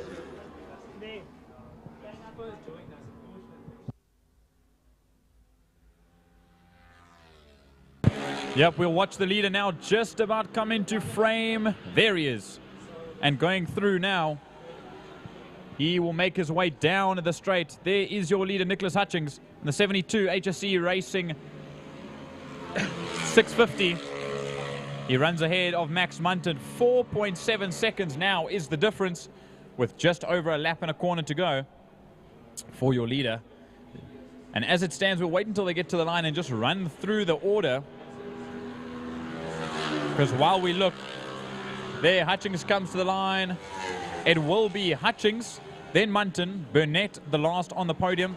But like you said, Boston's quite close, but 4 seconds is way too much. There's Munton in frame. And as it runs through, Hutchings, Munton, Burnett, Boston, Alexander first in class, in 5th overall, Mostert, Musto. There's Burnett. There is Boston. Now they're all quite well spread out. But 1st, 2nd, 3rd, and 4th, there's 4 riders in the 300s class. It's Alexander, Musto in 2nd, brilliant from that youngster, Robinson, and Cody Redlingace in 9th overall. Yeah, lovely stuff here. They've got about a lap and a half to go. Picking up on where the leaders are. I think they could possibly be coming in towards turn number 4, Sorrel Sweep. Try and pick him up. Everyone giving it a good tilt at the moment. Indeed it is. There goes Nicholas Hutchings down the Killarney straight away towards... he's past the slower rider as he makes his way into Perdamina Fostron Corner. He's got a healthy lead there over Max Munton. It's now probably about 5.5 seconds. Nicholas Hutchings absolutely cracking the whip now in heat number 2. Comes up towards the line to start his final lap. Comes up, is it checkered flag time? Yep, the checkered flag is out. Nicholas Hutchings takes the line honours, and Max Munton takes 2nd place. We wait for Reinhard Burnett. He works his way towards the line. Yep, that'll be 3rd place overall for Reinhard Burnett. We'll see how the results come in for the day. Boston comes home in 4th position, 4th in class and 4th overall. That's a good result for her. I'm sure she wants to be a little bit closer to the front. Then we wait for Raymond Alexander, the first of the 300s. And a clean sweep. Pole in quali, win in race 1, and now a win in race 2. The number 11 will take 1 win in race 1, 1 win in race 2. And there he takes it. Then Alme Mostert comes home in 6th overall, 5th in class. A good top 5 result for that lady racer. Then we see Bradley Musto on the KTM RC390. A brilliant result for him at short circuit last week. And great riding from him all throughout this weekend. He'll only get quicker and quicker and closer to Raymond Alexander as time goes on. He'll take 7th overall. Then we wait for Mitch Robinson and Cody Redling Ace to come to the end of the race. Oh no, I lie. Sorry, they've already passed the line. So that is the final race for BATTEC Super Twin Cup 650s and Super Sport 300s. Great racing from this class in both races today.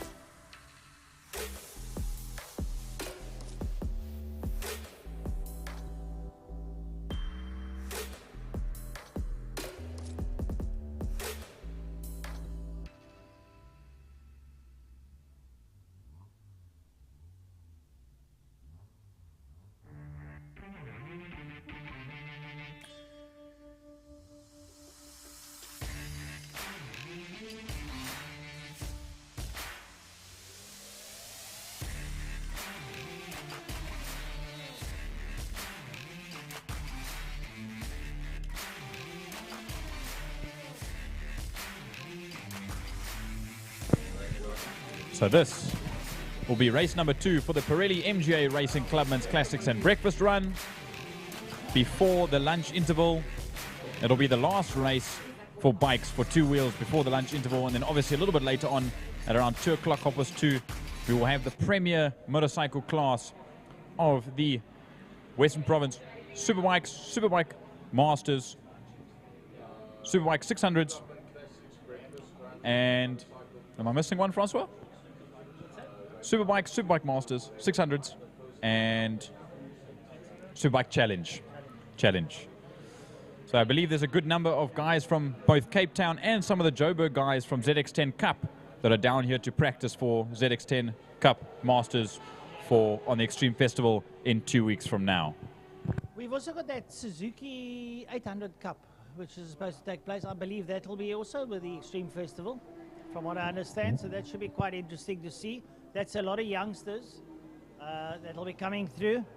So we'll have to wait and see on the 8th who's going to be partaking in that one. I don't know if there's any Cape Townians on that. Oh, someone running a little bit on the ragged edge there. That could be youngsters under Talyard who will start 3rd on the first row of the grid. He's just warming up those youngsters. As we know, youngsters are rubber. They just bounce and whatever. And that's exactly what he's done.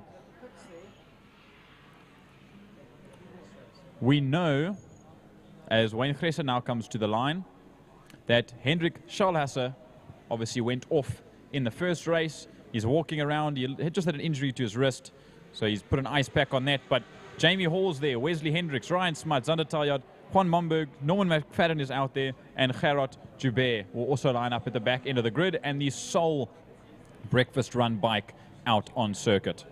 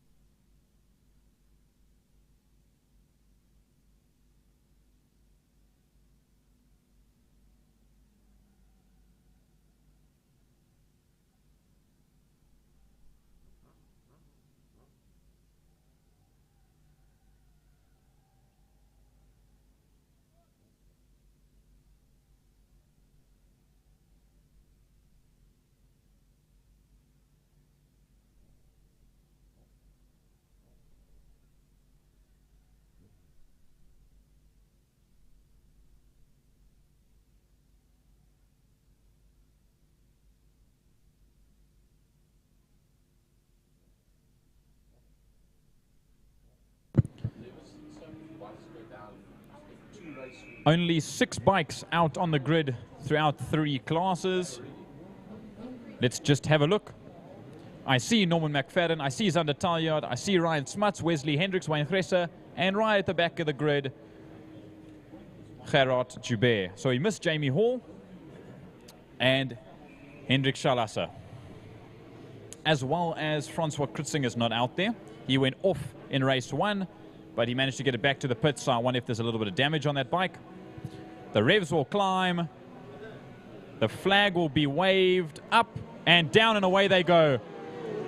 And Wayne Gresse, what a start from that man. Last year's champion in class runs right to the front end of the field, and he gets the whole shot right through the middle. And I lie, Jamie Hall and Juan Momberg start from the pit lane. Oh, well, they're starting from pit lane, nothing wrong with that. They will soon wind up the throttles to go and catch him there. It looks like it could be, is it Zander Taljaard that's got that all shot? Or is it looks like Zander is ahead of Wayne Gresse. Zander Taljaard gets the whole shot there ahead of Wayne Gresse. So Norman McFadden is in there. McFadden looking up on the inside of Gresse. I think Norman goes up to second. They're through Damstip. They're going to work their way up the Tigerberg straight away, up towards Sarl Sweep. Oh, and someone running a little bit wide. Momberg. He'll bring it back off the grass. Had a bit of a spook moment there, but manages to bring it back onto the black stuff. But you hear the bikes hurtling down the back straight down towards Pertamina Fostron. Yeah, that's not a super motard or a motocross bike, so it's best to keep it off the dirt. And it does just that. Now we'll watch as they go into Pertamina Fostron. Zander Taljaard still leading out. No, I lie, sorry. Wayne Gresse was leading out. But we'll just, there's Gresse now. We'll see as they come across the line, as the order pulls out. It's Zander Taljaard in first, Norman McFadden, Wayne Gresse. Then there's Ryan Smuts, Wesley Hendricks, and Jamie Hall, who started from the pit lane. And then the 2 sole at the back end of the field. It will be Gerard Joubert and Juan Momberg that run in 7th and 8th. Right, so stragglers coming down into holes, working their way around. And the leaders coming up here into Cashel Corner. There's Zander, followed there by Norm McFadden, Wayne Gresse. Then it's Ryan Smuts, Wesley Hendricks, Jamie Hall. A little bit further back is Gerard Joubert and Juan Momberg. But keep an eye there on Jamie Hall, who's working his way through the field. He's just there in the back of your picture. He's cutting and carving his way through. He looks up on the inside. It's Wesley Hendricks. Still, it's Zander Taljaard there with Norman McFadden in 2nd place. And then we have 3, 4, 5. It's Gresse, Smuts, and Hendricks. With Jamie Hall hanging on the fringe of that few, and he's going to attack pretty soon. That S-Rad is no slouch, and Jamie's going to give it a good stonking down the back straight down towards Pertamina Fostron Corner. An absolute stomping indeed, because he does that. He did that in 650s, he did it in the classics, and he's doing it once again.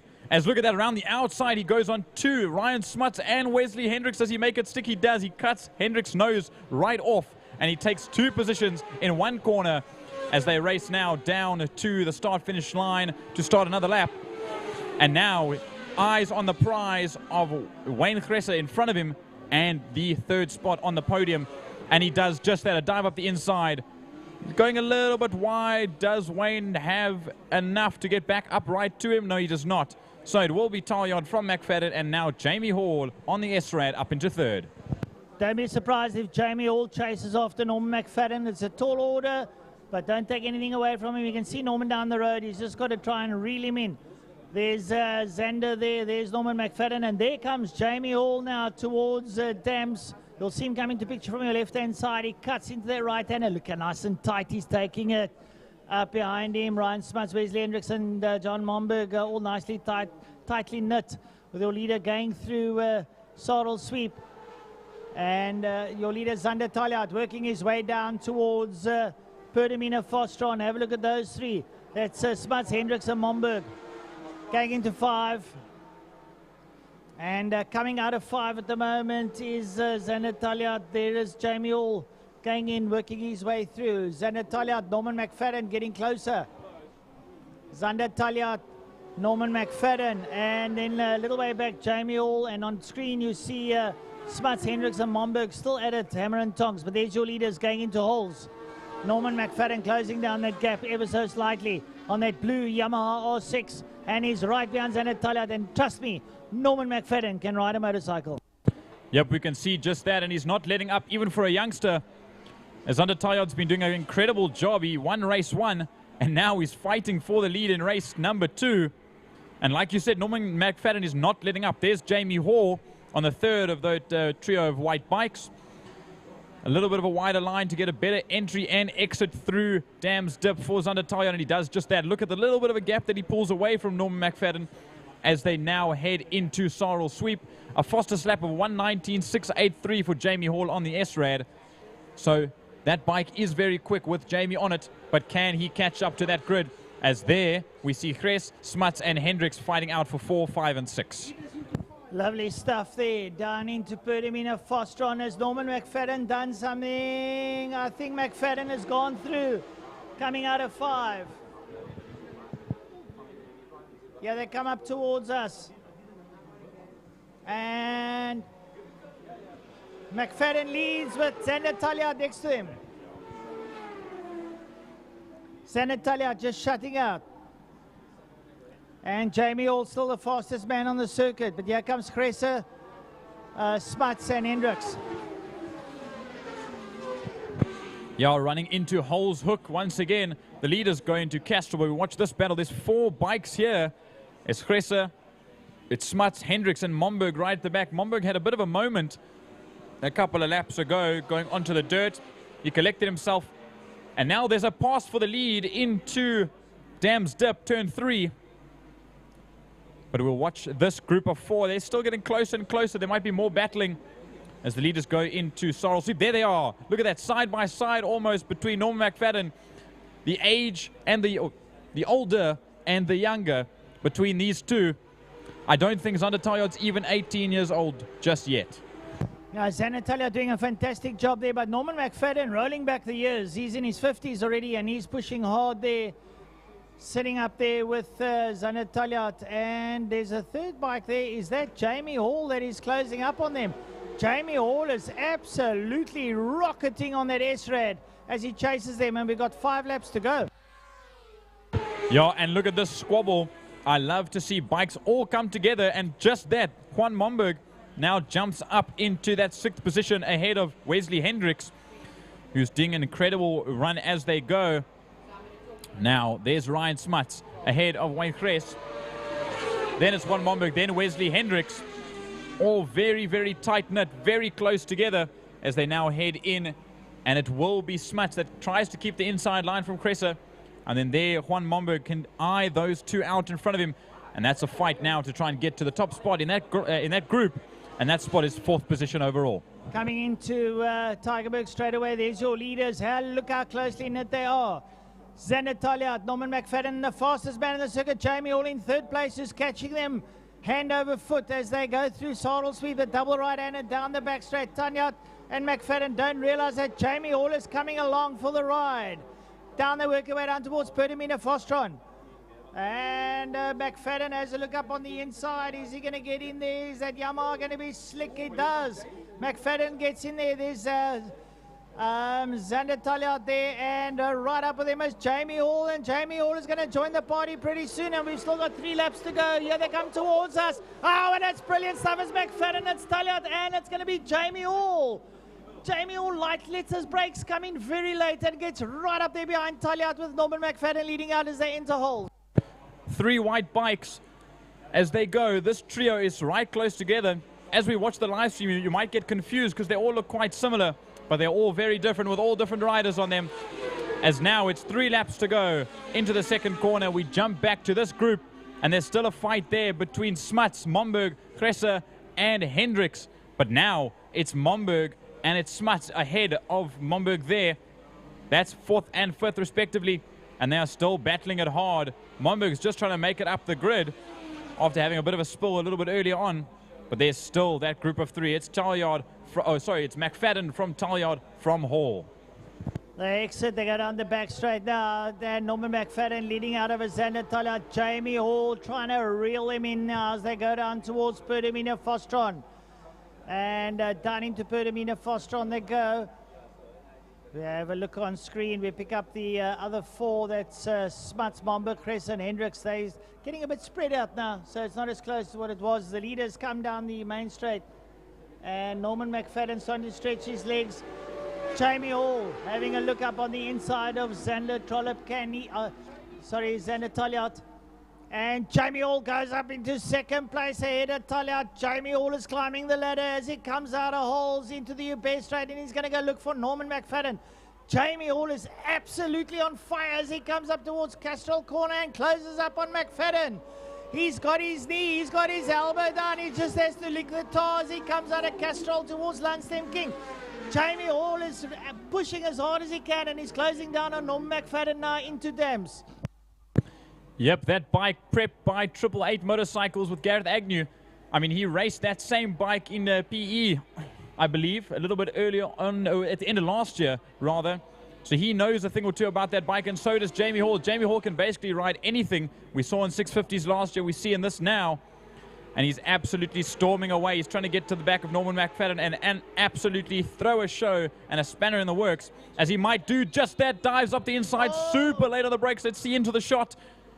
And there he is. Look at the gap ahead, a little bit wide into the midsection of the corner and back out once again. That SRAD 750 is no joke. A 1:18.981, fastest lap of the race so far. Norman McFadden and Xander Talyard have nothing on him right now. Final lap, Jamie Hall leads out, going into holes ahead of Norman McFadden and Xander Talyard. They roll through holes. They're going to make their way up the Ubay straight, up towards Castrol Corner. Yes, they do, and look at the gap. But now we watch. Here, this has opened up massively. Momberg leads out in the 4th position ahead of Ryan Smuts in your photo there. And there is Wayne Kresser, 2nd position in Clubman's 1000s, and Hendricks 3rd in class of Clubman's 600s as they run now, jumping back to the lead through Dams Dip for the final time today for this class, into Sarl Sweep and down in to a double right-hander, and then hard on the gas to get down to the main, down the Killarney straight. As you shift up through that box now, you work your way down the back straight, down towards Pertamina Fostron. When that 100 or 50 meter board comes up, you kick up through the gearbox and take it down to about 3rd gear. Roll your way through holes. You just keep it there, mid-throttle, work your way around, and as you come out the apex, you wind it up, and you make your way up towards a checkered flag. And I'm going to tell you what, the guys are going to go ecstatic here for Jamie Hall. Jamie Hall brings it home in, and Norman McFadden, and right there behind him, Xander Talyard brings home in 3rd. The Garden Route Goliath, as I like to call him, shows off his might, and he'll go to a mighty fine burnout there at the end of the main straight. Well-deserved, Jamie Hall. And 888 Motorcycles with Gareth Agnew. What an incredible team. Hands up in the air. Brilliant, brilliant stuff. And from Norman McFadden and Xander Talyard. But here, Juan Momberg Difficult start in both races, but comes home in 4th position overall, ahead of Ryan Smuts. Good result from Ryan Smuts, first in the 1000cc Clubman's class. Wayne Cresser comes home in 6th, and Wesley Hendricks, the last out on field at the moment, comes home in 7th. No, I lied. Then it's Gerard Joubert, the only runner left in the breakfast class. He'll come home in 8th and first in class overall. Good riding from him. As far as I know, this is his 2nd or 3rd race ever. So good on you, Gerard Joubert. Brilliant stuff, brilliant riding. And I know you'll be back very, very soon to do another round. So that was your Pirelli MGA Racing Clubman's Classics and Breakfast Run bike. And what an absolute show they put on. Regardless of the numbers, it was brilliant, brilliant stuff. Now I believe we'll move on to the lunchtime period and our lunchtime show, as well as a fan walk with the BMW Car Club of Cape Town race series. They will be there between turns 3 and 4 on the main circuit. See you guys in a little bit and enjoy the rest of the show.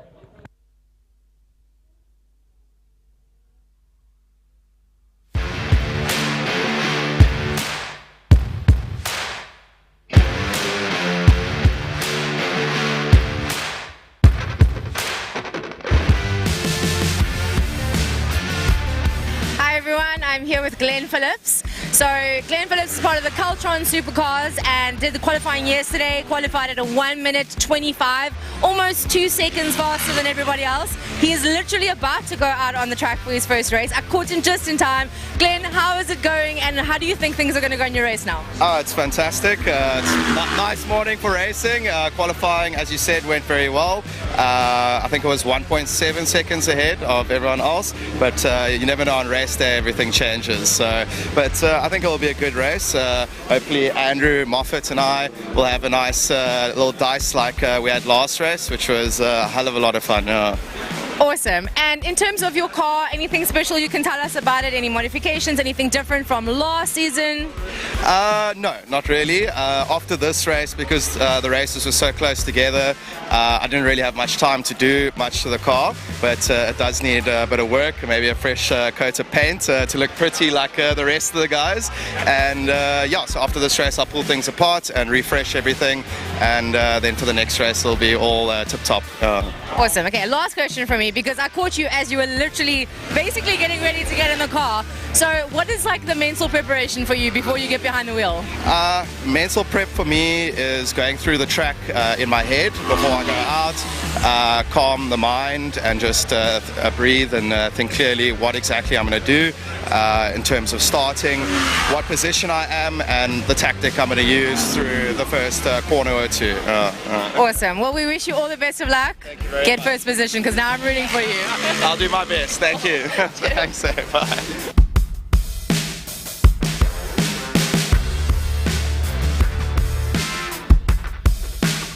This is so rushed. I just heard the words 10-minute warning and I saw Kyle literally climbing into the car, halfway into the car. So Kyle, I'm catching you while you are prepping, putting on gloves. How are you feeling about today's racing? I'm feeling fantastic. We got amazing weather. A little bit nervous in the morning, but it's our first race for the day. Managed to pull off a third for qualifying by 0.06 seconds off of place 2. So we're going to see how we place today, and it's going to be exciting with Andrew starting at the back, being a front runner. Let's see what happens and give it a bash. Yeah. Awesome. I just chatted to Glenn, so I'm sure this is going to be super competitive, and thank you for this last minute chat. We wish you all the best. Thank you very much.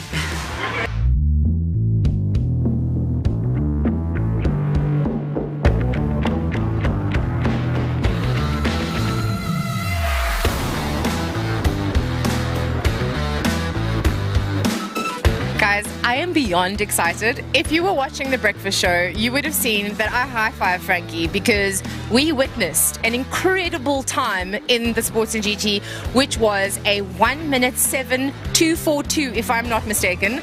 And the man behind the steering wheel on that one, Mr. Troy Dolenchek, thank you so much for being here with me. How do you feel, first of all? Honestly, it's so much faster than anything I've ever driven that it's actually a bit unbelievable. To do that lap time, we've been doing 7s for quite a while now, for about the past 2-3 weeks. So it's something we've been working on, but it's nice to have it officially done and have it on the board and something that we can work forward from. But yeah, it's obviously incredible to be able to do a lap time like that. Something like that isn't easy to accomplish. So having a car like this to be able to do it is obviously awesome. Absolutely. And so this is the car's 4th time out at Killarney, and this is your 2nd time out racing, and you've managed to accomplish this. Yeah, look, so it's our 2nd time properly racing the car. We've done minimal testing, but a little bit of testing here and there. So Uncle Gary and I shared the car for the 1st round that I drove the car, but this round we're hoping to do the both races now and quali, so it'll be my first proper race meeting with the car. But yeah, I mean the biggest thanks will go to him, you know, Uncle Gary from Up Racing. He's given me the opportunity to race the car, and that's the biggest thing. Yeah, I mean without him I wouldn't be driving the car. So doing the lap time is one thing, but being given the opportunity is another, you know.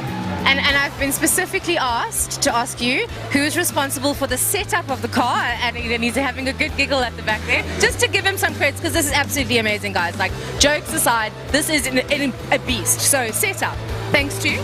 Okay, look, the setup on this car is so difficult to actually get right, and we've been working a lot on the car. We've probably spent over 10 hours on the car over the past week or so. So the biggest thanks has to go to Nino from Up Racing, my dad, for big help from him, and you know we all did it together. So I think that's the biggest thing we're learning, and we're getting the car better by ourselves, which is the biggest thing, to learn and to develop the car by ourselves and to be able to run it by ourselves. That's probably the key thing here. But so far we've done the setup ourselves, and that's what we're working. Let's just bring the man in. Okay, he's doing cartwheels behind the cameras over there. This is incredible. It really and truly is. And I've heard from Uncle Gary over there that you are going to break this record. So that is the aim. We're trying very hard. With Troy, he's a machine and a half. We've been working on setup yesterday, and I want to do this. Turn you this way. And Troy's going, I want to check this again. I want to check this again. I want to check this again. And it's brilliant. It's brilliant working with him, getting the feedback, and then turning the car around towards him. And Gary's been a hell of a lot patient, with us to set up this whole car the way Troy wants it. Yeah. Absolutely amazing, guys. I am wishing you all the best of luck, because I would like to be here for this record to be broken today, because it would be a Killarney record-breaking moment. So, all the best. Okay, good luck. And keep on doing great work. Thank you very much. Cool.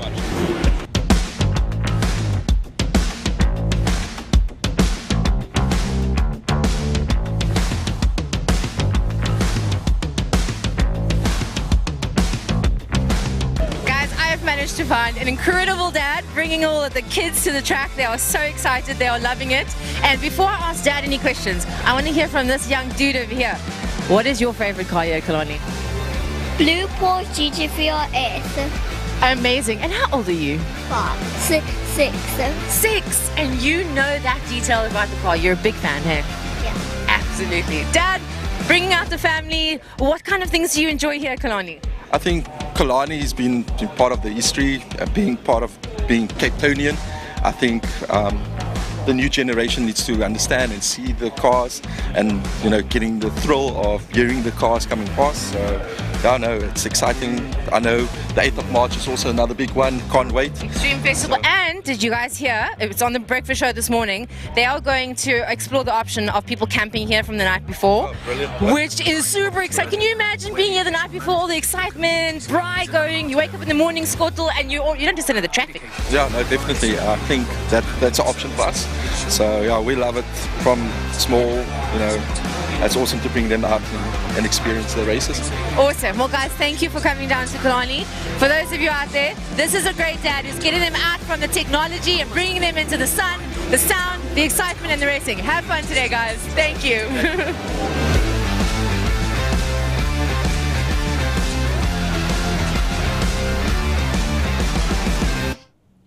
Good afternoon, everyone. Simi on track here. And yes, Ernest Page is back with me. I am indeed. We are so excited. Guys, you have seen the interviews now, okay? And in a few minutes, we are going to chat with the man of the moment again, Mr. Troy. Who's that again? Oh, I don't know. Some guy who broke a world record at Killarney today. Some guy. Okay, we were speaking in the interview, as you would have seen, that it was a 1 minute 7 something, and they were aiming to break the record. And if you were watching, they broke the record. They broke the record indeed. And the Killarney lap record has been something that's been chased by many for many, many years. And to have it happen today in an almost unassuming way by someone that hasn't been racing, at least not at the level that he has been. 2 races in that I car. know, I know. So it's insane, and I cannot wait to chat to him. Sometimes there's just skill. Yeah. So we will hear from Troy himself, but first let's talk about the BMW parade that's happening now. The BMW Car Club guys are out there at the moment. So if you are at the track and you want to go check out those cars up close and personal, they are now on the section between turn 3 and turn 4. And the fan walk / fun walk. We're not sure because it's both. Because it's both. And what happens there, the gates open up and you can actually spill onto the circuit, go have a very close look at the car, speak to some of the drivers. My mechanics and team are there at the moment because I'm kind of busy at the moment. So speak to the teams and ask them how they build these cars. How do you get involved with these cars? And people ask me that question all the time, Simon, is how do you get into motorsport?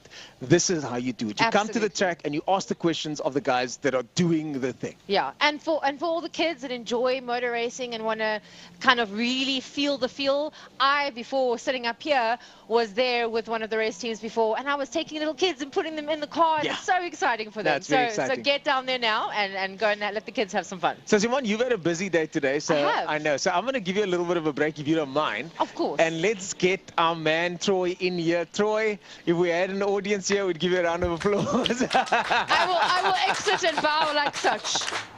You know, nobody's ever sat down in that seat to an applause. Okay, so enjoy it, drink it in. Well, what's going through your mind now that you've broken the official Killarney lap record? Officially, it's not some practice session. It's not we heard some guy in some car. It's happened. It's official. Yeah, look, I think the first thing was actually making sure it was right, making sure that it had been broken, because that's always the biggest thing. Have you done it? Haven't you done it? That's why the first message I sent you was, is it official? Exactly. So that's what we wanted to check first as well. But you know, I think, like you said, it was a bit unexpected. We had a goal in mind today, and that was to do the lap record. But we hadn't tested new tyres at all with the car yet, so that was the first time out on new. So it was a bit of an unknown for us. We didn't know exactly what we were going to gain today from a new set of tyres. So yeah, like you said, it was a bit unknown. But you know, when I crossed the line and I came in, I still hadn't known, because I could see what lap time I had done, but I hadn't known officially. It was so close to the old one. Exactly, and I wasn't 100% sure what the old one was. I just knew I had to do a 7, and I wanted a 6 to be able to make sure it was 100% broken. Yeah. So I was super happy with that. When I came in and they all said, well done, you've done it. So that was obviously a massive relief, because that's something we've been chasing, you know. Yeah. It's something we can move forward from. So where did it start with this car? Talk us through the development of this car. What car is it that you drive? Okay, so it's a Ginetta G57. It's got a Corvette V8 in. It's exactly the same car that previously held the lap record. It's just the sister car. So it's exactly the same car, just a different chassis, different car. Wow. The other car is still at half. So Stuart White drove the other car to that record that's been long-standing for quite a few years now. He did the lap record in 2019 with the exact same car. And that was, if I'm not mistaken, was on Pirellis. We were on Dunlop, so it's a bit difficult to always compare. But so there's always going to be differences, but it's cool to at least have done it in the same car. And as you can see, I think there's definitely more in that lap. There was definitely more. I mean, I did it on the first fly that we actually had. Yeah, I checked. It was on lap 2. Yes. So one fast lap, done and dusted. Exactly. So there's definitely more in it, but you can see once you get to that limit, there's not much more. You're not going to be finding seconds at a time. So you can see the lap that Stuart did was obviously very good. Yes, and of course. What we were chasing the whole time. So yeah, well, you're in good company with Stuart White, exactly. for goodness sakes. So yeah, super happy to have done the lap time, and I think that was the thing that was on our heads the whole time. The only downside to it was actually the fact that the car broke halfway through the race. So I was trying to go more, but a couple of cars in traffic. There's a lot of traffic. In that class, you're going to get traffic. Any endurance race, you're going to get traffic. And obviously, you guys try to deal with it as much as possible, but you're not going to have lap record pace on a traffic lap. Exactly. Where did you start with this car, and how many times have you driven this car? So that was the second official time we've driven the car. I've raced the car previously at the end of last year. We split the driving, so Gary drove half the Gary race. Kieswetter, of course. Gary Kieswetter. So yeah, massive thank you to him. Uncle Gary, Sports and GT champion as well himself. Yes, in the Porsche. So a massive thank you to him for the opportunity to drive this car, to be able to do the lap record. Without him, that would not be possible. And you know, to see him so happy with the car being able to do that, it's he was awesome. ecstatic. You know, he was ecstatic. Absolutely beside himself. So super happy with that.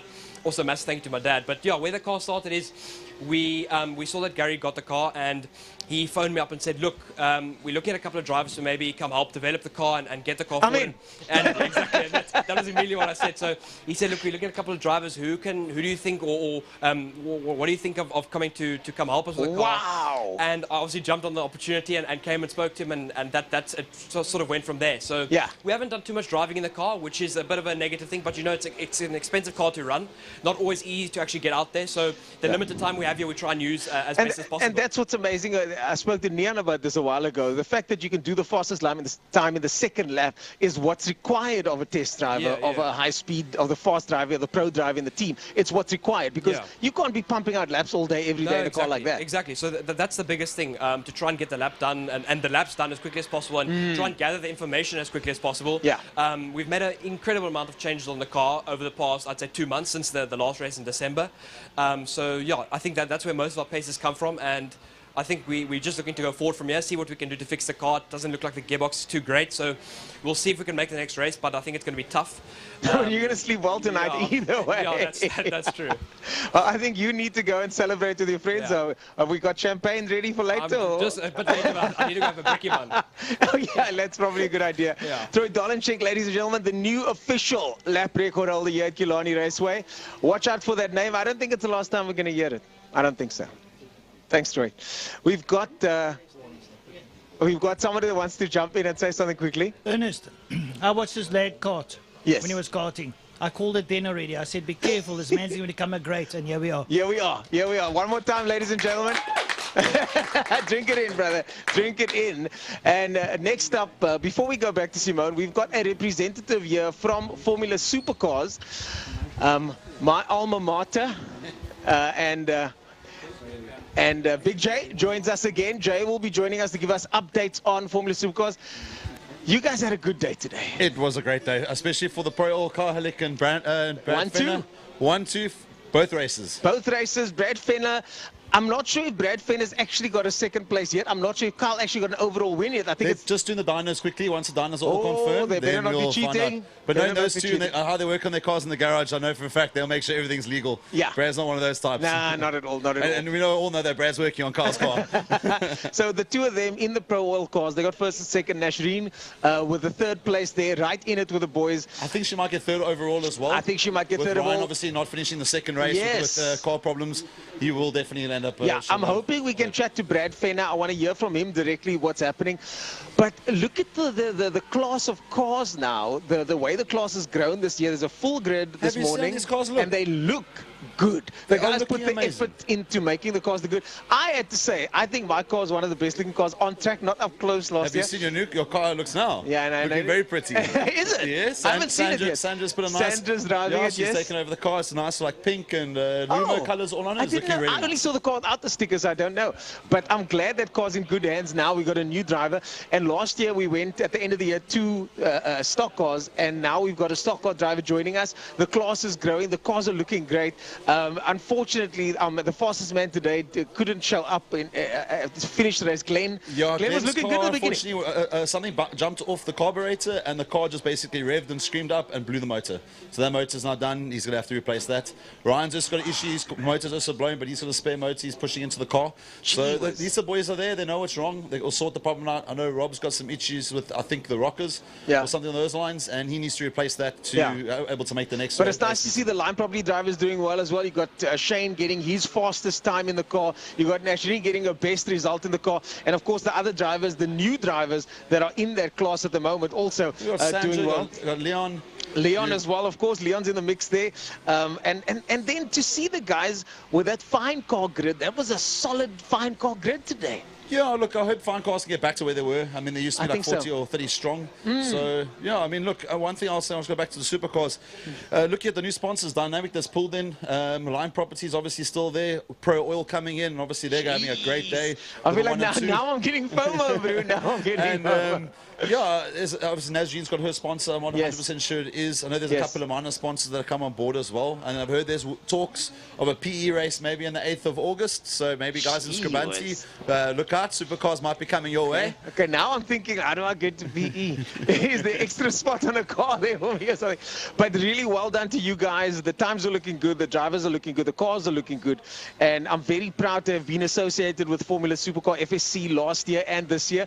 And I'm keen to see what you guys do for the rest of the year. Yeah, just apologies obviously for last week, me not being here and helping out. I had my race days. And you were racing go-karts at Zone 7, weren't you? the dirt karts, yeah. Got my first podium, and I got my first heat win. Nice. So technically I got 27 points, line was second, but unfortunately how stock cars works, whoever wins the first race or beats you, then they become second. Yes. But great to be on the podium. I mean, I was so stoked. Also with Hobo Racing, I've joined them as well. Oh wow, okay, so I'm part of that team, so it's myself, Carl and Brad. Nice. Getting a little bit of kickback from them as well, which is nice. And some racing knowledge, it's always good. But that's how it goes. That's what building a team is all about, sharing the information and the resources between the guys so that everybody gets success. Correct, yeah. I mean, that's also what I see a lot of, like, I mean, I jumped in with Andrew Moffat's car today, trying to help him with some of the electrics. Carl's jumping in with Rob's car.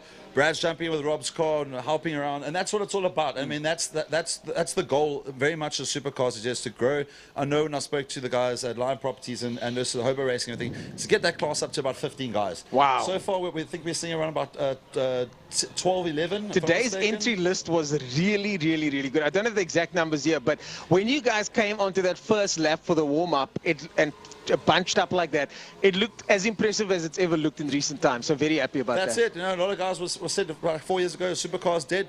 They're not. They're back and they're doing well, and they're really helping each other out. And it's such camaraderie, and that's what I like. I mean, all the guys are sitting with each other. All of them are having a beer. All of them are talking how they can help them. I was just saying now. Some of us still have to race, so there's no beers for me. Thanks for just whetting the old appetite there.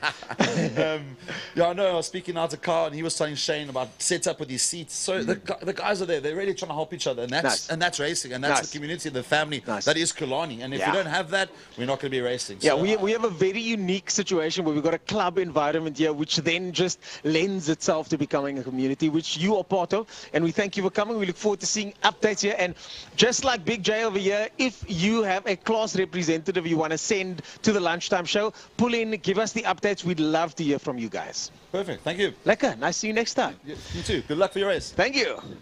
I forgot I was racing there for a second. So Simone, welcome back. For those of us that are calling, yes, it's me on track. Yeah. For those of us that are wondering, it's pronounced Simon. Okay, get it right, people. Simon, what a day so far it's been. The vibe is positive. The drivers are happy to be here. The club is pumping. There's lots of smiles in the pit lane. We've obviously had a tragic start to the season. But as, you know, the resilience that motorsport people have and will always show, I think that's what's part of the sport. We're seeing a lot of that today as well, with the guys coming to support, some of the guys getting back on the proverbial horse, so to speak. I mean, that can't be easy for the biker guys. Absolutely. And just to speak of the excitement of the day, usually after the breakfast show, you know, we would do our thing, see who we can talk to, and I would have a couple of hours to just have a little bit of a breather. No. I was glued. I was running from my phone inside to see the lap times, coming back outside to see the track. That's how exciting it was. No, it's very exciting. And I did enjoy your your videos that you did, the videos when you were out and about, chatting to the drivers, chatting to the teams, chatting to the families. Oh, it's so cool to see, Yeah, man. I mean, we encourage it all the time when we say, bring all the things, bring the dog, bring the family, but then we don't talk to them. Exactly. and to hear it from there, why it's so exciting for them to come down here. And next time, I promise you, I'm going to get you some footage of these food trucks, because that is also something we're talking about. Can we not talk about food? It's all I'm smelling here. The commentators Why do the are having... commentators get to sit He's there and eat such literally licking yummy his fingers now. They're having lunch at the moment while we're still working, but our lunch is after this. It's lunchtime show. The only time they have to actually not only speak. Afterwards. But let's get back to one of the other classes. We're just talking about supercars now. Fine Cars has shown a massive resurgence today. Zak Groenewald is back in the mix, driving super well. That first race and that tussle between him and the old man Lambert over there was just wonderful to see. I'm glad that Fine Cars are back. Yeah, I got to speak to him, but unfortunately we didn't get to play that because I messed up a little bit on my side, not Zak at all. But it was great to speak to him and see the car. Made a couple of jokes. Zak Groenewald, green car, groen. Yeah, I never noticed. I think it didn't help with his nerves either. I was cracking ridiculous jokes. Zak is used to a competitive environment. I spent some time with him. We chatted when I joined Formula Supercars. He was involved with one of the cars. and he's used to competing, so he's probably getting his mind right, going. Some guys, everybody's got a different process. I've realized that I can't sit in a corner alone anymore. The environment doesn't lend itself to that. I've got to be waving and greeting, but once we leave for that lap, that's when it's go time. Some guys like to sit in the car alone. They're introverts or well, then you can see from my interviews today, I interrupted a few people in there because they literally are strapping up, putting on gloves, and I've got a mic in their face. Yeah, like, they're doing their Hail Marys, and you're just like, hello. I'm just like, here we go. What are you going to do right now? It's the job, though. They don't mind. So well done to them for putting on a great show. Gunther Appelgrein in the mix as well. And then I got to give a special welcome back to Jason Thornton, the ex-production car driver, the ex-GTI Challenge driver, very successful campaigner, and has taken a massively long gap, years, I think 12 years off the circuit. So Jason Thornton, welcome back to Killarney, welcome back to the racetrack, and nice to see you back in a race suit again. Awesome. Yeah. So let's move on to one of the other categories, the Spirit Invest Sports and GT. Unfortunately, we saw a big tragedy in that race earlier on with one of the cars burning out. Yes. And that was Conor Kilbride's car, unfortunately catching a light.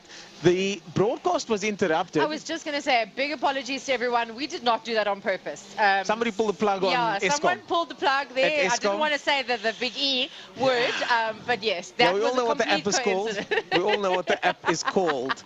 So Eskom, please, today, let's just finish the day. Let's finish on a high. It was one of those, like, a Killarney record had just been broken. A car is on fire, and there goes power. Exactly. So let's talk about the actual results. In Class A, Oliver Hentenhuis in that sports car takes the win. Sandro Bicari gets first in Class B with David Joubert and Renzo Terente. Welcome back to Renzo, also making his return. Gets third in Class B for his efforts. Tristan de Nobrega from RDSA over there gets first place in Class C. And then Troy Dolenschenk gets Class S. But unfortunately, the car didn't finish the race. He did, however, get that lap record.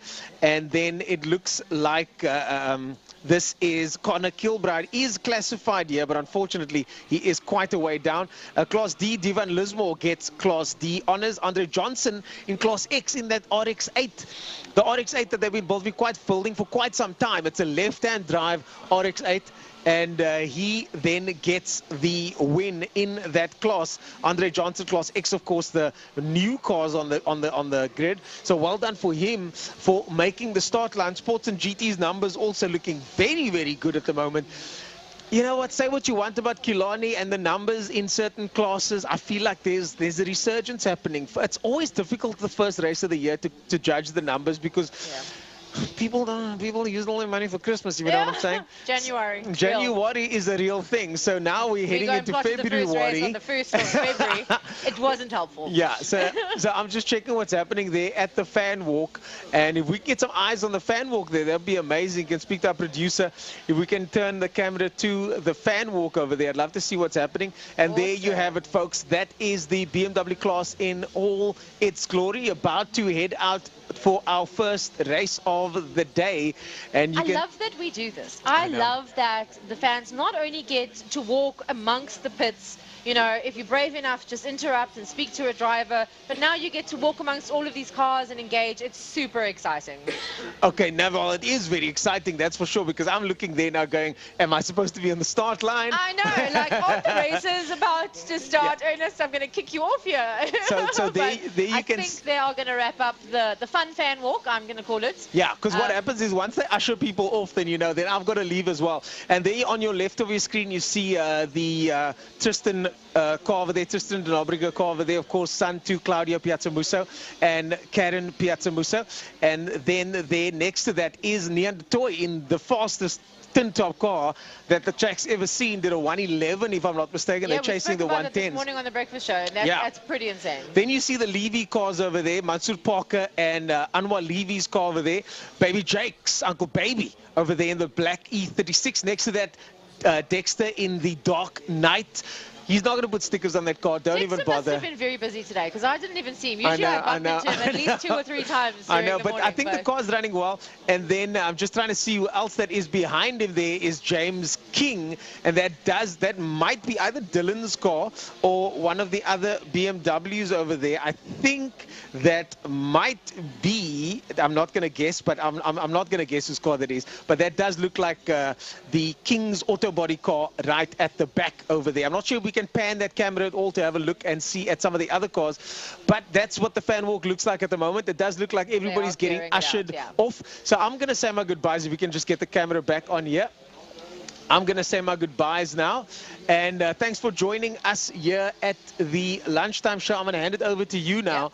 I'm actually hoping that one of the other drivers pops in, but I feel like one of the commentators there might be willing to join. There's been a lot happening with the bike, so I asked Francois very nicely if I could interrupt his wonderful lunch that he's busy if he can tell us about the bikes. If he can talk to me about some bikes. Well, then I'm going to say goodbye, folks, off camera, and I'm going to jump in a race car, and I'll see you later. Good luck. We're rooting for you.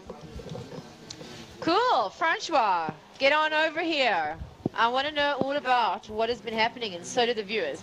There has been so much. Thank you for being here with me. It's a pleasure. Fortunately, I'm finished eating. Okay, he's finished eating. His mouth is clean. Everything's good. There's been a lot going on with the bikes. As we know, we've had some hairy situations and some tragic situations, and there's been quite a lot of bike riders I've seen today slipping off the track.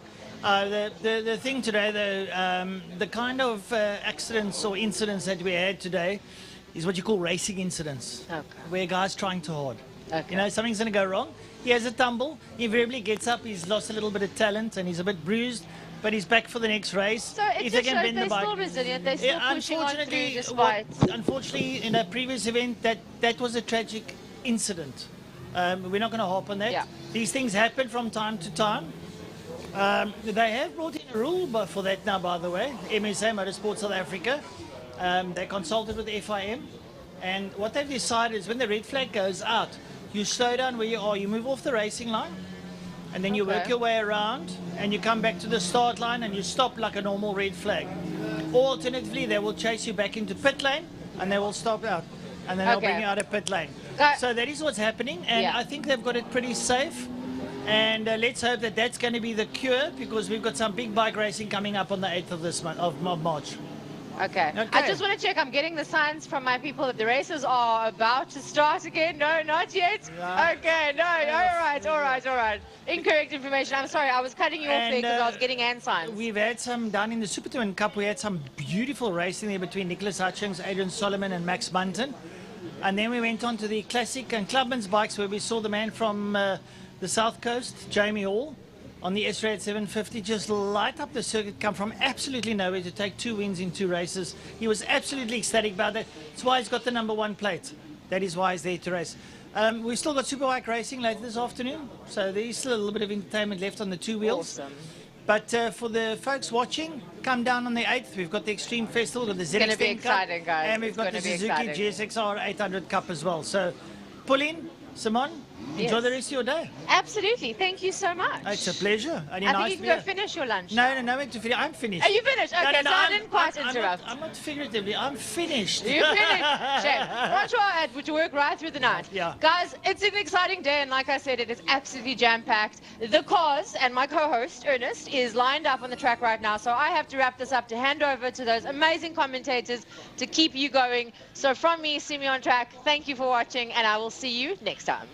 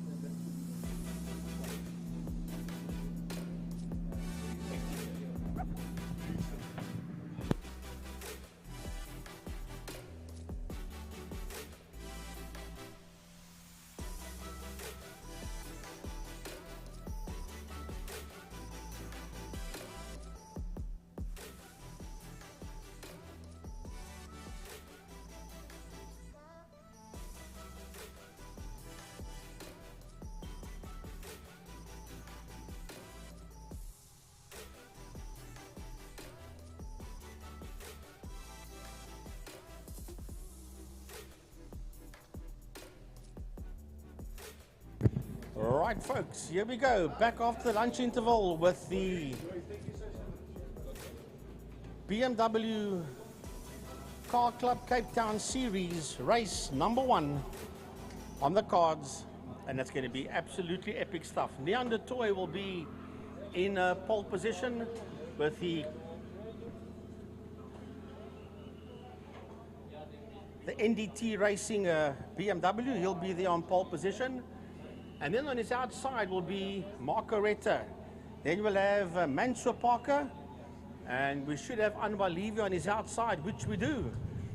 Then as the cars go further down, we're going to have a look. You see the 42 car out there. That is Baby Jakes in the M3. Baby Jakes, he is there on the inside of the third row of the grid. And on his outside is Mr. Dexter Bruce. Then behind him we've got the 444, that's Dylan Jabert. He is there with that BMW, and sitting there on his outside is the Spirit Invest car. And that, we'll have a look and see who that one is out there. That should be Connor Kilbride. Then we've got the number 7 car out there, as the cars all beginning to line up now. We'll get them all as they line up. As a matter of fact, I think they're all, yes, they've all lined up in their grid positions already. You've still got the old screen of Clubman's bikes on. We'll have to get the IMUSAT's people to take that off and put the BMW Car Club Cape Town grid up for us.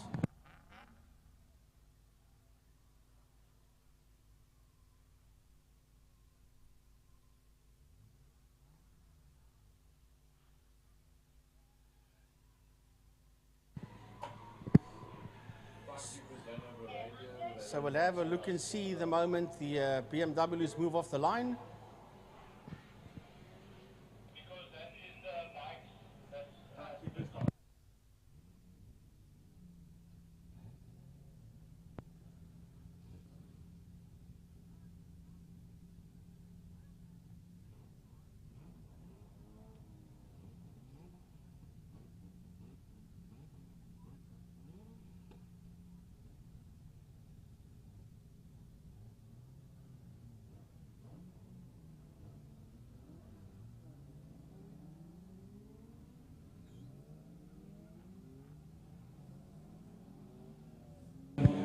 Somebody that's already, Bradley Sickle has got a problem out there. He's slowing right down.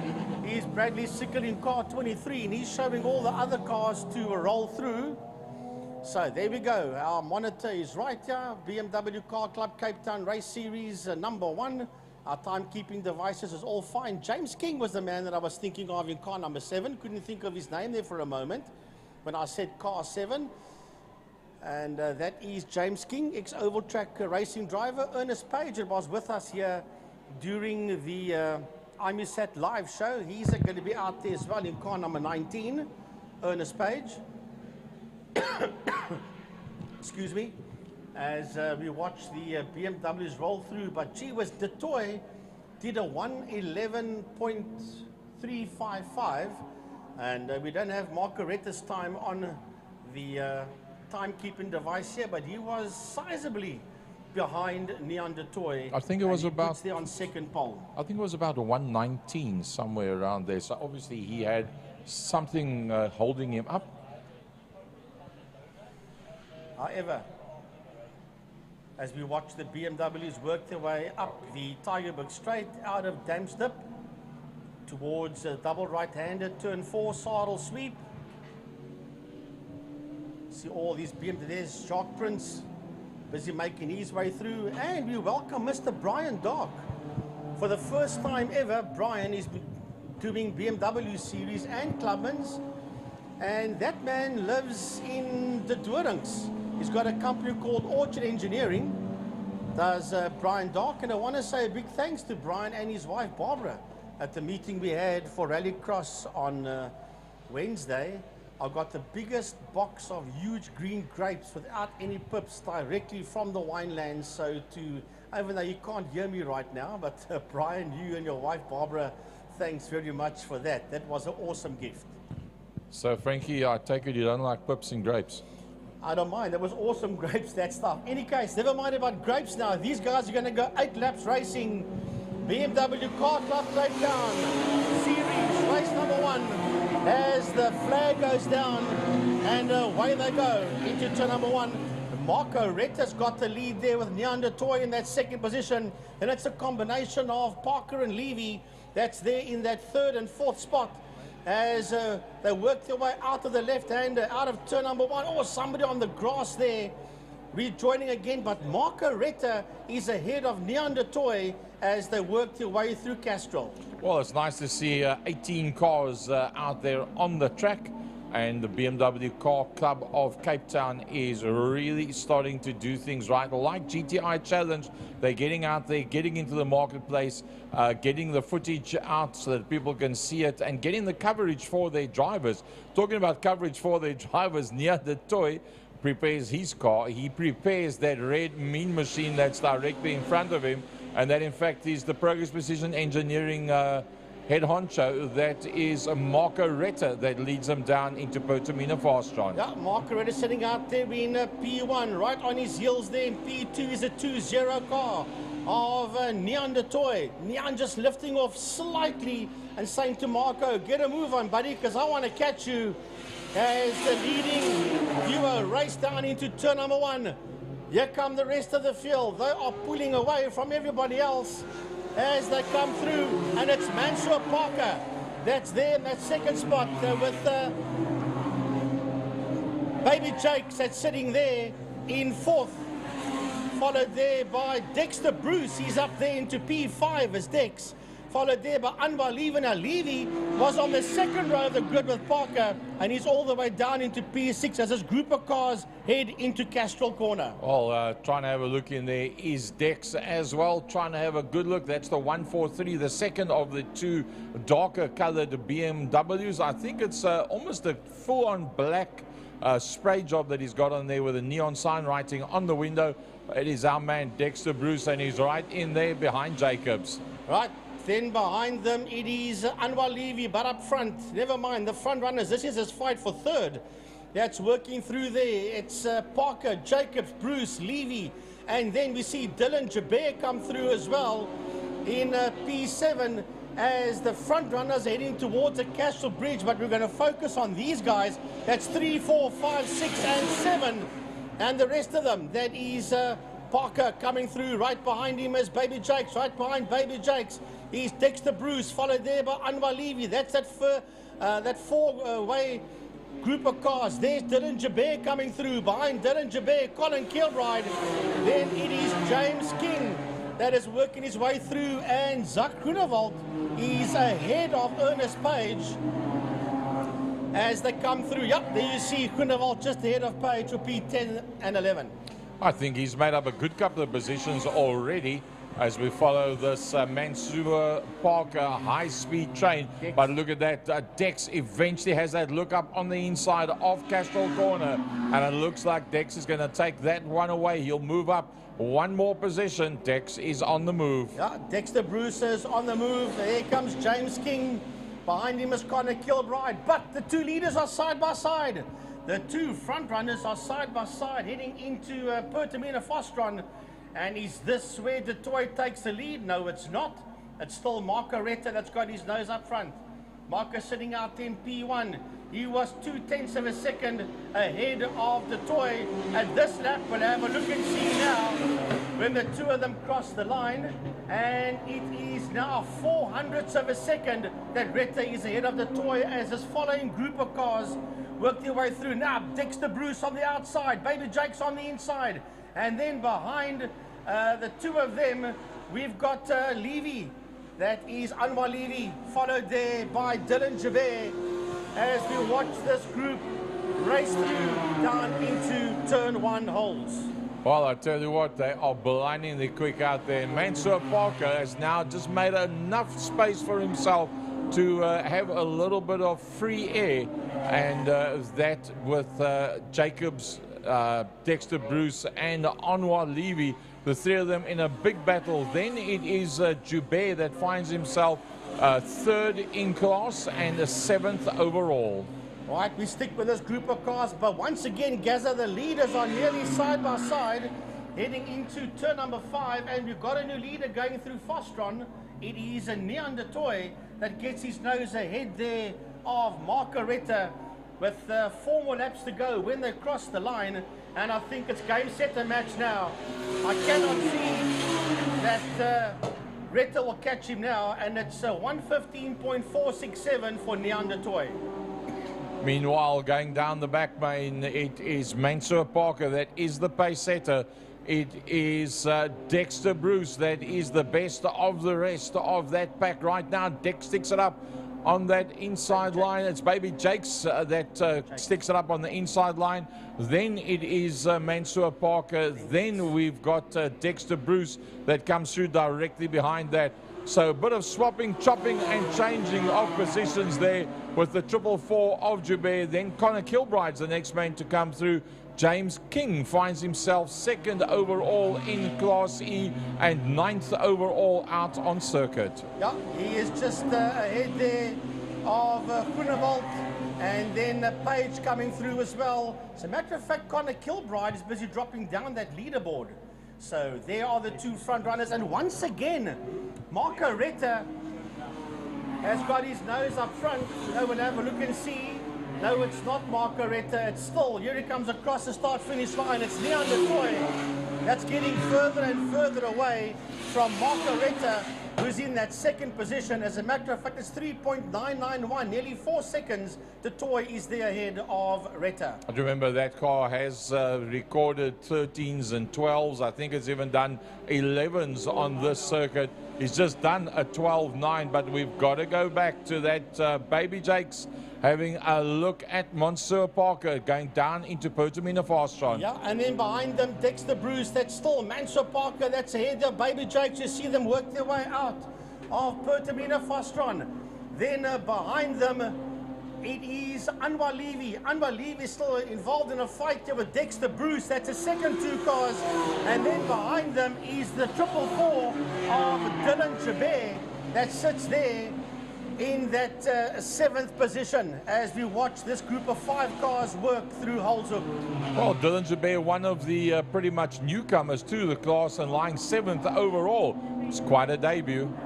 Yeah, we keep an eye on this lot. The leaders are coming towards us, but I'd rather stick with this lot. That is Mansour Parker. Right behind Mansour Parker is Baby Jakes as we pick up the leader that's just gone through our shot. There goes the leader, and you just saw that red car coming into view there, and that is Marco Retta that's in that 2nd position. You'll see Marco come out now. That is Anu Michaels coming through. There is our leader, and there is that red BMW in P2, Marco Retta. Yeah, the Progress Precision Engineering head honcho works his way through Castrol Corner, but we've got to go back. Wow, I'll tell you what, Baby Jakes is in the house. Yeah, Baby Jakes has now got his nose ahead of Mansour Parker. Parker is trying to fight right back again. So eventually Baby Jakes getting his nose ahead there of Mansour Parker. Then behind Mansour Parker is Anwar Levy. Behind Anwar Levy is Dexter Bruce, and behind Dexter Bruce coming into view now is Dylan Joubert as they race down towards turn 1 holes. Racing down towards Pertamina Fastron, turn 5, otherwise known as Cape Town Corner. That's the man that's in 2nd position. That is Marco Retta. But the man he's trying to chase down is already going down into turn number 1. A 1 minute 12.968 is the fastest time that he's been able to put up with that one. And I think that the 2nd place car was a 1:16 dead by Marco Retta. Well, as a matter of fact, as we keep an eye on Marco Retta and the man up front, the leaders are now working their way up the Tigerberg Straight towards a double right-hander saddle sweep. That's that fight for 3rd and 4th positions as we see Retta come through Castrol Corner. These guys are making their way down the back straight, and it is Baby Jakes ahead of Mansour Parker, who is ahead there of Anwar Levy, and they getting away from the 143 of Dexter Bruce that sits there in P6. And not too far behind him is the 444 of Dylan Jabir in P7. I get the impression that Baby Jakes is very late and very hard on the brakes going into 5. You'll see he drifts from the inside right towards the outer apex of the corner and then stays right at the top end of the circuit trying to get through there. So he's definitely using the brakes with everything that he's got, because let's be realistic, Baby Jakes has got a whole bunch of pressure from Parker, who did lead the first number of laps. Yeah, we'll pick up the leader once again. Here comes second place man, working his way into turn number 1. That is Retta, but there is the leader. No, that's not the leader. I'll let you know now. There's a leader coming out of turn 1, and that was the checkered flag. That was the checkered flag. I was actually hoping Tiny would tell us it's a checkered flag, but he we was didn't going see too fast. That checkered flag. Yeah, he was very quick. I think he lapped most of the field. Did Neanderthal. We were enjoying this race so much. We never looked at the monitor to see how many laps are left. But either way, neither here nor there. At the end of the day, it's Neanderthal that comes home in P1 with the Marco Retta. Now we're still waiting. That's first and second, Gaza. The rest has not finished their race yet. 3, 4, 5, 6, 7, and 8 has not taken the checkered flag yet. The leaders lapped up and until Zak Groenewald, that is in P9. So here we go. Let's have a look and see who's it going to be. It's going to be Mansour Parker that gets to the line just ahead of Baby Jakes. Behind Baby Jakes, it is Anwar Levy that's limping across the line. Behind him, it's Dexter Bruce, and behind Dexter Bruce, it is Dylan Jabir that crosses the line in that 7th position. Well, they say Anwar Levy 7th, but that isn't right. That 45 car did cross the line. It was limping across the line, but either way, he did finish his race. And Dylan Jabir did very well. James King also coming through at the end there at the checkered flag.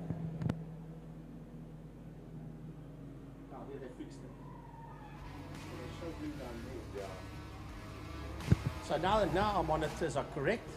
It is indeed Anwar Levy in P5, Dexter Bruce and Dylan Jabir in P7, as I initially said. So Neanderthal wins Class A, Mansour Parker wins Class B, Anwar Levy wins Class C, and Baby Jakes wins Class D, James King wins Class E. I'll let you know now who wins Class F. Waiting for our monitor just to change here. It is Zak that wins Class F. So that was the first race for the BMW Kart Club Cape Town Series. And we'll get to race number 2 a bit later on.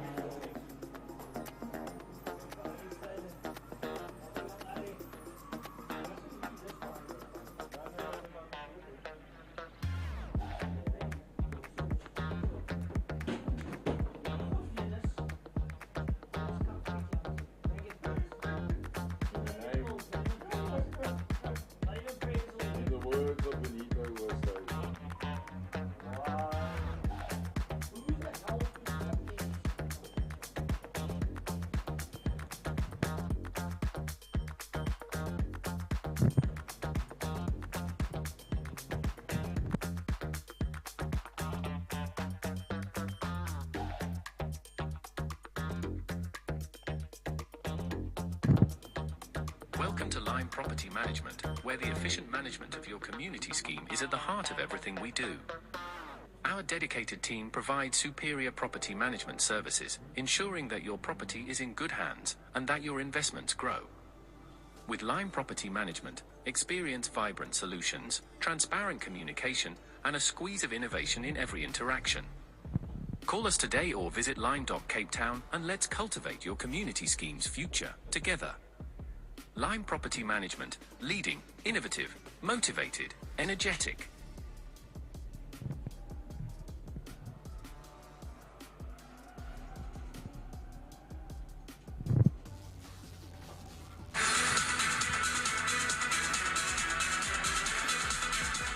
The Porsche Club in Cape Town has its home right here at Killarney.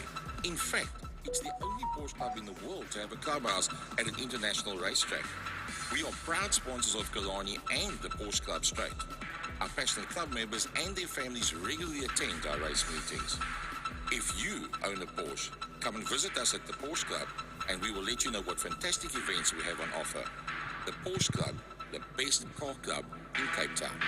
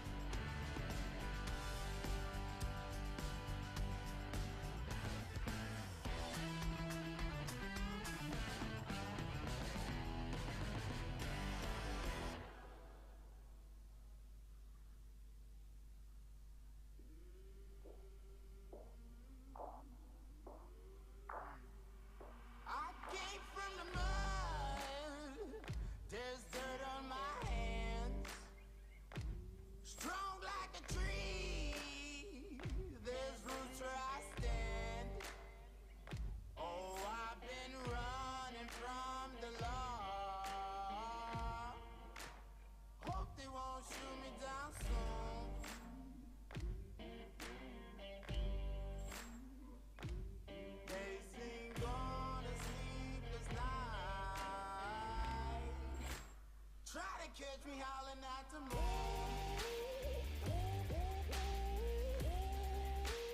Trying to catch me howling at the moon.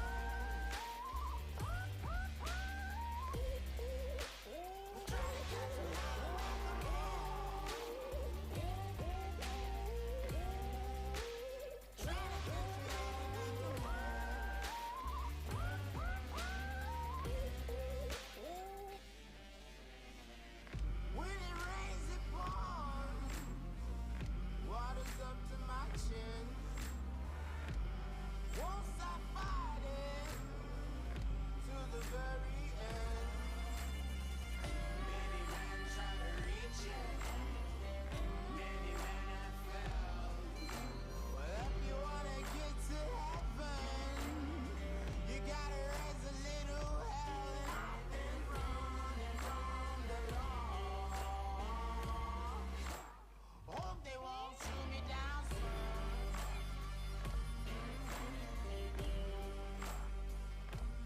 Facing on a sleepless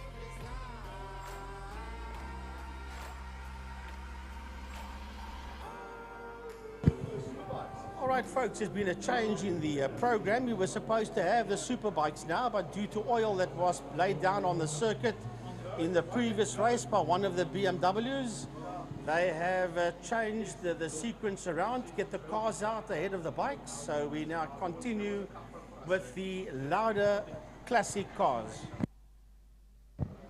Yeah, out there in the Can-Am, Franco Donadio, Michael Hitchcock in the Mustang, Trevor Momberg in the Capri, Ferry Maton in the Mustang, Glenn Aiton Bogart, he's in the Ford Granada. Then we got PV Lowe, he is in the Mazda RX-7. So he'll be out there. Nice to have PV taking part this year.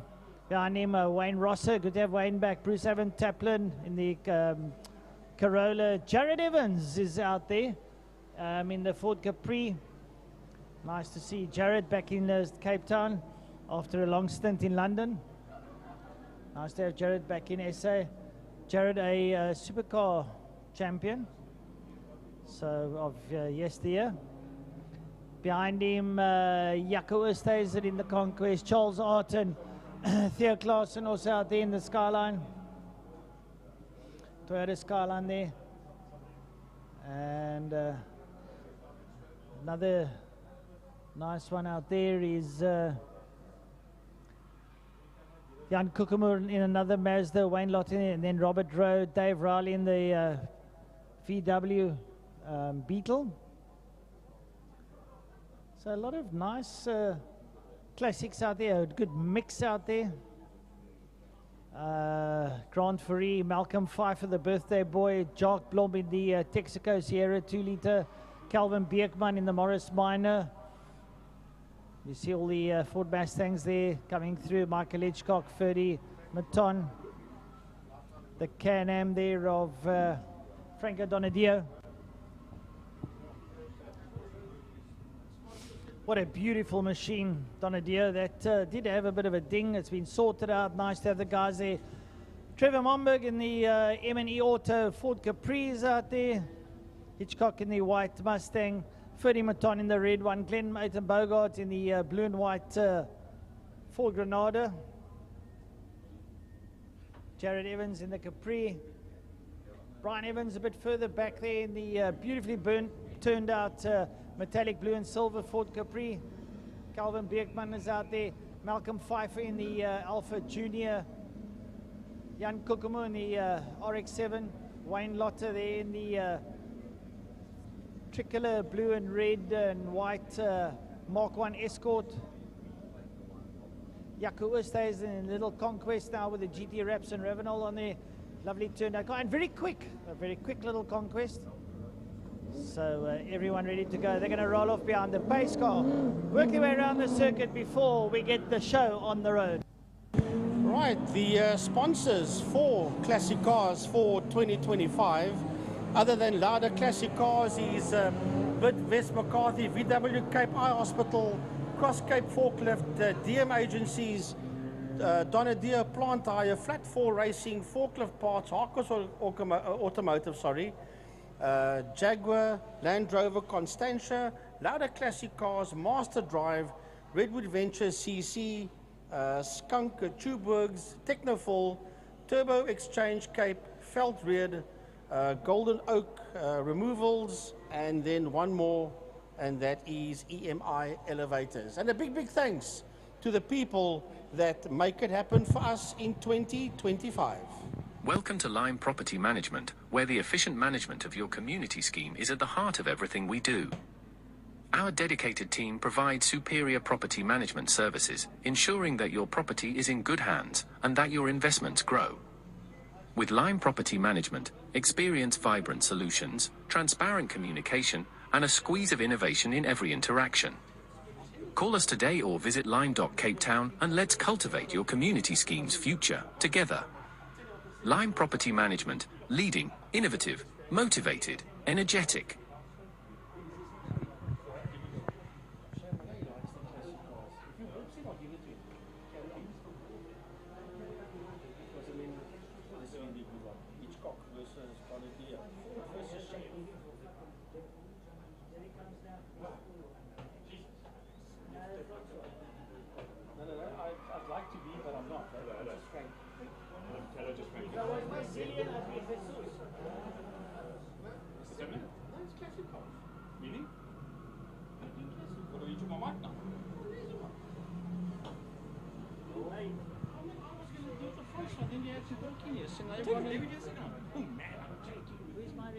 I don't know, I was just giving this on the spot. Prize giving, too much stress. Yeah, I know. I feel it. There's not off, you can have the rest of it.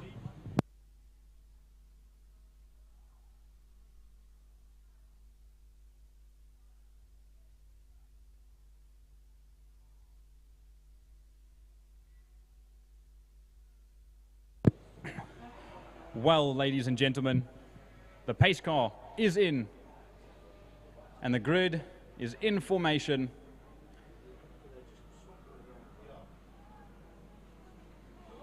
They are coming past turn 5B, the kink, under the City of Cape Town Bridge.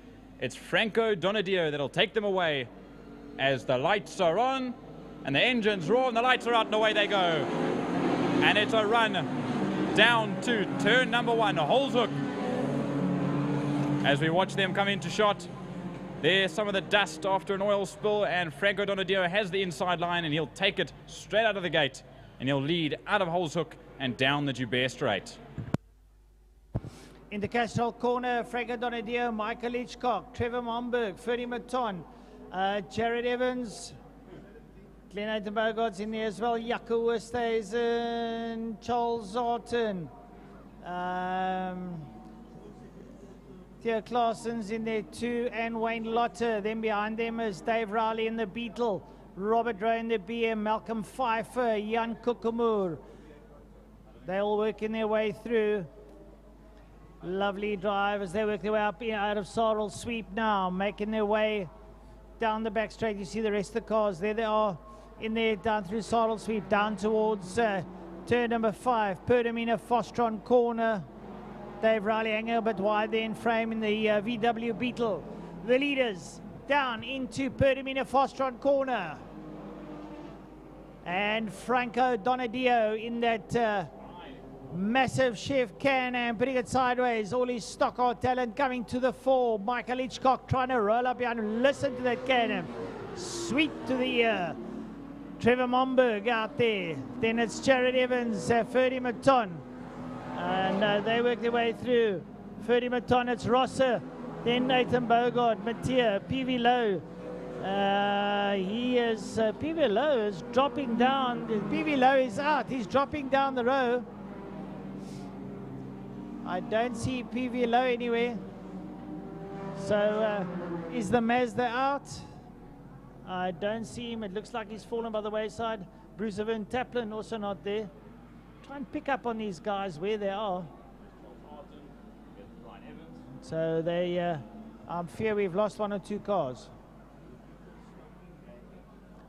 Apparently, Francois, we're getting a little bit of information that the blue Beetle of Dave Rowley is smoking a little bit aggressively, and that could mean one of many things. And with the pace that he's going at the moment, which isn't as fast as the Beetle can go, it seems there might be a slight problem with that Volkswagen Bug. But we watch the grid run through. There's Michael Hitchcock. Ahead of him is Franco Donadio. Or Donadio, no, I was right. There he is, out front. And Hitchcock in the Mustang, like a predator to the prey. He's ready to hunt down that Chev Can-Am. As they come in second, the gap is huge to Trevor Momberg and Jared Evans. And then it's Wayne Rosser and Glenn Ayton Bogard that now comes into frame, as well as Fadi Mouton in the red Mustang that passed. Then Jaco Oosthuizen. What a brilliant, brilliant story to that car. That was his granny's car back when she used to do drags, and that car is still on chucking new livery from Ravenel and GT Wraps. Brilliant stuff. There's Rowe. There's Pfeiffer. Happy birthday to Malcolm Pfeiffer as he runs through. And the rest, there is the Morris. And now we jump back to Castrol Corner, Francois. Going through Castrol Corner, there's Glenn Ayton Bogard there with Jaco Oosthuizen. That very quick little Toyota Conquest. There's Brian Evans working his way past Theo Claessens. And behind him, Wayne Lotte. Then it's Robert Rowe. Then it is Charlie Arton. Then it's Jan Kukumur. Then up behind Kukumur, Vance Kearney and Malcolm Pfeiffer. But going down towards turn number 5, as the leaders engage with Pertamina Fostron, it is Franco Donadio, and up behind him, Michael Hitchcock. They're the two front runners. Hitchcock trying to stay in touch there. And then up behind him is Trevor Momberg and Jared Evans in the Capri, in that blue and white Capri. And then behind them, it's Ferdy Maton in the red Mustang. Behind them, Wayne Rosser. Welcome return to Wayne Rosser in the VW Golf. Wayne Rosser working his way through. Up behind Wayne Rosser, it's Glenn Ayton Bogard, then Jaco Oosthuizen. Theo Claessens. Brian Evans worked his way through the field from the back there, ahead of Wayne Lotte. Yeah. Oh dear. Jaco Oosthuizen have a bonnet flip. I believe that Jaco Oosthuizen's Toyota, the bonnet's come up into the windscreen. I may be wrong, but that's the last little bit. Yes, it has. You can barely see, but he's pulled that car in, as well as Dave Rowley in the VW Beetle. Both have had issues. So unfortunately, both the Conquest and the Bug are in. I wonder if they can maybe try and put that bonnet down. But now we jump back to this lead battle. Oh, sorry, no, another midfield battle. There is Momberg and Jared Evans. Look at this two. It's Capri versus Escort. Ford versus Ford. As they run through Sorrel's sweep. There's another Ford just behind them of Fadi Mouton. And this is first, second, and third in Class B. There they run down. That's 3, 4, and 5 overall as they head into Pertamina Fostron. Going down to Pertamina Fostron. In the meantime, Franco Donadio leading out over Michael Hitchcock. They work their way through. And there you see Jared Evans up behind Trevor Momberg. The two Capris having a right royal battle, evenly matched, as they make their way under the city of Cape Town Castrol Bridge. Nice and tight. And it's giving, while they're tripping each other up, Ferdy Maton getting a little bit closer now. Coming out there, just like Brian Evans coming out of 5. Up behind Brian Evans, it's Theo Claessens and Robert Rowe. I see Glenn Ayton Bogard made a move on Wayne Rosser not that long ago. So Glenn moves up into 6th position. And then we see there's Wayne Lotte that comes through after a big accident last year. He managed to finally get the car rebuilt and sorted and tested, and he's back out and racing. And he currently sits 13th overall and 5th in Class C. And there we see there's Charles Arton in his 914, as well as Mr. Robert Rowe in the Mazda RX-7. And then it keeps going down the order, but we jump back to the front as they go into Pertamina Fostron. There's your leader, Franco Donadio, currently with the fastest lap time of a 1:23. And there's been another bonnet issue for the Porsche of Piet Mateer. So a bunch of bonnet issues, Francois.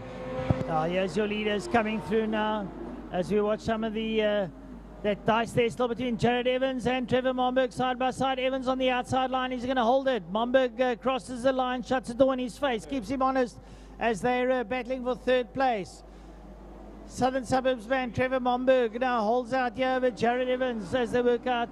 And coming up behind them there's Glenn Ayton Bogard working his way through as he's trying to get past Fadi Maton. This is going to be a Ride Royal scrap.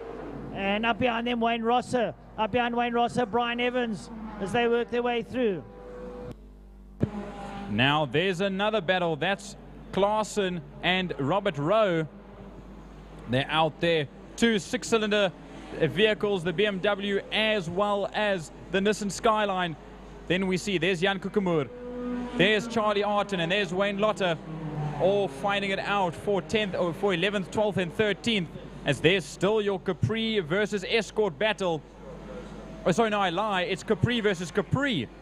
It's a two-way Capri fight as they head into Sarl Sweep, and it's still Momberg, the number 1, ahead of the 414 of Jared Evans as they leave Sarl Sweep and do a straight line speed run down to Pertamina Fostron once again. Right, we go down to holes turn number 1. There comes your leader, Franco Donadio, in the Chevy Can-Am 5-litre. Works his way around, and he's been pressed hard there by Michael Hitchcock in the 5-litre Ford Mustang.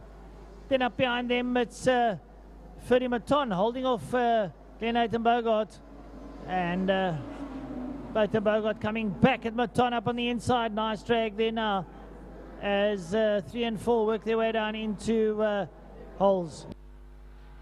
This is going to be a big battle. We'll wait for this camera to pan. They'll leave Holes Hook. We jump back. There's Ferdy Mouton and Glenn Bogart fighting it out. That's for 5th overall. This is a top 5 battle here. 2 big V8 muscle cars, or pony cars even, the Granada and the Mustang, as they run through. There we see coming under the bridge and past the start-finish line, Robert Rowe has managed to get ahead of Theo Klaasen. We didn't quite see Wayne Rosser, but Wayne Rosser is ahead of them, trying to fight there with Brian Evans as they go through Castrol, but that leaving Holes Hook. There's Charles Arton and Wayne Lotter once again. They still in a bit of a scrap, and that's for 12th and 13th. And 3rd and 4th and 5th in Class C. Now Vance Kearney comes through. We see Plum has a massive spin on the inside. That turbo Cosworth is into the sand. Donadio was right there as well as Hitchcock. The sand's been thrown up into the first corner right in front of the leaders. So there's going to be a yellow flag there, and that car will not be getting unbeached. Well, it looked like it could have put some fluid down on the track, a bit of shiny stuff there on the inside of the turn number 1 holes. There's your leader, Franco Donadio, who leads out there, being chased hard by Michael Hitchcock at Chev versus Ford. It's a struggle that's been going on for about 100 years. And Donadio leading out there in that mighty muscle Can-Am. And a car that was developed in Australia back in the, I think in the 1960s, early 70s, an Australian muscle car, the Chev Can-Am. The pony, though, the Ford Mustang, we know is a American muscle car. It's a real blue blood car and raced all over the world. Ford Mustangs are really, really popular. This is the last lap. There's your leader. I only just realized that that was the case. Franco Donadio makes his way out of the final corner with Michael Hitchcock not that far behind. It is the flag lap. The flag waves. Donadio takes race number 1 ahead of Michael Hitchcock to the line. Now we wait for this battle between Momberg and Evans, and they are racing down to Pertamina Fostron. They dive into Pertamina Fostron. It looks like Trevor Momberg has the upper hand there over Jared Evans. They're 2 very evenly matched cars as they work their way around. Jared Evans sitting up there behind Momberg now as they work their way towards the line. It looks like Trevor's going to hold out on Jared Evans. Yep, he has. He's kept the line closed. Good drive from Trevor, just as well from Jared as Bedin and Roga over the line. We wait for the rest of the field to come through. And that should be Ferdy Maton with Glenn Bogart in close proximity. Ferdy Maton holds out us on the second pony on the track, up over the line there with Bogart behind him, and then Brian Evans in probably the most immaculate escort here in today. Absolutely, and a brilliant result from them. Here comes that Mark II Golf of Wayne Rosser. Brilliant performance after he's just come back. That's 8th overall, 1st in class. Then there's Robert Rowe in the 325i BMW ahead of Theo Klaasen in the 6-cylinder Skyline. Then we see Jan Kukumur in the Soul RX-7 left out in the field as Pierre Lowe did not make it out onto circuit. And Kukamood will take 11th overall. Then there was a fight right to the line between Wayne Lotter and Charles Arton. Arton will take the position ahead of Wayne Lotter. Then there's one more car coming to the line. This will be the Jetta. That's the 111 of Vance Kearney. That brings it across the line. Vance Kearney all the way from the UK just to come and race in Cape Town. A man who rides classic sports cars overseas, the Ferraris, etc. All the way here, he rides out of the Lambert stable. And let me tell you something, here, folks. Go and hook up with Vance Kearney. What a man. I had the honor of meeting him face-to-face in 2017 in Neisner at the hill climb on the classic day. What a bag of fun, Vance Kearney, and a wealth of knowledge of racing both nationally and internationally. And he has got so much to tell you. So if you've got time, go down to the Lambert garage, go meet Vance Kearney. He's riding that yellow VW Fox Jetta, whatever you want to call it. And, well, what a man. What a man. Absolute encyclopedia. And full of fun, as I said.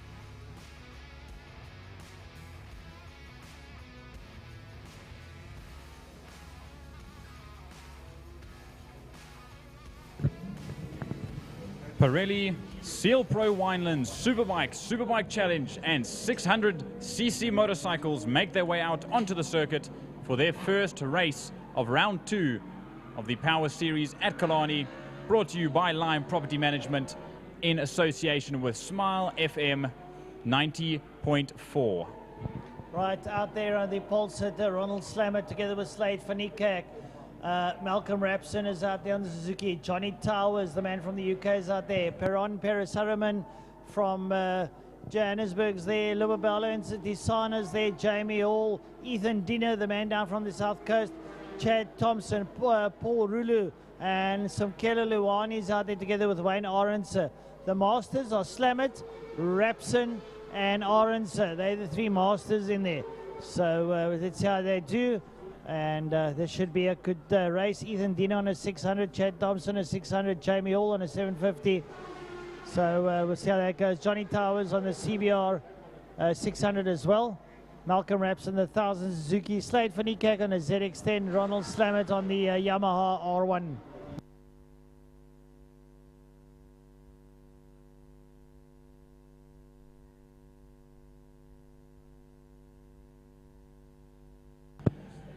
.12 bikes on the grid throughout all 3 classes, Superbike Challenge and 600s, as well as Masters. We have 3 Masters in there: Ronald Slamet, Malcolm Rapson, and Wayne Arendse, the chairman. They are all out here today in their respective classes, ready to race their hearts out as always. And we see there Johnny Towers on a very, very beautiful and well-prepped Honda 600 CBR in RST colors. The RST man himself, as is known. Jamie Hall's out there after doing an incredible race there in MGA Racing Clubman's Classics and Breakfast Run. So he's ready. Slade van Niekerk sitting second on the grid. He got on pole in the first round 2 weeks ago. Had a quick shifter issue. He's still got that issue, but he's ready. We are ready. We hope you are all ready. The revs begin to climb. The lights go on. The flag is waved and away they go. And they head down into Holes Hook. And Ronald Slamet with a good start there. Slade van Niekerk sits up behind him. Malcolm Rapson is in there as well. They work their way around out of holes now. Up the UB straight up towards Castrol Corner. And Slamet's R1 getting the better there of Slade van Niekerk. Malcolm Rapson's in there. So to Johnny Towers. Perron Peres-Harriman has been P6 trying to get through there. And he sits up behind Lubala and Tasana as they work their way through the King down towards Dame's Dip. Yep, they go down into Dame's Dip. The semi-banked right-hander that can lead you out onto the dirt if you're not careful. And then down into the double apex right-hander of Sarl Sweep. You can see how low they get. It's almost like they get about the same height as half the bike. And there the order runs down. The leaders are already racing, and it's Ronald Slamet still out ahead of Slade van Niekerk. Slade getting a little bit squirrely coming onto the brakes as they go into Pertamina Fostron for the first time today in this race, as well as the first heat. Coming out of Pertamina Fostron and down the Porsche straight to finish the first lap with 8 laps to go.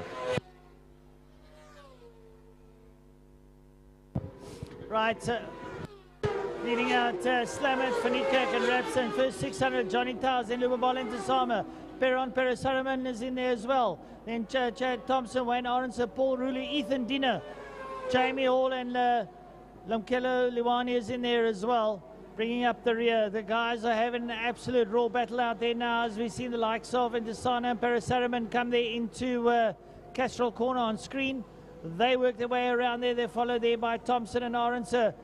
And there's some of these Johnny Towers going through Damps. Up there comes your leader. That's Ronald Slamet leading out on Slade van Niekerk. They work their way down the back straight now towards Pertamina Fostron at absolute high speed. That R1 of Ronald Slamet sounding absolute sweet with a cross-plane motor. And he brakes nice and late going down into Pertamina Fostron. He's followed by Slade van Niekerk on the ZX10 RR.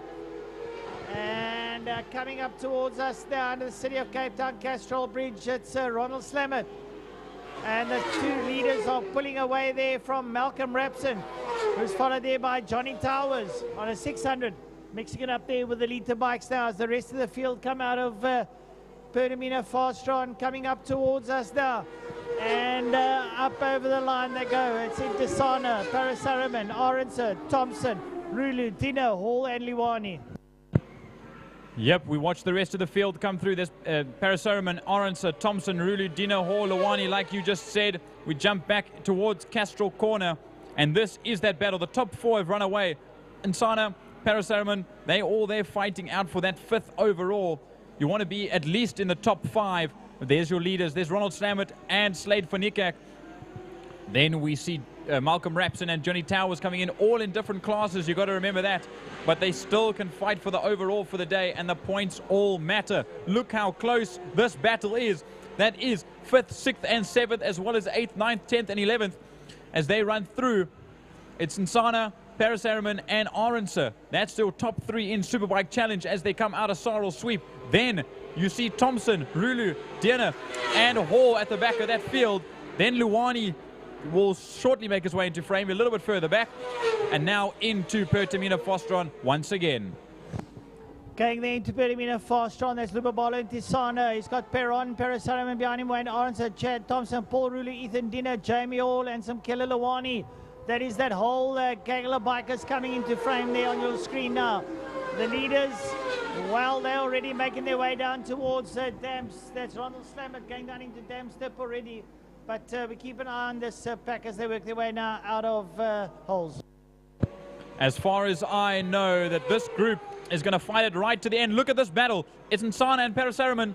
These two are fighting it out and basically in training for ZX10 Cup that comes here in 2 weeks with Extreme Festival National Series. So getting needed track time out on the Killarney International main circuit. As there's your front runners. It's Ronald Slammert on the 68 RSRA motorcycle on his R1, and then Slade van Niekerk on the Project 60 and Planet Automation and Vision Fin ZX10R for Project 60, running right up to the wall and down into turn 1 once again. Malcolm Rapson and Johnny Towers still embroiled in a battle. Towers on a 600, but Johnny Towers is a very light frame person. As the rest of the field drop down into Pertamina Fastron there. It is Perron Parasaraman who now leads out over Lubawala into Sana, together with Wayne Orense sitting there behind him. Paul Rulu, Chad Thompson, Ethan Dinner, Jamie Hall, and some Killer Luwani. Jamie Hall at the back end of that field. Some Killer Luwani 12 seconds behind Jamie Hall, so he's a little bit of a distance off in the 600s class. But look at this battle. It's Parasaraman that's ahead of Lubabalo and Sana at the moment. Wayne Orense up into 7th place. Good to see Wayne up in the middle of the field. And then Paul Rulu fighting there as well. I know he's good buddies with Lubabalo and Sana, so they're going to have a bit of a friendly battle as the race goes on. Then you see Thompson, Dinner, and Hall run through, but now back to the leaders at the end of the circuit. Down in Pertamina Fastron, there is Ronald Slammert. He's been closed down slightly there by Slade van Niekerk. There comes 3rd place man Malcolm Rapson, and Johnny Towers on the CBR 600 sits up there behind him. The leaders cross the line, and those two are still fighting it out now. That is Malcolm Rapson and Johnny Towers. 2 senior citizens, as we say, both over the age of 50. As they work their way towards us, enjoying every second on the circuit. And now that whole gaggle of bikers that stream there. Perron Parasaraman is leading them out. He's practicing for ZX10 Cup behind him. Lubabala and Tisana, Wayne Orense, Paul Rulu, Chad Thompson, Ethan Dinner, and Jamie Hall, and some Killer Luwani. There's 7 bikes in this battle right in front of your eyes right now as they come and to start another lap. It's 4 laps to go for these guys. And if we jump to the front end of the field, the leaders are in a 2-way battle for the lead going through Sorrel Sweep. But now there you see Jamie Hall is actually getting a little bit close to Ethan Diener and Chad Thompson from the 888 stable. But now we watch them come towards us. But now jumping back to the lead, it's Ronald Slammert, the Red Baron, versus the Wild Child, Slade van Niekerk. Slade van Niekerk up the inside. Does he make it stick? Yes, he does. And he will lead this race coming out of Pertamina Fastron. Yeah, Slade van Niekerk biding his time well there behind the R1 of Slammert. Can Slammert come back? That Yamaha's got a bit of grunts, but it looks like Slade van Niekerk is now starting to open up the tap a little bit. and turn on the pleasure, as they say. Here comes Malcolm Rapson over the line, followed there by Johnny Towers. They work their way through, and they're well aware as the rest of the pack work their way down towards turn number 5. Perasaraman is in there, and he's been led there, or he's been followed there by Lubawala Intisana. Wayne Orenser looking on the outside there, nice and close. This is what you want, proper racing now as they stick it to each other. They're working their way out now. They make their way towards the line. Here they come towards us. Perasaraman, Lubawala Intisana, Wayne Orenser, and Paul Rulu, followed by Chad Thompson, Ethan Dinner, and Jamie Hall. This is a midfield battle for the ages. I'm on my tippy toes right now, hopping and basically screaming at this midfield group that's running 7 bikes, line astern, as we jump back to the lead. It's still Wildchild Slade van Niekerk out front, holding it out. There will be 2 laps to go. They're coming up to their penultimate lap, and Ronald Slammer's running out of time to try and regain that position that he started in pole position. There's Malcolm Rapson and Johnny Towers. Johnny Towers has been doing some exceptional work in the short circuit 150s, so he's been training a little bit. Whereas Malcolm Rapson, obviously we know, previous Superbike champion before. He just comes on a race day and he absolutely shows how he still has the skill. That's 3rd and 4th. Now we wait for this Parasaraman, Insana, Arenso, Rulu, Thompson, Diener, and Hall battle coming into Pertamina Fostron right now. Well, I must admit, Parasaraman, it's his 3rd visit to Cape Town, or maybe his 4th one, but 3rd one in anger, as they say. And he's enjoying this, and he's been gulled honest here by Lubawala Intisana. Wayne Orenson not too far, but look at this now, 4 bikes abreast now. Paul Rulu starting to join the pack now as they work their way towards us. Up over the line, it's a lovely scuffle. And Jamie Hall is closing up there on Chad Thompson. Ethan Dinner's gone through to 9th. Just like that, and he's off. Someone's off. In turn 1. We'll just pan the camera. I believe that's Jamie Hall who's at the back end of that battle. I lie, it's not Jamie Hall. Jamie Hall's there. Let's have a look. I believe that's Chad Thompson. We'll see if Chad's name drops down. Chad Thompson had some terrible luck last year. I really hope that that's not the case. They picked the bike up. There will be a yellow flag, maybe even a double waved yellow into Pertamina into Hol's Hook rather. But this is the final lap, Francois. There's still a lap to go. They go 1 and 2 through. There's Malcolm Rapson and Johnny Towers in frame there coming out of Hol's. Red flag has been called as the battle. This is going to be an interesting one because they were all over the place as the red flag came out. Chad is moving, but they will get the paramedics out there as precaution. The bike is up. He is getting checked on. It was a bit of a hard hit into the sand. So that will be the race call. That will be the end of Heat 1. Nice. Well done, boys. Good job to all the riders for jumping straight back into pits as of the new rules. But Heat 1 for Pirelli, Seal Pro Wine and Superbike Challenge, Masters and 600s will come to a close just like that. Slade van Niekerk wins out ahead of Ronald Slammert and Malcolm Rapson. Then Johnny Towers. And then the rest of the field, there was a whole bunch of squabbling in the midfield. So it'll have to be decided later on who was in front of who at the red flag. Or maybe, you know what, I lied. They'll go a lap back. And that's how they will decide the final order. More than 77%, so you'll go 1 lap back. And as Frankie Eunice says to me now, the race was completed up to more than 77%. So it will be up to that 77th percentage that the results will be called. So we'll just wait for this. Give us a few minutes, everyone. And then Clubman Saloons will be out after this.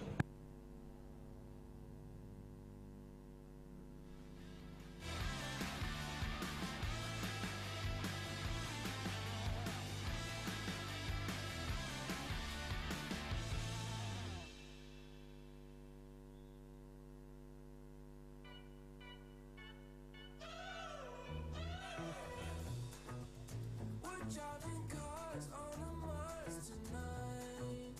We're blasting off to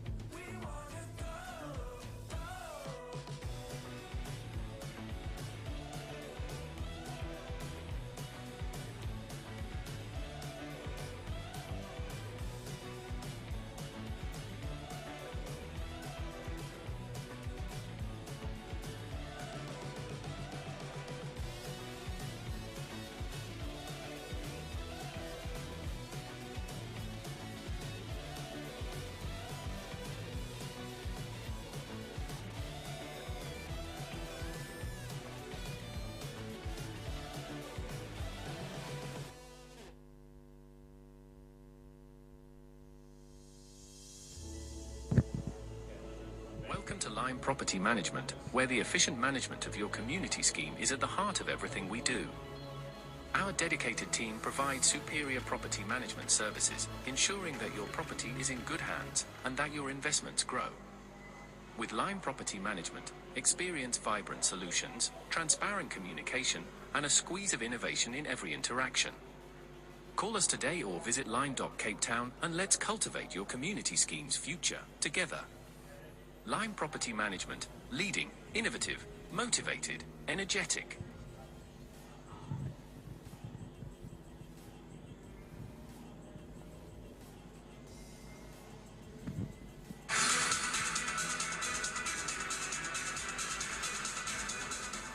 Club in Cape Town has its home right here at Killarney. In fact, it's the only Porsche club in the world to have a clubhouse at an international racetrack. We are proud sponsors of Killarney and the Porsche Club Straight. Our passionate club members and their families regularly attend our race meetings. If you own a Porsche, come and visit us at the Porsche Club and we will let you know what fantastic events we have on offer. The Porsche Club, the best car club in Cape Town.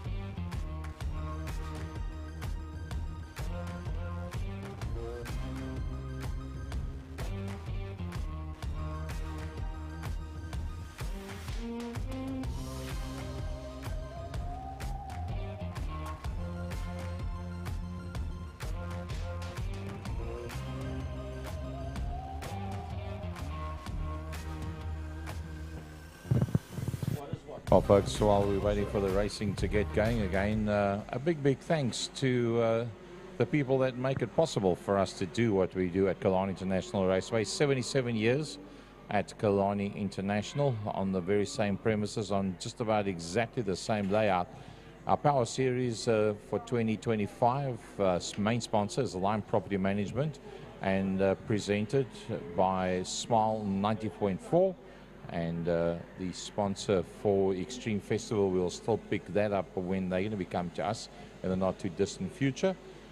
We've got Porsche for the Porsche Straight at turn 1 is Holes Hook, turn 2 Castrol Corner, turn 3 he's gone back to the good old Dams Dip, turn 4 will forever in the future be known as Sarles Sweep, and turn 5 Fastron Pertamina.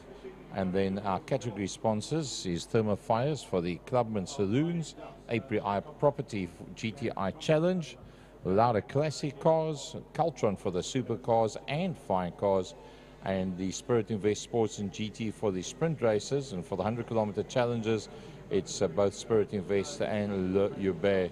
Pirelli for the V8 Masters, seeing they've got so much power, it's fantastic. Bijo Trustees for the Formula Libra. And then the motorcycles, a combination of Pirelli Seal Pro Winelands Superbikes, the Superbike Challenge Masters and the 600s, with Pirelli linking up with the MGA Racing Clubmans, and then also the Classic and Breakfast Run motorcycles. And last but not least, Batec STC for the 650 and Super Sport 300 motorcycles. All right, folks, that is our class sponsors. A big thanks as well to Castrol, a big thanks to City of Cape Town, to King Tony Tools, and of course to Porsche Club and as well as Mr. Clint Ridden of Lime Property Management.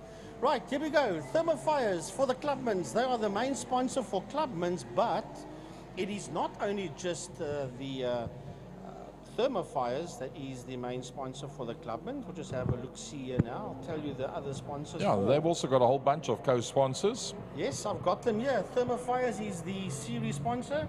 And then the associate sponsors is DTM Nissan, DTM Renault, that's Wayne Wilson, Executive Decisions, RDVW Auto Clinic, Afritech Civils, Alcom Tool and Die CC, and of course Salu City.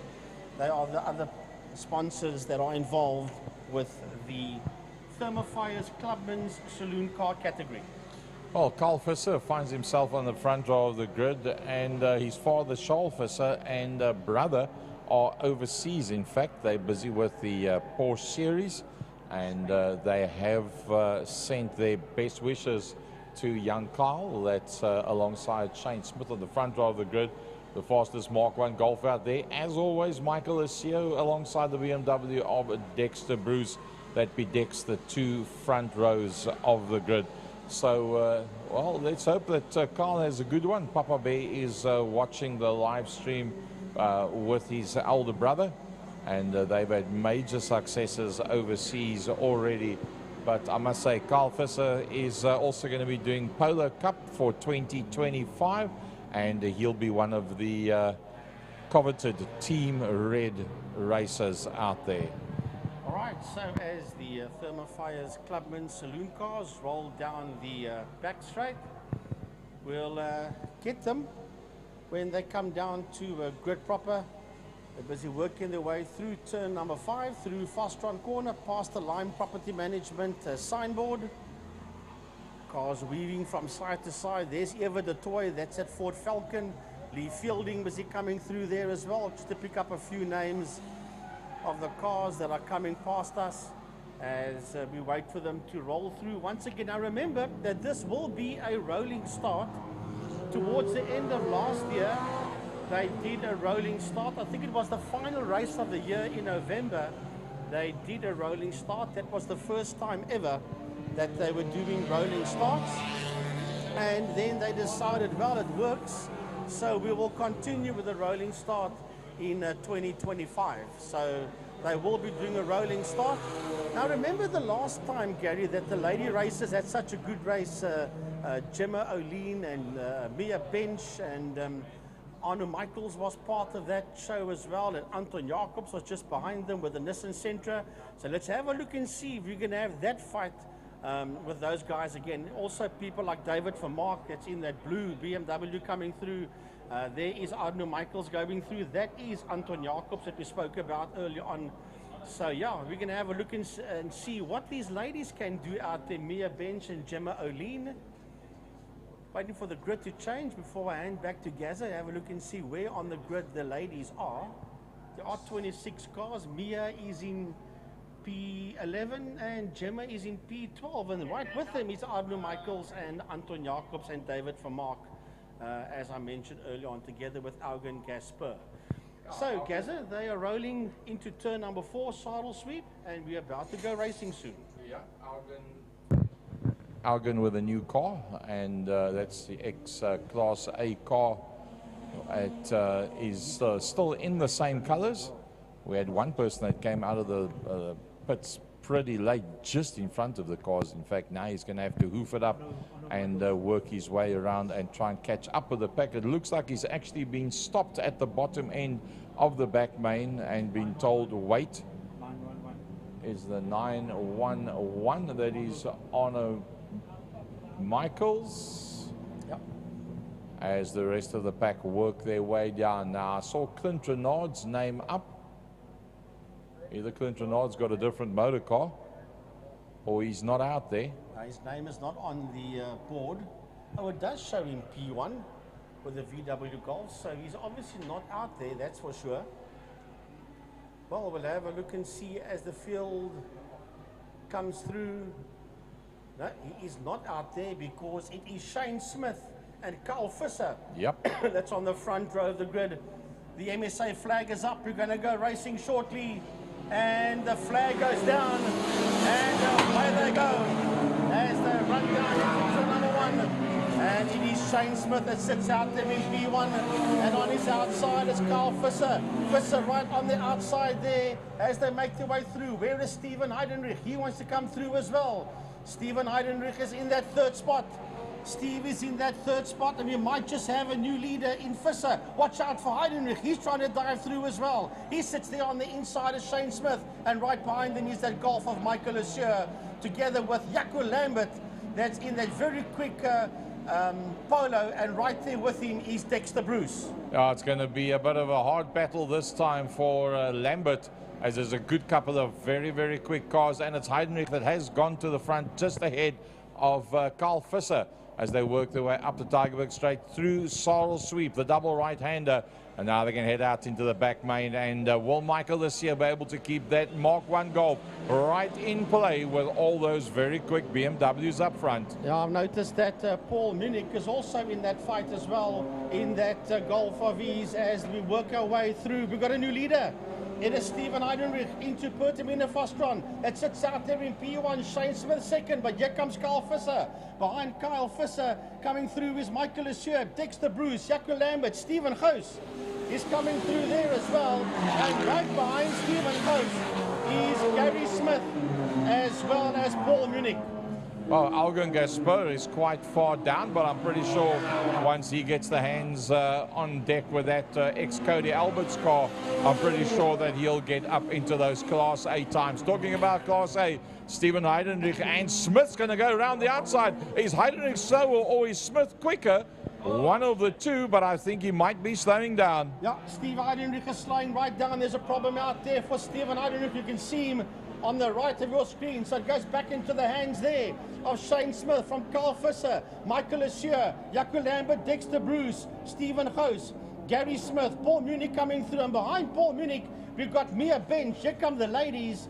Mia Bench is in the house, together with Gemma O'Lean right behind Mia, and then the 101 of Algon Gaspar. Yep, Gaspar was the next one coming through there, but let's go back to the back main. And Smith, in the absence of Heidenrich, is now the man that's setting the pace out there. Carl Visser is very, very quick. Carl has a look around on the outside line. That means that Michael the Seer, well, there goes Visser now. Visser's going to go on that outside line. He'll be on the outside going through turn 5A, and he'll be on the outside. Oh, we've got a car that's on fire on the exit of turn 2. That is Stephen Heidenrich. Stephen Heidenrich's car's on fire. That is the same place that we had a car on fire earlier on. That was Renzo Torrente's car earlier on. Now it's Stevie Heidenrich. And if I heard right, well, the guys will continue racing at this stage of the game. We see marshals running everywhere, but the red flag has come out. There's no red flag here. Brought out the red flag. Well, not too sure now, because according to our timing screen, it shows green. There's no red flag downstairs, but the marshals have showed everybody to slow down. So yeah, we'll try and pick that one up for you. I'll let you know exactly how that one is going to play itself out.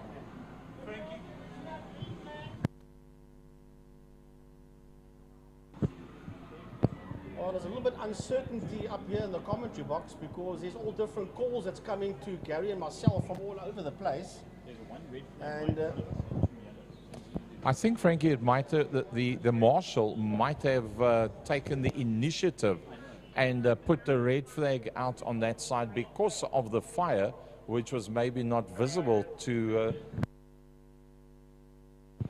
which was possibly not visible to the COCs at that point. Let's see, the red flag has now come out. Either way, Heidenrich has had a 100% start to finish ratio ever since the inception of that car, I think, and this will be the first time that it hasn't stuck together.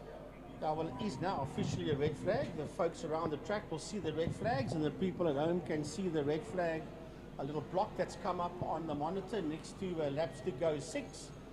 Is that a fuel-saving sign? That's a, yeah, indeed, a fuel-saving sign there. on the red flags waving as they go down the back straight, the Killarney straight towards turn 5, Fostron corner. So it is now officially a red flag, which means the race has been stopped. They will make their way around onto grid proper, cut motors and sit on grid proper and wait there for further instructions.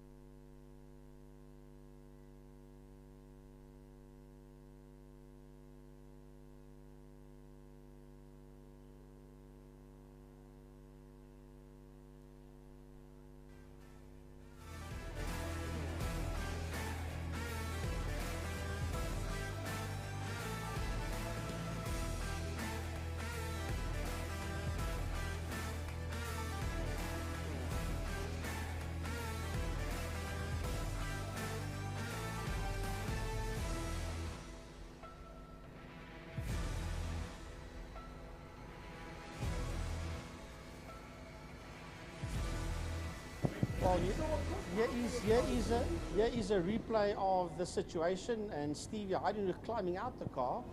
You see, he actually got out with a fire extinguisher in his hand. But all cars have got fire extinguishers inside. I mean, you also had one when you raced back in your day. Yeah, but I mean, I've never ever seen a driver get out with a fire extinguisher. He had some indication at that point that there was flames underneath the bonnet, and you couldn't see anything at that point, even if you look at that. You see nothing, but Stephen Heidenreich knew better. He climbed out. Look at gingerly and calmly he climbs out that It looks car. like he's coming out with a pack of cigarettes and a lighter in his hand. Like, I'm going to go and have a look at this quickly.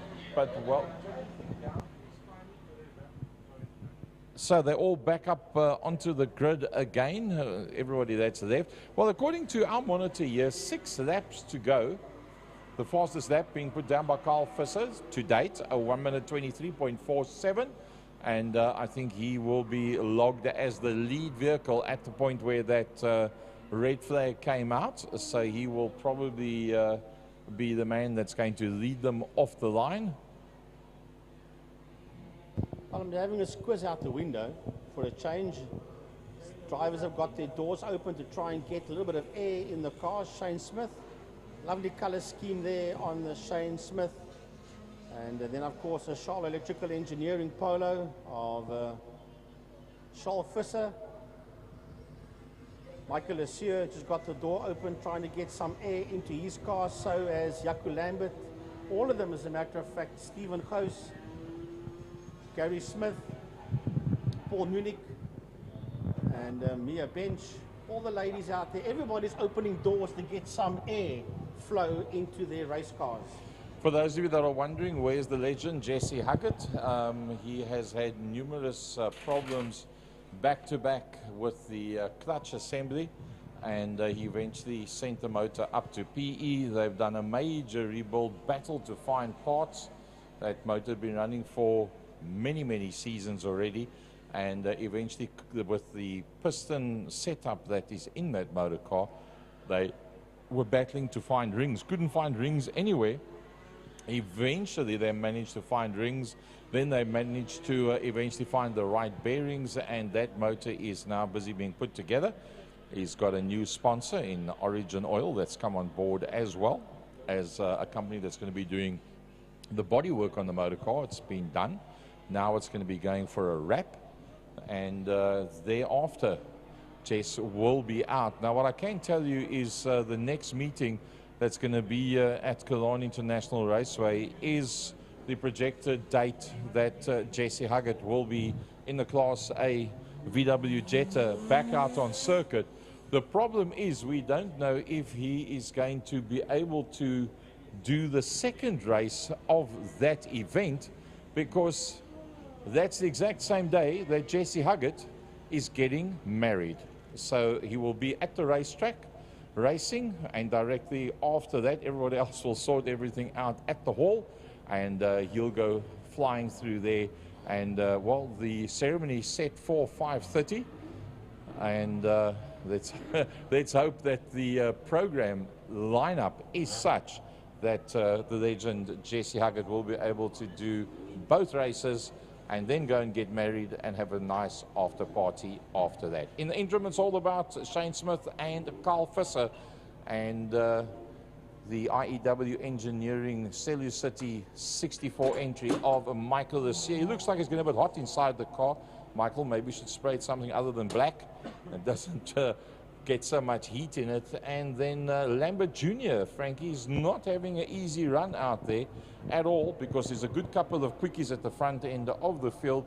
And it's nice to see the man himself, Thermofires and eGas, the sponsors on the side of Stephen Gose's car, and Thermofires, the series sponsor for Clubman's 2024 and 2025. Yeah, then we've got Gary Smith. The car's not quite identical. Gary Smith's got the yellow with the red, and of course Sunshine has got the yellow with the black writing truck port on the side of that car, and Cape Produce. Then we've got Paul Munich. That's there as well with the B29 car. And then the first of the lady races, that is Mia Bench in the 110. Then we've got a bit of a gap before we see Augen Gasper. David Vermark is in there. Behind Augen Gasper is Gemma O'Lean. And then that's the 444. I'm led to believe that's Dylan Jabert that is out there as well. He's going to do BMW class and Clubman's, as we see some of the cars. I do see Mr. Brian Dark's car there towards the back. He's just ahead of that black Golf of Orchard Engineering in the Dorings. That's about 25 k's outside of Worcester on the N1 side. And if you go down that N1, you go through Worcester, and you get a board that says Sand Hills, a board that says Orchard, and then a board that says the Dorings, and they are there in that Orchard area. So if you need any engineering and you are in that part of the world, then that would be the man to go and have a chat to. Evert de Toy in that very big Ford Falcon of his. You can't miss that grey Ford Falcon of Evert de Toy. But yeah, it's a decent field of Clubman's regional saloon car sponsored by Thermofires.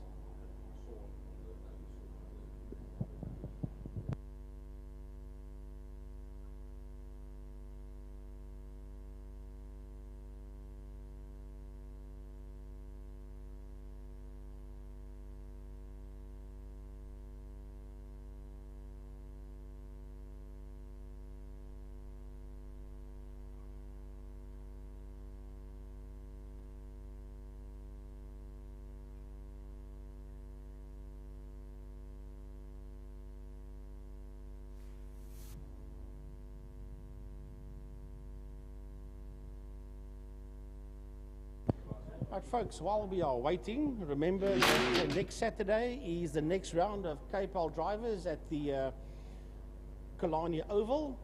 The racing will probably start in the vicinity of 4 o'clock, and Jordan Huben and myself, Frankie Yennis, will be calling that one. There's a national karting event as well, the Rotax National Championships on the same day. Francois Butler will be commentating that one. They talked about 140, 150 karts. He was telling me earlier on that that's penciled in to do that event. So they're going to come from all over South Africa for the karting. So it's going to be a big day at Killarney next weekend. National Karting Championship as well as KPL drivers. Get here early and you can get the best of both. Great oval track racing and some fantastic National Karting Championship action.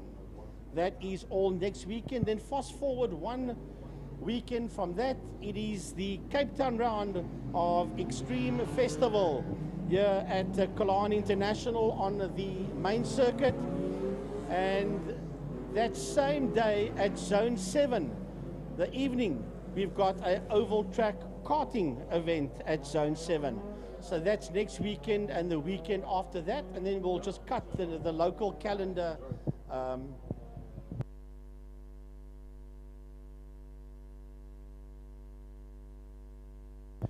So that's up until the 8th. We're not going to go any further than the 8th of March from a local point of view. Did you mention the Formula One powerboating? I was just going to say, when's that, next weekend? It's next weekend, Formula One powerboating, St. Helena Bay, and in the harbour. There'll be practice on the Friday, racing on the Saturday and the Sunday, starting 8 o'clock on each day. And I'll be down there doing duty with the likes of Brendan Kelly and that'll also be going out live as well, so you can keep an eye on the Second Gear page on Facebook, and we'll put the live link up there, and you'll be able to watch that Formula One, round number 1 of the Formula One Offshore Powerboating Series 2025, and the main organizer of that is in fact ex-South African powerboating champion Morne Herald, and our one and only Chase Herald will be making his debut in the spare boat, the original boat which was driven by, raced by Morne last season, and that'll now be piloted by Chase Herald. He has been up to Joburg. He's done a bit of testing and practice there. He's also went for his dunk test, which is something that you have to do. They put you in the cockpit, seal it up, turn it upside down, and they give you X amount of time to get out and not panic, etc., etc. So he said that was quite an experience. So what does it feel like to ride a Formula One powerboat? He says, amazing. I've raced a lot of stuff. He says it's like a midget, a top-class midget, and you're on a surface that's very hard and very dry, and there's massive amounts of traction. The G-forces is unbelievable. So he's a bit scared of it, obviously, naturally.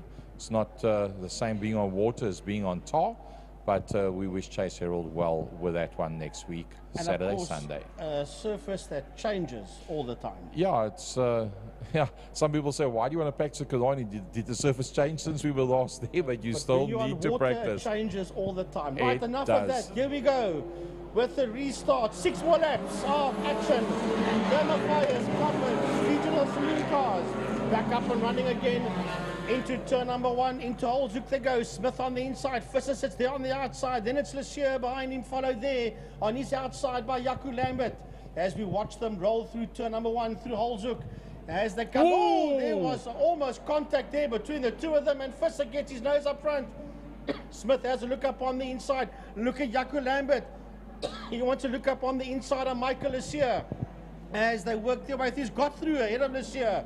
Then behind them we see Gary Smith. Ahead of Gary Smith is Stephen Gous as the field rolls through Damstep. Yep, Stephen Gous holding position there as best as he can.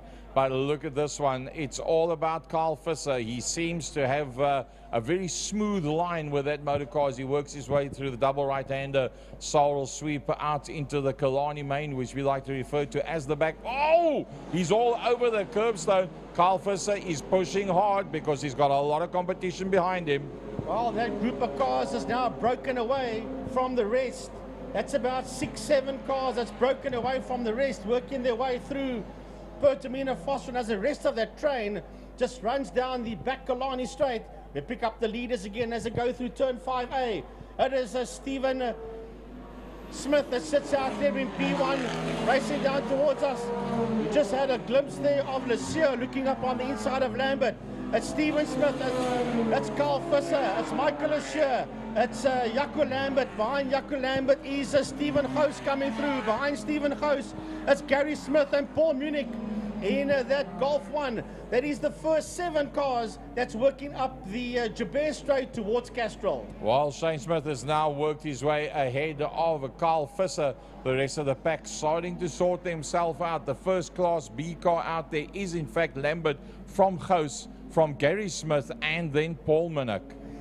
So it's a car that's slowing right down into Landstem Kink. That is Augen Gasper. He's pulling off onto the outfield. And that is the end of that, sadly, for Mr. Gasper. Yep, that is the ex-Cody Albert's car, but down the back main, it's Lambert that's all over the back end of Lesieur as they work their way down into Pertamina Fastron. Right, we'll have a look-see. Here they come now, and once again, it is Carl Visser that sits there on the outside of Shane Smith. He's trying to do the out-in on him and try to confuse him at exactly where he is. Here comes Michael Lesieur, Jaco Lambert, Stephen Gous, Gary Smith, Paul Munich coming through as well. Then you've got John Brink that's coming through, and then where are the ladies? I think that might be the first of the ladies. Gemma O'Lean coming through.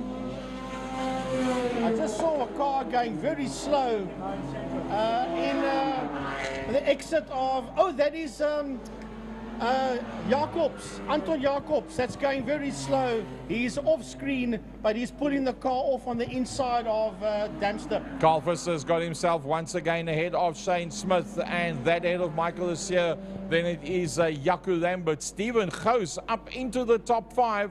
That's about the best I've seen him do for a long, long time. And he's doing a pretty good job to say ahead of Gary Smith. There's Paul Minner coming through. That's the gold-colored Golf. Then it's Brunk. And then behind Brunk is Mia Bench, Gemma Oline, Joubert, and then Vermaak is the next one coming through. But we've got to pick up on our leaders because it's Shane Smith.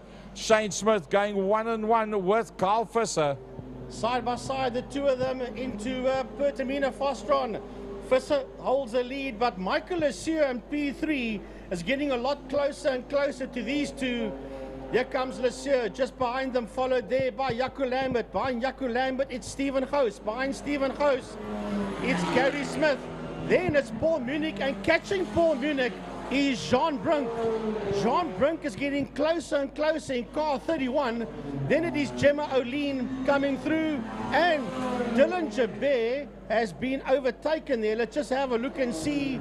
Yes, Dylan has been overtaken by Gemma Oline, and David Vermaak is right on the case now of Joubert.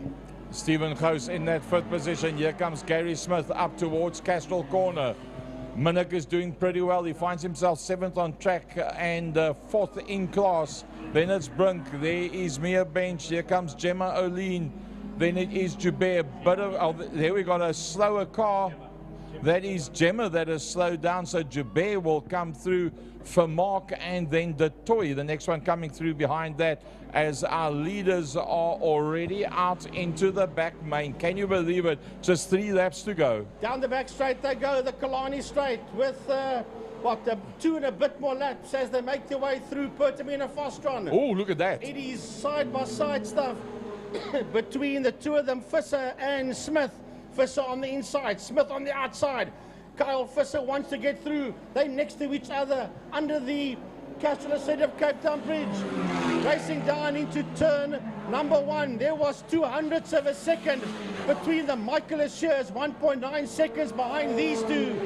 Followed there by Jaco Lambert, but we'll keep an eye on these two. It's a hell of a dogfight. Here comes Jaco Lambert. Going into holes now is Stephen Goos. Then it is Gary Smith, and Paul Munich has been caught by Jean Brunk. Jean Brunk in car 31 has caught up to him. He sits there in P8. And then Mia Bench will be the first of the ladies as we see Gemma Oline's car stuck there on the side. Well, I don't know where Brunk found that pace, but look at this. He wants to go yet another position further forward. So Brunk in the Class X, which is first-time car driver combination out on circuit, is doing a lovely job and getting quicker and quicker. In fact, if we have a look at the last lap times, we'll tell you now what was that lap time, but still Shane Smith going 1-on-1 with Carl Visser. And Michael Lussier's dropped off slightly. As a matter of fact, he must be careful. He might just be caught there by Jaco Lambert as we watch the two front runners work their way out of Pertamina Fostron. There you see Michael Lussier getting further behind them, and not too far behind him is the Polo of Jaco Lambert. As we watch the next group of cars go through, that's Gary Smith. Right behind him is Paul Munich, and then that 31 Golf of Jean Brunk that is coming through now. He will round off the top 8. Here comes Dylan Joubert, and just ahead of him is Mia Bench.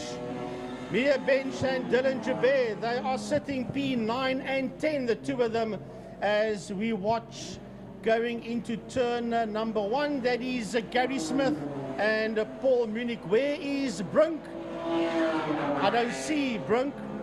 As a matter of fact, he's dropping down the leaderboard. The 31 car that was up there with Smith and Munich is dropping down the leaderboard. Well, he was doing so well. In fact, there he comes into the pit lane, Frankie. We can see him here in the pit lane as such. So what was a brilliant debut. That means that he does not start and finish both races today. So unless the rules have changed, that means the next event he'll be out once again in a Class X, closing the line off. They Shane haven't done Smith their second race yet. on Carl Visser. Well, if he doesn't finish the first one, it's not going to make any difference for the second one. As there Correct, comes yes, you're quite right. Jaco Lambert on his way down. He's got a decent gap between himself and Stephen Gous. And then there is this battle which is coming down towards turn number one, and that was for the checkered flag. Checkered flag has come out. They were side by side, and Smith beat Visser by 300ths of a second. Michael Asio crosses the line in third, followed by Jaco Lambert. Here is Stephen Gous finishing the race. He finishes in P5. Oh, look Here at this. comes the dice. Gary Smith and Paul Munich to the line. They side by side, but it's going to be Smith that gets to the line ahead there of Paul Munich. Then Mia Bench is going to go one-on-one with Dylan Jabir, and Mia's going to beat him to the line. Mia Bench, David Vermaak in this blue BMW comes home in P10. Now, where is this block of flats? The Ford Falcon, here it comes towards us. That is Evert de Toy. That's coming towards us. Bernard Lehman is going to beat him to the line. Yes, he does. Bernard Lehman just beats him to the line, and crossing the line right behind them in P13 is the Orchard Engineering BMW of Brian Dark. There was some great racing action out there by Thermofires Clubman's Saloon Cars race number 1. Frankie, after the last cars going across the line to the checkered flag,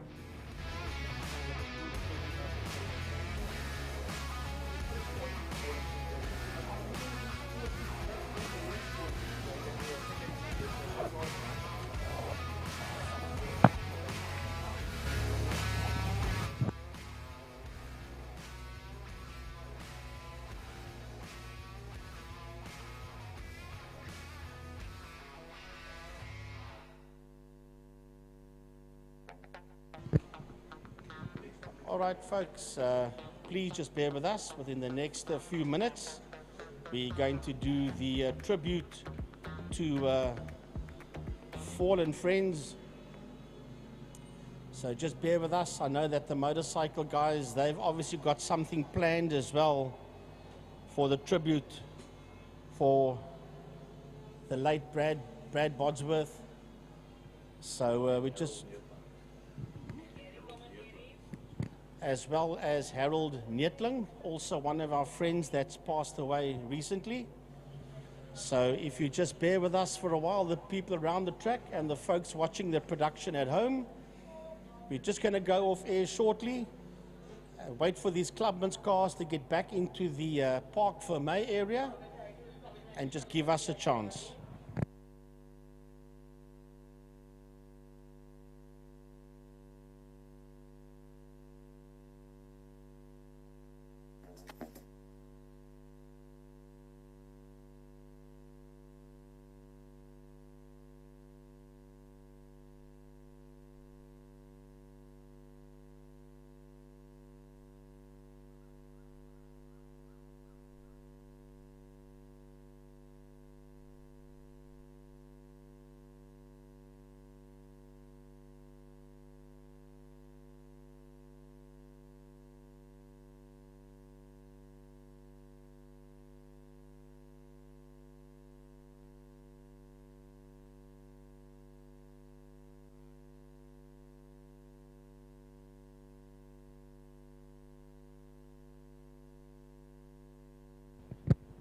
All right, folks, I did early on say that the motorcycle guys would probably do something, but they're not going to do anything different. We're going to stick to the normal procedure for our tribute to fallen friends.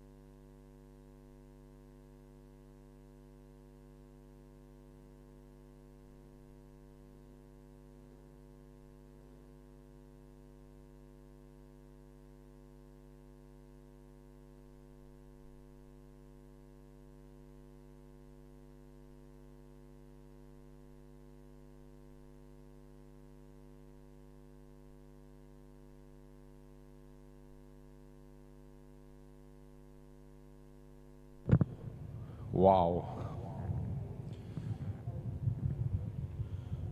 This is the kind of moments that we do not look forward to in motorsport at all. And the commentary team have just decided they're going to be joining you guys downstairs as well. Frankie Innes, Francois Butler, Jordan Newman is down there as well. Emil Tiny Brunt will also be joining in as we get the last of the bikers out there.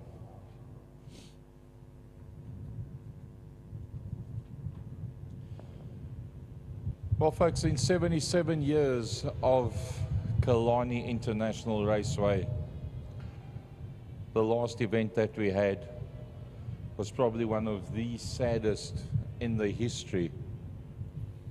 Any time that you lose a fallen friend is hard and difficult, but this last one, well, it's going to be something that's going to be indelibly printed in all of our minds for a long, long time.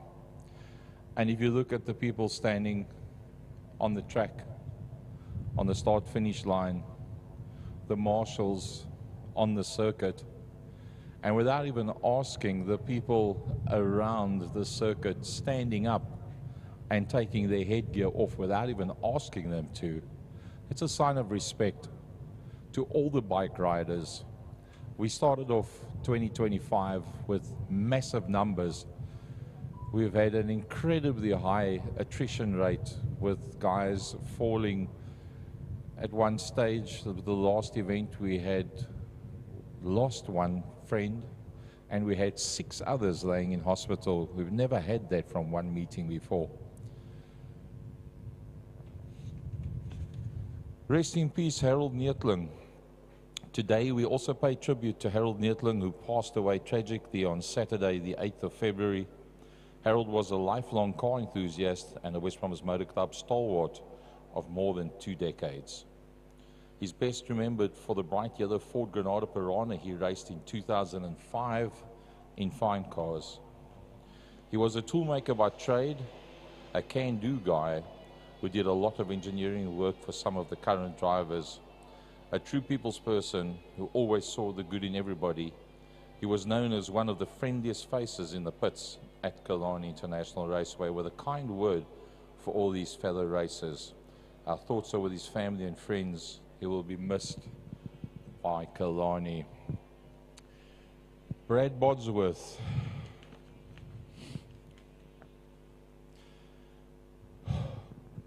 The Killarney family are deeply saddened by the tragic loss of experienced superbike racer Brad Bodsworth, who succumbed to injuries sustained in a high-speed crash during the second superbike race at the Power Series event on Saturday, the 1st of February 2025. Brad was larger than life in every way, a big man with a big heart and an ever bigger grin that lit up his face every time he talked about racing. It was said of him that he could spend half an hour describing a single lap of a race. Generous to a fault, he was always ready to lend a hand or a spanner or even a motorcycle whenever a friend needed it. He lived every facet of his life to the full, from his business in the fitness industry to building his own fitness in the gym, to racing superbikes, and above all, to his life with his partner, Lauren, and their 3 children. Our hearts and our prayers go out to them, to his mother, Lisa. A bright light among the Killarney family has been taken from us, and all our lives are darker for it. Brad Bodsworth, Harold Neethling, rest in peace. Your Killarney family will miss you desperately and will never, ever, ever forget you. Iconic in Killarney International's history. Folks, we ask you all to stand, remove your headgear for a minute of silence for Harold Neethling and the late, great Brad Bodsworth.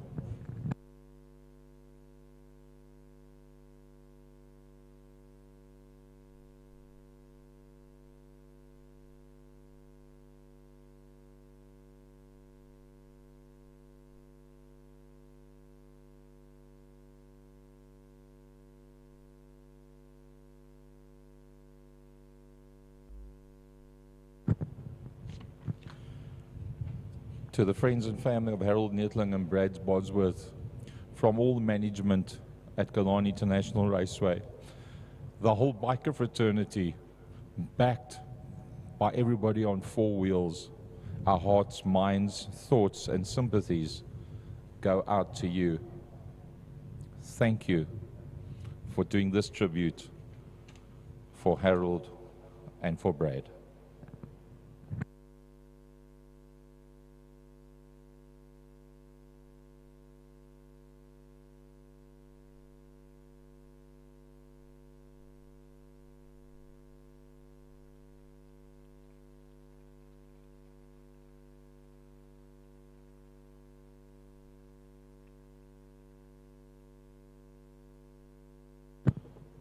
To the whole biker fraternity, from all of us, Strong's guys, we feel your pain, we feel your hurt. Keep doing what you do. Don't stop racing. Keep doing what you do. From all of us to all of you, thank you.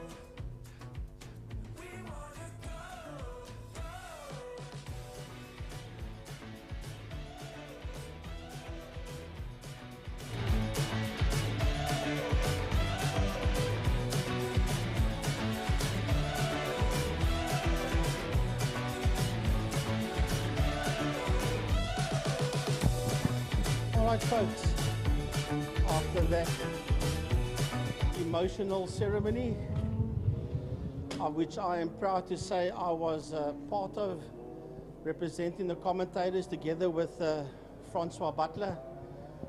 And I must salute Gary, That was probably one of the toughest ones that he did, especially when it came to, well, for both gentlemen, but especially when it came to Brad, because Gary knew Brad from here, from Killarney, like most of us did. And I must say, Gaza, it was difficult, but you handled it well. You did very well. It wasn't easy. That's the downside, unfortunately, of motorsport. And it brought back memories of doing that for my best friend, Grant Monji, back in the days of Tygerberg Raceway, when you got to do it for your own best friend and spread somebody's ashes out on the circuit. And yeah, well, that's the downside. Yeah, I was down there representing the commentators, so was Francois, and so was Jordan as well. Right, so we continue the action. And this is a tough job of a commentator. You've got to come back from something like that, and you've got to bounce right back into the racing mode. It's never easy, but it is something that you've got to do. Comes with the job that you've got to be able to switch mindsets. It's not easy. We're all human, but yeah, it's what you have to do, because, as Freddie Mercury would say, the show must go on. Yeah. All right, so there you see our guys working their way down the backman now. A lot of you folks sitting at home might say, why throw the back end of the car around so much and slide the back end of the car specifically? Reason being, if you want to heat up the front tires, you climb the accelerator, or you climb on the brakes, or you turn. The only way that you can heat up the back tires is by climbing on the brakes. So the only way that you have an even build-up of temperature in the tires when the time you come off the line is by literally doing what they're doing there and sliding those back tires around all the time. Remember, there's more weight on the front wheels than the back wheels as well. So hence the reason why you actually physically throw the back end around, because of the fact that you otherwise going to end up with more pressure and temperature in the front tires as opposed to the back tires. Well, apparently the alternator belt came off the bracket, broke on the Polo of Nathan Victor. Emil was in the pits getting some information for us. Wow. And that's the reason why he did not finish the opening race of API Property GTI Challenge. 150 Rand bracket takes a 250,000 Rand motor car off the tarn onto the grass. And cost you some pretty decent points as well. Well, they get it up onto the line. All right, so let's have a look and see as we see them standing here. Nathan Victor's got that problem sorted out, and he's got the Summit Racing car back on pole position. Then we've got Shane Williams there on his outside, followed by John Henry Vaughan, Ian Cup, Oliver Hintenhouse, and Skulk Geldenhuis. That's the 6 Class A cars.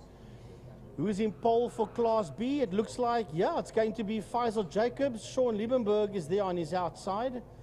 Mohammed Kalfi is in there as well. And then we'll have a look at the 64 car that is coming through there as well, if I saw the right number on that motor car. And that is Zach Layden in the 64 Class B Polo. So the cars come forward. Razik Harris will start towards the back, and right at the back of Class B will be the Jetta 2 of Brett Roach. So the cars are beginning to take up their positions. Joshua Moore out there in that 51. He's just there on the inside in Class B of Razik Harris. And then, of course, you've got the Class C car. So, oh, there's an accident on the start-finish line. Liebenberg's car stalled, and then there was a contact, and there's bumper parts all over the place. The MSA flag has gone down. Razik Harris's car is standing on the line. He got smashed into. There's a bumper that's lying there just at the back of the car that connected him. So we'll have a look and see if they can get that car out the way. There is, they're going to try and get the drivers out the car. So Razik is okay, but, well, he's just climbed out the car now, so he is fine. So the red flag has come out. They're going to stop this race. They have to, because that car is right up against the wall. So the red flag, apparently from what I have heard, yes, the red flag is out. It's out here on the start-finish line. So these guys are going to have to slow it right down. Already you can see the folks around the track, can see them slowing down the back Killarney straight. So those Class A cars won't know why this has happened. They'll only see the situation when they exit turn 5, Pertamina Fostron, and the kink turn 5A. They will then realize that the red flag has come out for that particular situation. Well, I can say that the driver is out the car. Razik has jumped out the car. He's okay. But the car's pinned up right against the side of the wall, which means that Razik had to unloosen his belts and climb to the left-hand side of the car, open the passenger door, and then get out there, because the driver's side was pinned right up against the pit wall.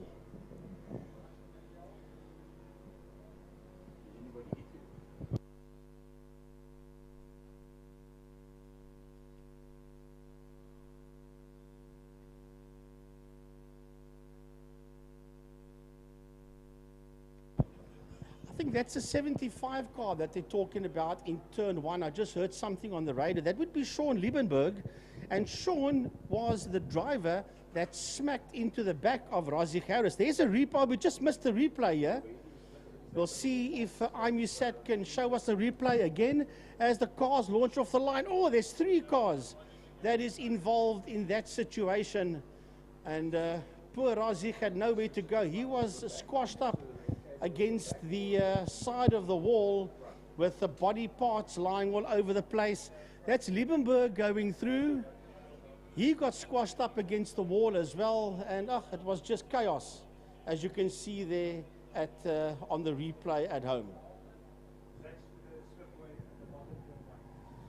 I think Zach Leyden, the 64 car, was also involved in it. Quite right. Yes, the Polo of Zach Leyden. Wow.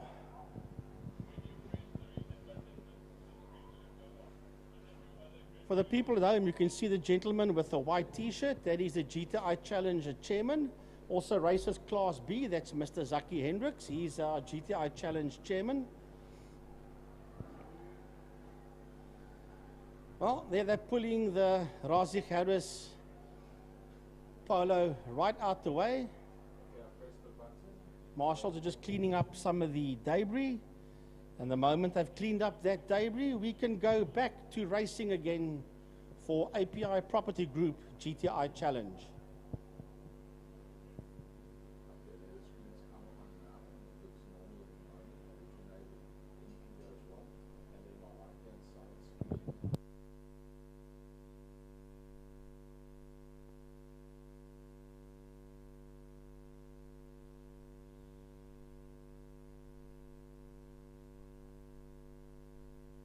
Right, there you see the cars beginning to roll up to the grid positions. The start-finish line marshals and officials are calling the cars back up to grid proper. They just got to give the WPMC marshals chance to sweep excess glass from headlights and fiberglass bodywork, so to speak, from the bumpers just out the way.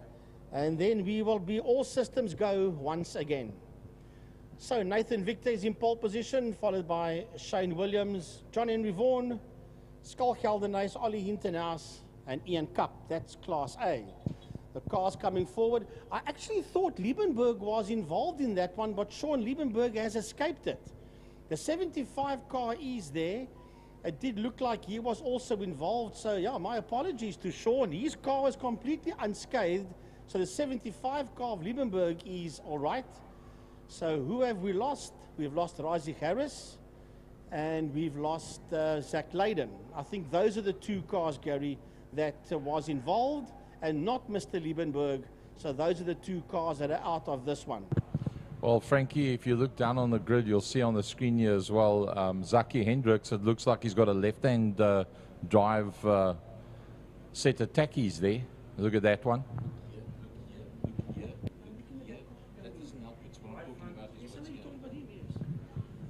He's got a big boot on his left foot, so that I suppose explains why we don't see Class B racer and Class Chairman Zaki Hendricks out on circuit in the racing Gary, car. while you were busy talking about Zaki, I was looking out the window. Brett Roach, once again, just kept on going down the front right-hand side wheel is wobbledy, so there is a problem. I was just trying to identify what the problem was on the 5 car, and I did see the wheel wobble. So while you were busy looking at Zaki's moon boot, I was busy identifying or trying to identify what the problem is with Brett Roach. That will be 2 DNFs, well, 1 DNF and 1 DNS did not finish and did not start for Brett. Probably find the bearing housing that's cracked. That's what happens a lot on these VWs. Takes massive amounts of pain and strain. I just see Arlene Brown walking down the pit lane with the grid proper with a board that says 6 laps. It's also been changed on our timekeeping monitor here.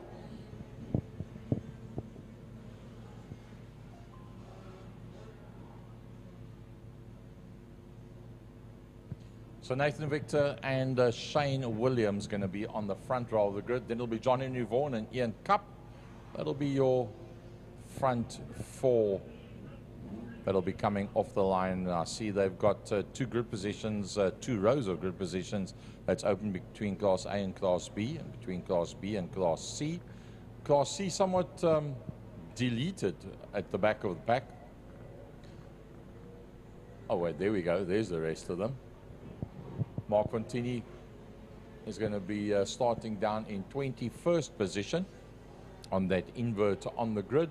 Ahead of him will be Flashman Finneran, Tristan Joubert, Adriano Ferrari, Ross Schroeder, and Ijaz Majid will be ahead of the man that won race number 1.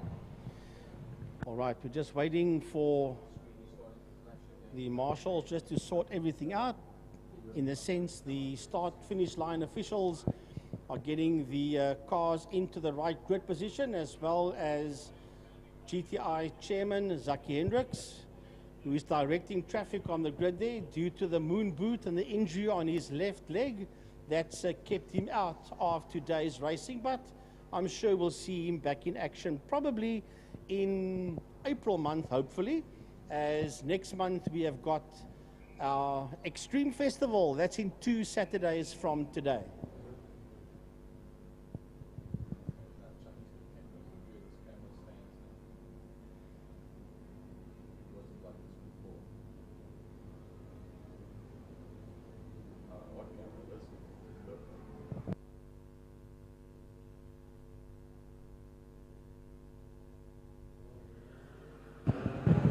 Right, the flag goes down, Gary, and away we go. The whole lot of them off the line, classes A, B, and C, all at the same time. What a sight this is, watching them all run down into holes. Class A guys going 3 abreast, and they get themselves completely knotted up and sideways.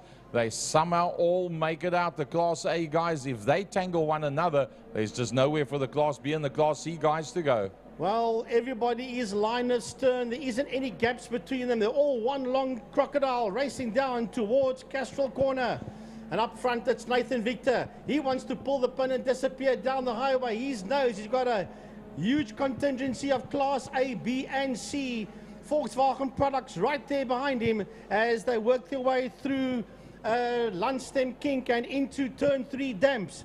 Out of Damps Dip they come now, racing up the Tygerberg Hill towards the double right-hander Saddle Sweep. Through Saddle Sweep, look at that long snake making its way towards Saddle Sweep. What a sight this is. Down the back straight they go, and he wants to pull away from everybody up front, that being Nathan Victor. Well, Nathan Victor got no points for race number 1 with that broken bracket. There's the GNA car that's right in there, and it looks like Nation's going to rub the back bumper, and Hintenhouse will know that he is right there because they're touching bumpers. Yeah, here they come. Then behind the 2 of them, we've got John Henry Vaughan, and right on his case, we've got Ian Cup. Then leading Class B is Mohammed Kalfi. Kalfi sits in P1 in Class B as we keep an eye on this one. Once again, Skalkie Geldenhuys in P3. Right on the case of P2, Ollie Hinternaus. He wants to get past him very quickly. He's going to dive up onto the inside. Let's have a look and see who is he going to try around the outside. He tried around the outside, but Hinternaus stays in that second spot. Look at the damage on the right-hand front corner of John Henry Vaughan's car. A lot of damage on that one. It's got Ian Cup in there behind him. Kalfi has gotten past Williams, and that puts a Class A car between first and the second in Class B. But remember, when this whole lot went down into turn one in the opening lap, Williams was spat out right to the right-hand side of the track. And that's why Shane Williams has lost out a lot of ground to the other Class A cars. Right, down the back straight they go. Nathan Victor wanting to run away with this one, but Oliver Hinternaus and Skalkie Geldenhuys in second and third is right there. Then we've got John Henry Vaughan right on his case as Ian Cup. There, the two of them go. Here comes Vaughan and Cup making their way through. Now have a look and see. Yes, it is Ian Cup on the case there of John Henry Vaughan coming past us now. Then we'll have a look and see where are the Class B cars. There is Shane Williams. He's gone through. That is Mohammed Kalfi. He is the leader of Class B. And he's got a nice big gap there from Jacobs and I think that's a Liebenberg that's coming through there. That looks like it could be Fontini. Yep, that's Fontini that's coming through in the 31 car. Yeah, Fontini is sitting there in P9 and he is in P1 for Class C. Daniel Muna, Flashman Finneran is in there as well, together with Ross Schroeder, Ferrolli and Tristan Hubert. Well, they're getting pretty spread out now. Our leaders are already on their way up that Golden Highway, the Tygerberg Straight. It's Hinternaus that's staying ahead of Geldenhuys at this stage of the fight, but they've been closed down.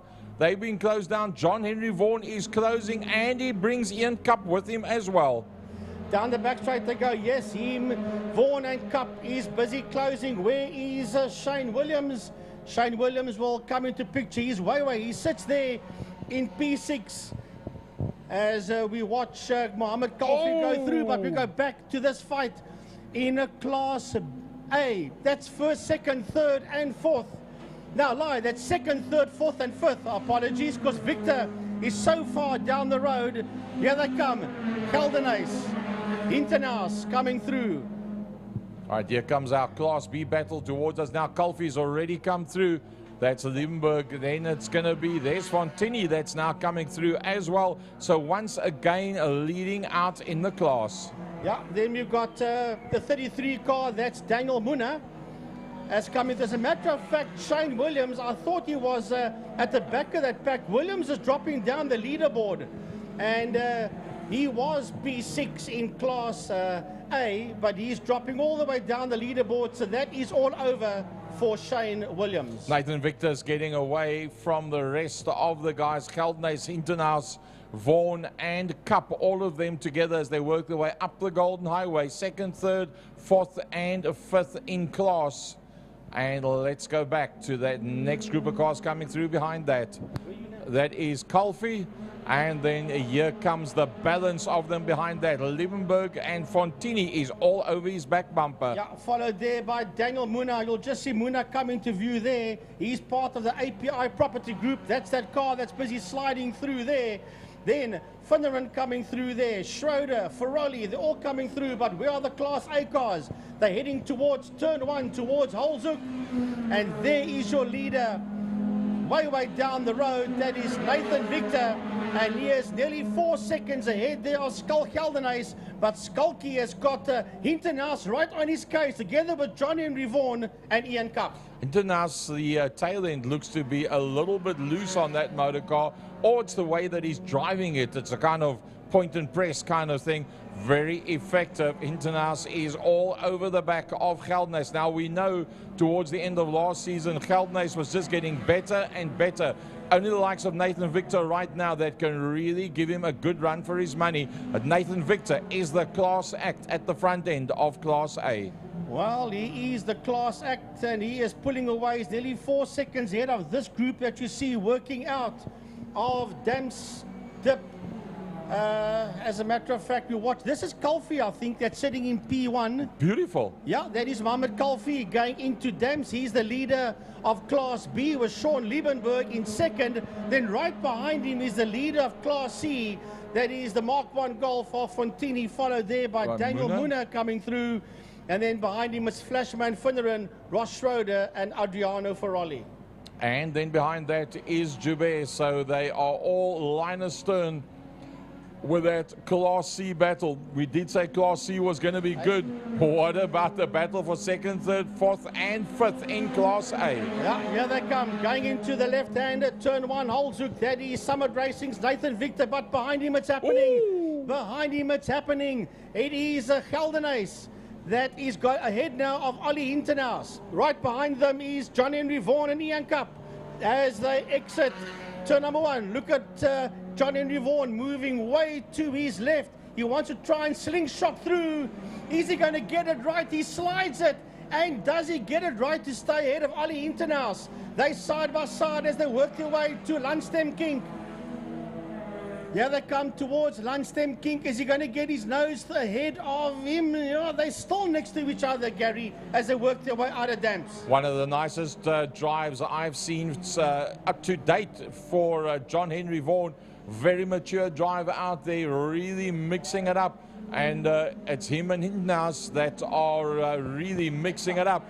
That brings Ian Cup into play. Yeah, Ian Cup is right on their back bumper as we just have a glance out the window before we go back to the monitor.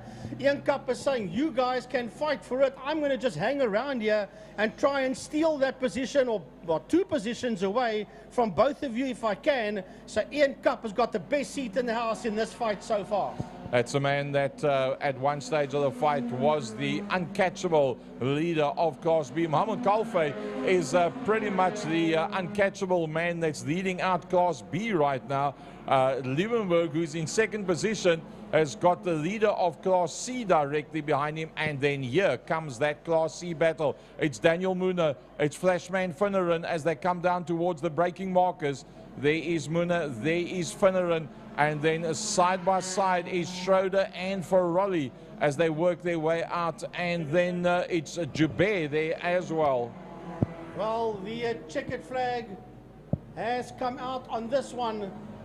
And it was all about Nathan Victor that won this one. And he won it by 3.5 seconds ahead there of Skull Geldenace. 1.2 seconds behind him was Ollie Hintenhuis. 0.2 of a second behind him was Ian Cup.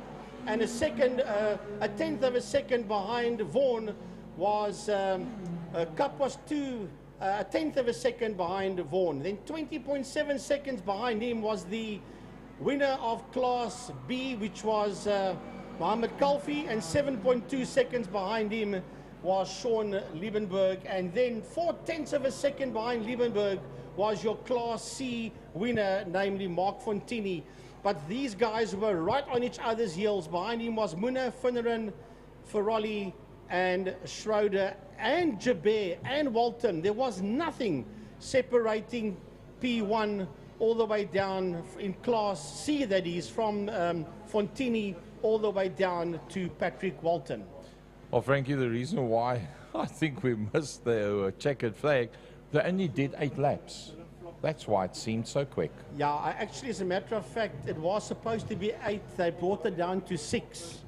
And of course, if your mind is set to 8, then that can happen. But I'll tell you what, this fight in Class C, that had your attention and you could easily miss that flag. But we picked it up right on the very last. And some great action there by API Property, Volkswagen GTI Challenge Race 2. Now, that is where Williams, I said earlier, got spat out to the right-hand side. Correct. That's lap 1, turn 1. And that is probably the beginning of the end for Shane Williams. And that bumper, luckily for John Henry Vaughan, did stay intact. Well, it's not intact, but it's connected still to the car, because if that whole bumper comes off under braking and it gets stuck underneath your front wheels, you're heading straight towards the scene of the accident. That was a pretty tight one as well. There was Ollie Hintenhuis with going one-on-one there, going down into turn number 1. and you could see him and John Henry Vaughan, there was nothing between them. A little bit of rubbing is racing between those two. Once again, a replay. They say a lot of rubbing is also racing. Yeah, well, we'll pick it up as the replay rolls through. John Henry Vaughan also wanted to come through. That's why the bumper was probably damaged. But have a look and see. Oh, look at that one. That was a brilliant one. That was Geldenhuys that tried to stick his nose up there on Ollie. And actually managed to make it stick. The tail end was already stepped. Look at this, more contact between them. I must say, caps off. Now this is John Henry Vaughan rubbing up the back end there of Ollie Hinternaus, and just behind them is Ian Cup. If you the driver in front, you say you were hammered from behind. If you're the driver at the back, you say, was just a little bit of nip and tuck to line it up coming out of the corners. But I must say, Frankie, well done to the IMUSAT team. Of the best ever replays that we have seen in the history of IMUSAT at Killarney International Raceway. I've got to say, not because Stephen is standing next to me, but facts are facts. Today was, well, it's always good, but today was phenomenal.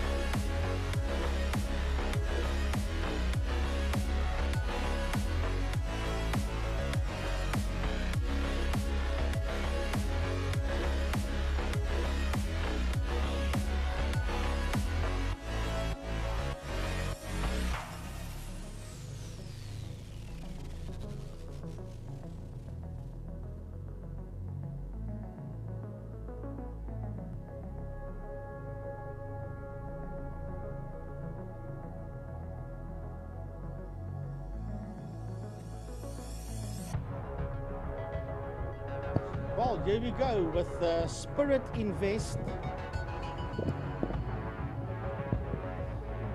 Sports and GT, and what I actually want to just have a look here in the gallery. Spirit Invest is the main sponsor for the year, together with Ravenel and Vespent. And of course, when it comes to the 100Ks, the Le Hubert Wine Estates join Spirit Invest when we do the 100Ks. So a big thanks there to all the sponsors of the Sports and GT. But today it's a big thanks to the main sponsor, Spirit Invest. 14 cars. Let's have a look, see if all 14 cars are going to be there. Over 10 racing laps. Well, now, the question is,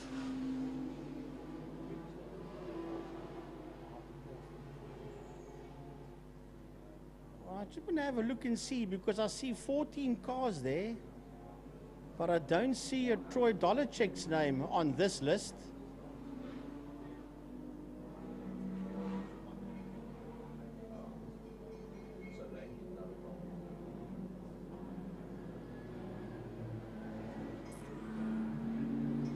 Matter of fact, there is no Troy Dollarcheck out there for this one, and it's a pity because he just broke the Killarney lap record in qualifying and in a race. He broke the records, and it would have been lovely to see him out there, but of the 14 names that's on the monitor in front of us here, there is no Troy Dollarcheck, and that's a sizable pity, because I thought that he was going to probably say, let's see if he can break it again. But yeah, either way, he is not out there.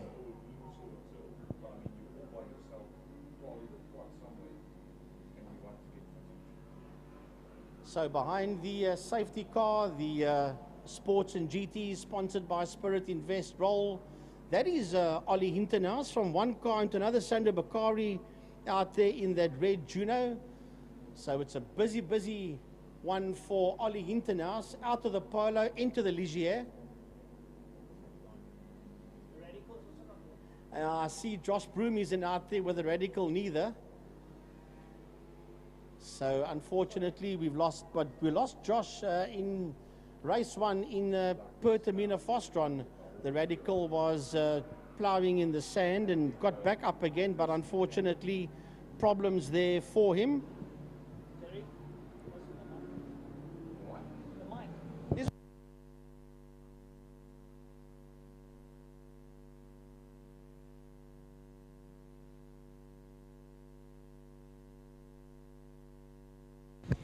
All right. So let's have a look, see. There's a safety car. That will mean that Ollie Hinternaus is in pole position. There is Davi Joubert. Renzo Torrente is there on his outside. We're going to get ready to go racing soon. Watch out, the MSA flag will send them on their way. The flag goes down. And away they go for 10 racing laps. Ollie Hinternaus will lead them into turn number 1. Then we'll have Sander Bakari. Right on his heels is Davi Joubert, followed there by Renzo Torrente. As they work through, early on I made a mistake. I said Torrente's car caught fire, but it wasn't. It was Connor Kilbright's car. So that I said about half an hour ago. So my apologies for that one. As they come through, then you got Tristan de Nobrega for Spirit Invest. He sits there just behind Torrente. Yes, Frankie, now on this first lap, obviously we don't see a Troy Dolenchek because they've already done what they wanted to do this weekend and come get the fastest lap. And now they don't need to race any longer, so they've packed up and I think basically gone home. But that leaves the rest of the grid a good chance to fight for the overall victory for the day. And we see Oliver Hinternaus in that Coastal Engineering Ligier at the front end of the field. But there's Sandra Bakari and, of course, Davi Joubert, who won't give up anything to be at the front end of the field. We saw him go off in that same corner earlier on today, but this time he's kept it clean, and I'm sure he'll run all the way to the front and try and fight for the lead. Yeah, and then it's Sandra Bakari, Davi Joubert, Renzo Torrente. Here comes Tristan de Nobrega. Behind him, it's Gianni Hatzi, followed there by Divan Lasmore. Lasmore coming through as well. Then you've got the 29 car in there. That is Jean Stander. Busy coming through. We've got a problem there. That's the leader. That's Oliver Hinternaus. That spun the Ligier on the exit of turn 1 holes. Obviously just a little bit of a touch of the curb in the dirt, and that sends you in a pirouette. He's managed to get that thing started up once again. So it will just be a little bit of a fight to get back from the mid-pack up towards the front. So we'll see as we go. That means Sandra Bakari and Davi Joubert are going to fight for the lead. Renzo Torrente up into P3. That means the top 3 is all Class B cars, as there, De Nobrega, Hatzi, Lasmore, Penev, Stander, Johnson, all the way down, and then we jump back to Bakari and Joubert in Pertamina Fostron. Yeah, watch out there for Davi Joubert. He wants to come through. He wants to take the lead away from Sander Bakari. Those of you that don't know, not only Sander Bakari, a staunch racer at Killarney, but a good eye race as well. Torrento comes through. Yes, Tristan Joubert. Behind him is De Nobrega. Then the Ligier is fighting back again. Then we've got the 2 350Zs there. Or maybe not. It's Hatzi, sorry. And it's Lasmore and Penev that sits there behind the Ligier of Hinternaus. So 2 of them are side by side chasing down the Ligier into turn number 1. Yep, you can see Penev and Lasmore very, very close in pace. And obviously the cars are very similar, and you see they're going to try and go side by side. Lasmore's going to try and make some sort of move, or Penev rather is going to make some sort of move on Lasmore. They'll go side by side into Castrol. But now as we watch that, it will jump back. And it is Davi Joubert that leads out ahead of Sandra Bakari. Davi made a move in the first 2 corners, and now he's taken that lead away from Bakari. And now it's going to be a fight for the lead back and forth as we come to finish lap number 2. Right, they are literally nose to tail as they work their way through Pertamina Fostron. It is a Juno versus the Exige. Oh, and Sandra was a lot quicker out of Pertamina Fostron, but the power of that Lotus Exige just comes into its own. Renzo Torrente in a lonely third position, followed there by Tristan de Nobrega. Here comes Ollie Hintenhuis. He's got Yanni Hatzi right there with him, and then we should see the two 350Zs of Lasmo and Penev. Yep, so we see Oliver Hintenhuis definitely on a comeback mission. He's got de Nobrega right in front of him in that Racing Spirit E46 M3. And look, he's closing in on him by quite a considerable margin, so it won't be very long until Hintenhuis moves up into the top 4, and then he needs to put on a bit of a charge with 7.5 laps to go to try and get up to that man in your shot. That is Renzo Torrente, and just like that, Hintenhuis is past de Nobrega. Yeah, gets his nose past the Tristan de Nobrega of Spirit Racing, so the Ligier is now beginning to move up through the field once again as we go down to that fight for the lead. The fight for the lead into Pertamina Fostron, and back into the lead again goes Sandro Bakari. This is the best I've ever seen Bakari race. I'm not going to give him that commentator's curse. No, no, no. But he knows he's got his hands full, and just like that around the outside, the lead gets taken away once again by Davi Hubert.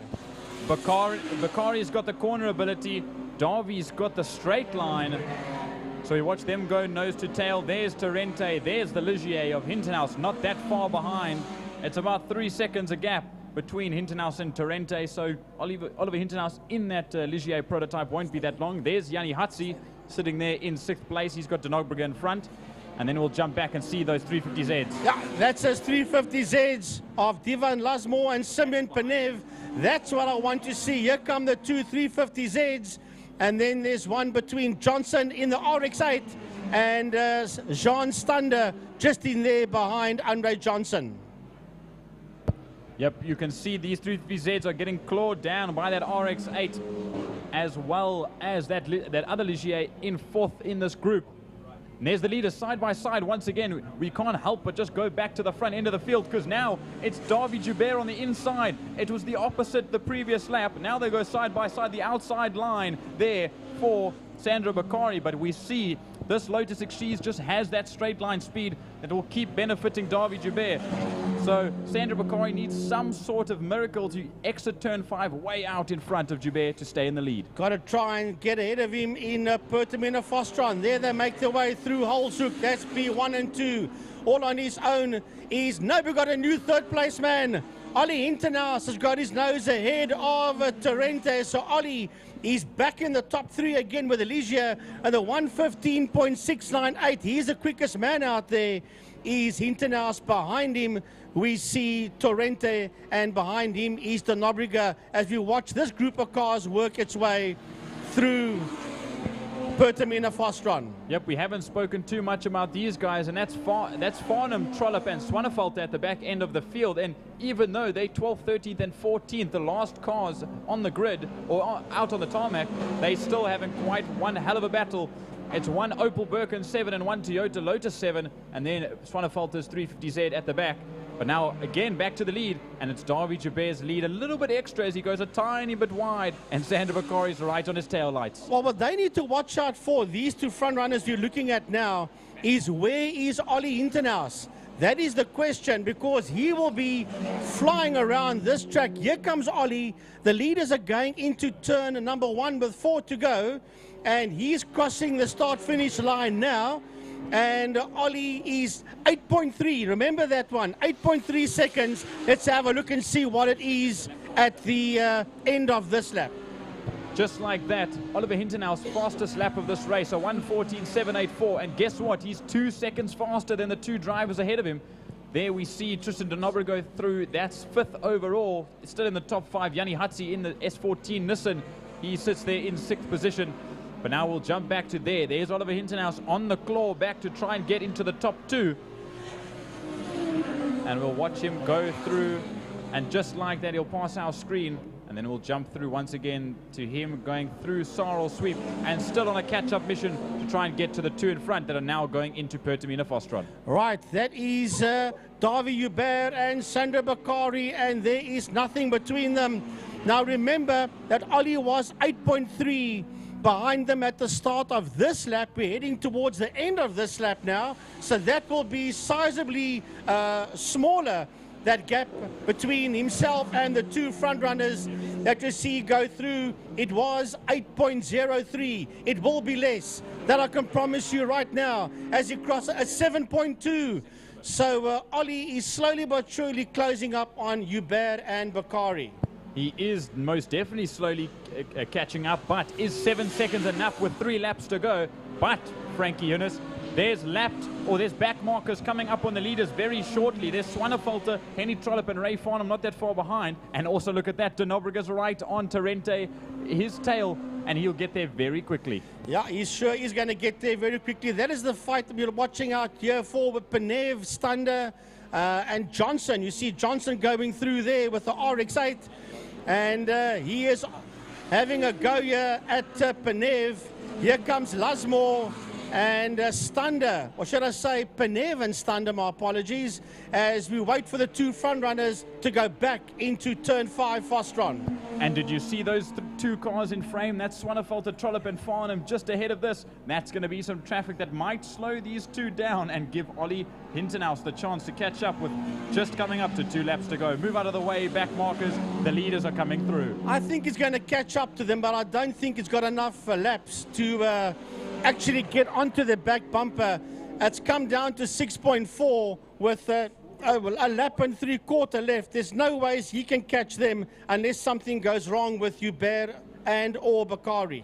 But look at Ray Farnham getting in the way, and with that, new leader. Bakari jumps to the lead. So Ray Farnham's caused a major upset, slowing down, and look, he slowed down Davy Joubert, and now that's going to give a massive gap to Sandra Bakari out front and allows Hintenhouse to catch. But remember, Hintenhouse must clear those back markers as well, so it's 6 of the one, half a dozen of the other for Ollie Hintenhouse. But if anybody can get through them quicker, it will be Ollie with Ligier. Especially as he's coming up to the Killarney straight. That's a perfect opportunity to get by them cleanly. He almost tries to go up the inside of Swanepoel, and he does onto the second apex of Sarl Sweep. Now it's straight line. Use that slipstream and get past both of those Lotus 7s to try and catch up, with now coming up to 1 lap to go. Yeah, 1 more lap to go for our front runners. As a matter of fact, we're trying to pick them up on track. Here they come towards us. They're heading under the City of Cape Town Bridge. Now Can with 1 more lap to go. I don't believe I've ever seen Sandra Bakari win a race before. Here is a chance, but not if Davy Hubert can help it. And Davy slots ahead of him, working out of the left-handed turn 1 holes hook. Sandra Bakari's going to have a word with you if you say anything too early on. It's 4 corners to go. I might have spoken too soon. The lights are on for Bakari. Maybe it's a little bit of a distraction tactic just to blur in Joubert's rear mirrors. But now they have Eric Salomon just up ahead in that Elf.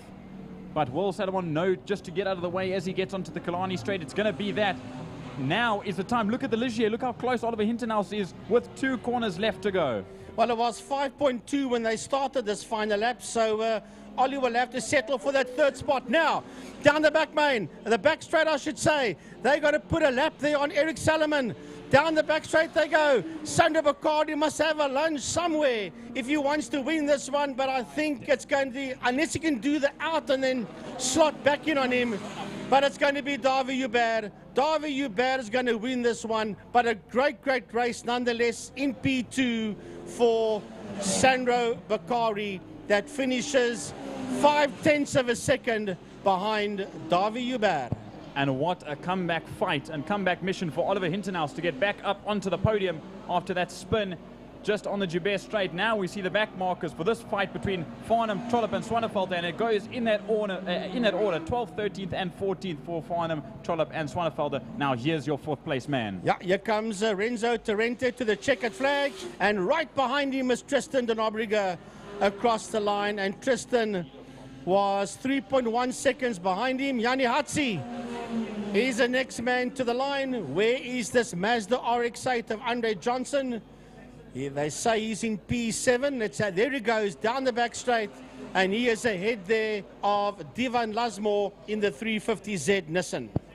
And you see that little purple square next to Andre Johnson's name. He's the only car in X-Class, the only new entry, which means I'm pretty sure after this round he'll be put into a new class. But that's just like that, the number 8, 7th overall, ahead of Divan Lasmore in the 99, who takes first place in Class D, ahead of, look at that, it's Panev and Stander right to the line. And Panev gets there just ahead of Stander. And Panev takes third place in Class C and Stander second place in Class D. And Panev gets to the line ahead of Stander by 0.05 of a second. What a brilliant race too for the Spirit Invest Sports and GTs. It's always such an awesome race to watch with all these super expensive, high-powered, incredibly driven by incredible drivers, sports and GT race cars. Well, that concludes the sports and GT. And we're going to go off air for a while, and we'll be back with you for the following race. Remember, we've got a little bit to go. Still, we're not done yet. That will be the BMW Car Club Cape Town Race Series. So there's 4 more races to go before the end of the event.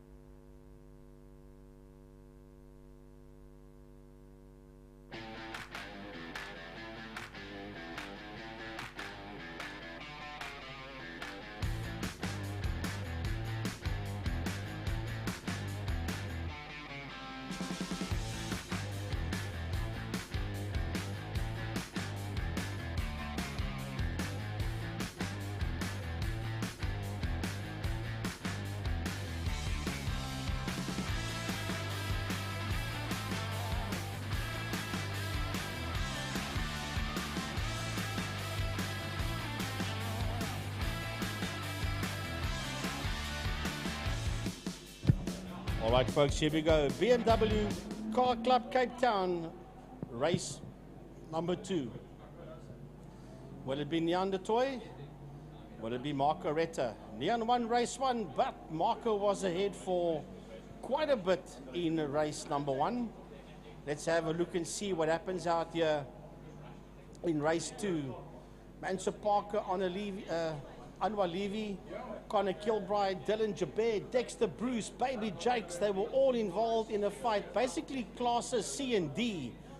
They were all involved in a huge fight out there. Arno Michaels was also involved in a fight together with Zak Groenewald. Man, it was massive out there by all the drivers in this class for race number 1. We now move to race number 2 in the BMW Car Club Cape Town Series.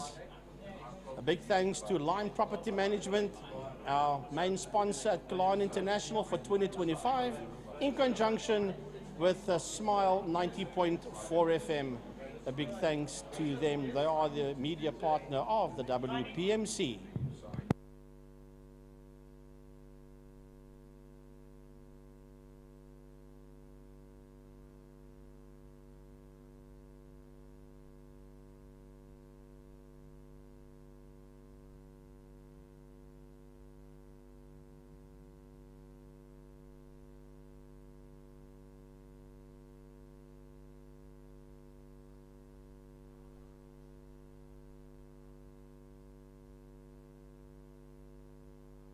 Right, so here comes Marco Retta to the line as we watch a few cars work their way out of Cape Town corner.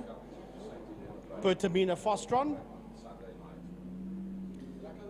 as the cars line up here. So that means the Progress Precision Engineering BMW of Marco Retta is in a pole position.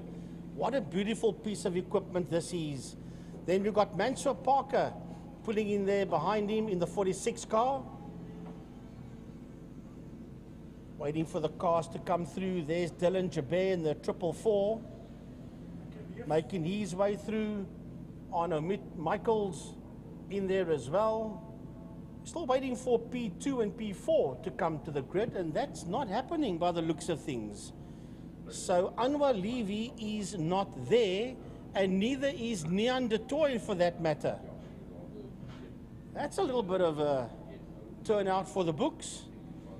Not having the 45 of Anwar Levy and the 2-0 of Neander Toy not out on the grid for this race. So 2 main hitters are not in there, Levy and De Toy. All right. The 23 car you see at the back, that's Bradley Sickles' Beamer. So we're going to get going.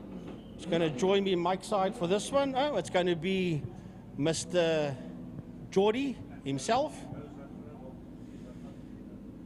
I see Zak Groenewald also not out there. And as I say that, Tiny also spotted that Zak isn't out there. So 3 big hitters out there that's not there. Anwar Levy, Zak Groenewald, and Nean De Toy.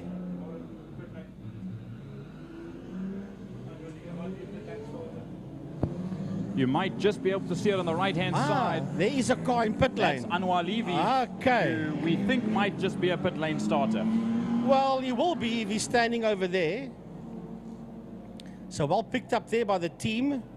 I was looking out the window on the grid proper. So I didn't look down to the right-hand side. I didn't expect to see him over there. They have released him. There he comes out. So that means he will probably start with that car at the back of the field. And he is in Class B. He's going to have a touch of work to do. He's going to have a touch of work to do to try and get to within the top 5 with Mansour Parker, because Parker will be in P3 and Anwar Levy will then start at the back of the field.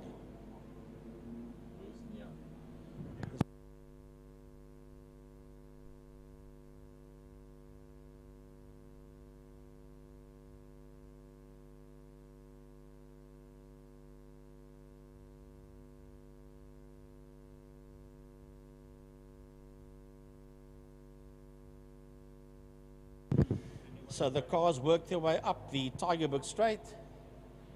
Well, as the sun sets towards Bloberg Strand, when we had Byron with us in a team, he called that the Golden Highway, and it's a lovely name. But it's time to say thank you to the sponsors. Welcome to Lime Property Management, where the efficient management of your community scheme is at the heart of everything we do. Our dedicated team provides superior property management services, ensuring that your property is in good hands and that your investments grow. With Lime Property Management, experience vibrant solutions, transparent communication, and a squeeze of innovation in every interaction. Call us today or visit lime.capetown and let's cultivate your community scheme's future together. Lime Property Management, leading, innovative, motivated, energetic. Right, a big thanks to Clint Ridden of Lime Property Management. We'll say thanks to all the other sponsors as well, but it's time to go. BMW Car Club Cape Town Racing race number 2, as the lights are going to go off, and away we go.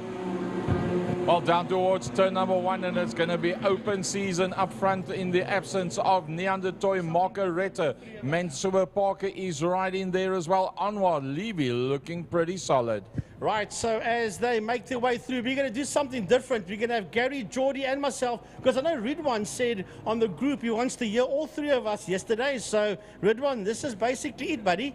Let's have a look-see. So there they all go through turn number 2, through Castrol Corner. But the man to catch in this one, and he's way down the highway already, Geordie, is Marco Rette.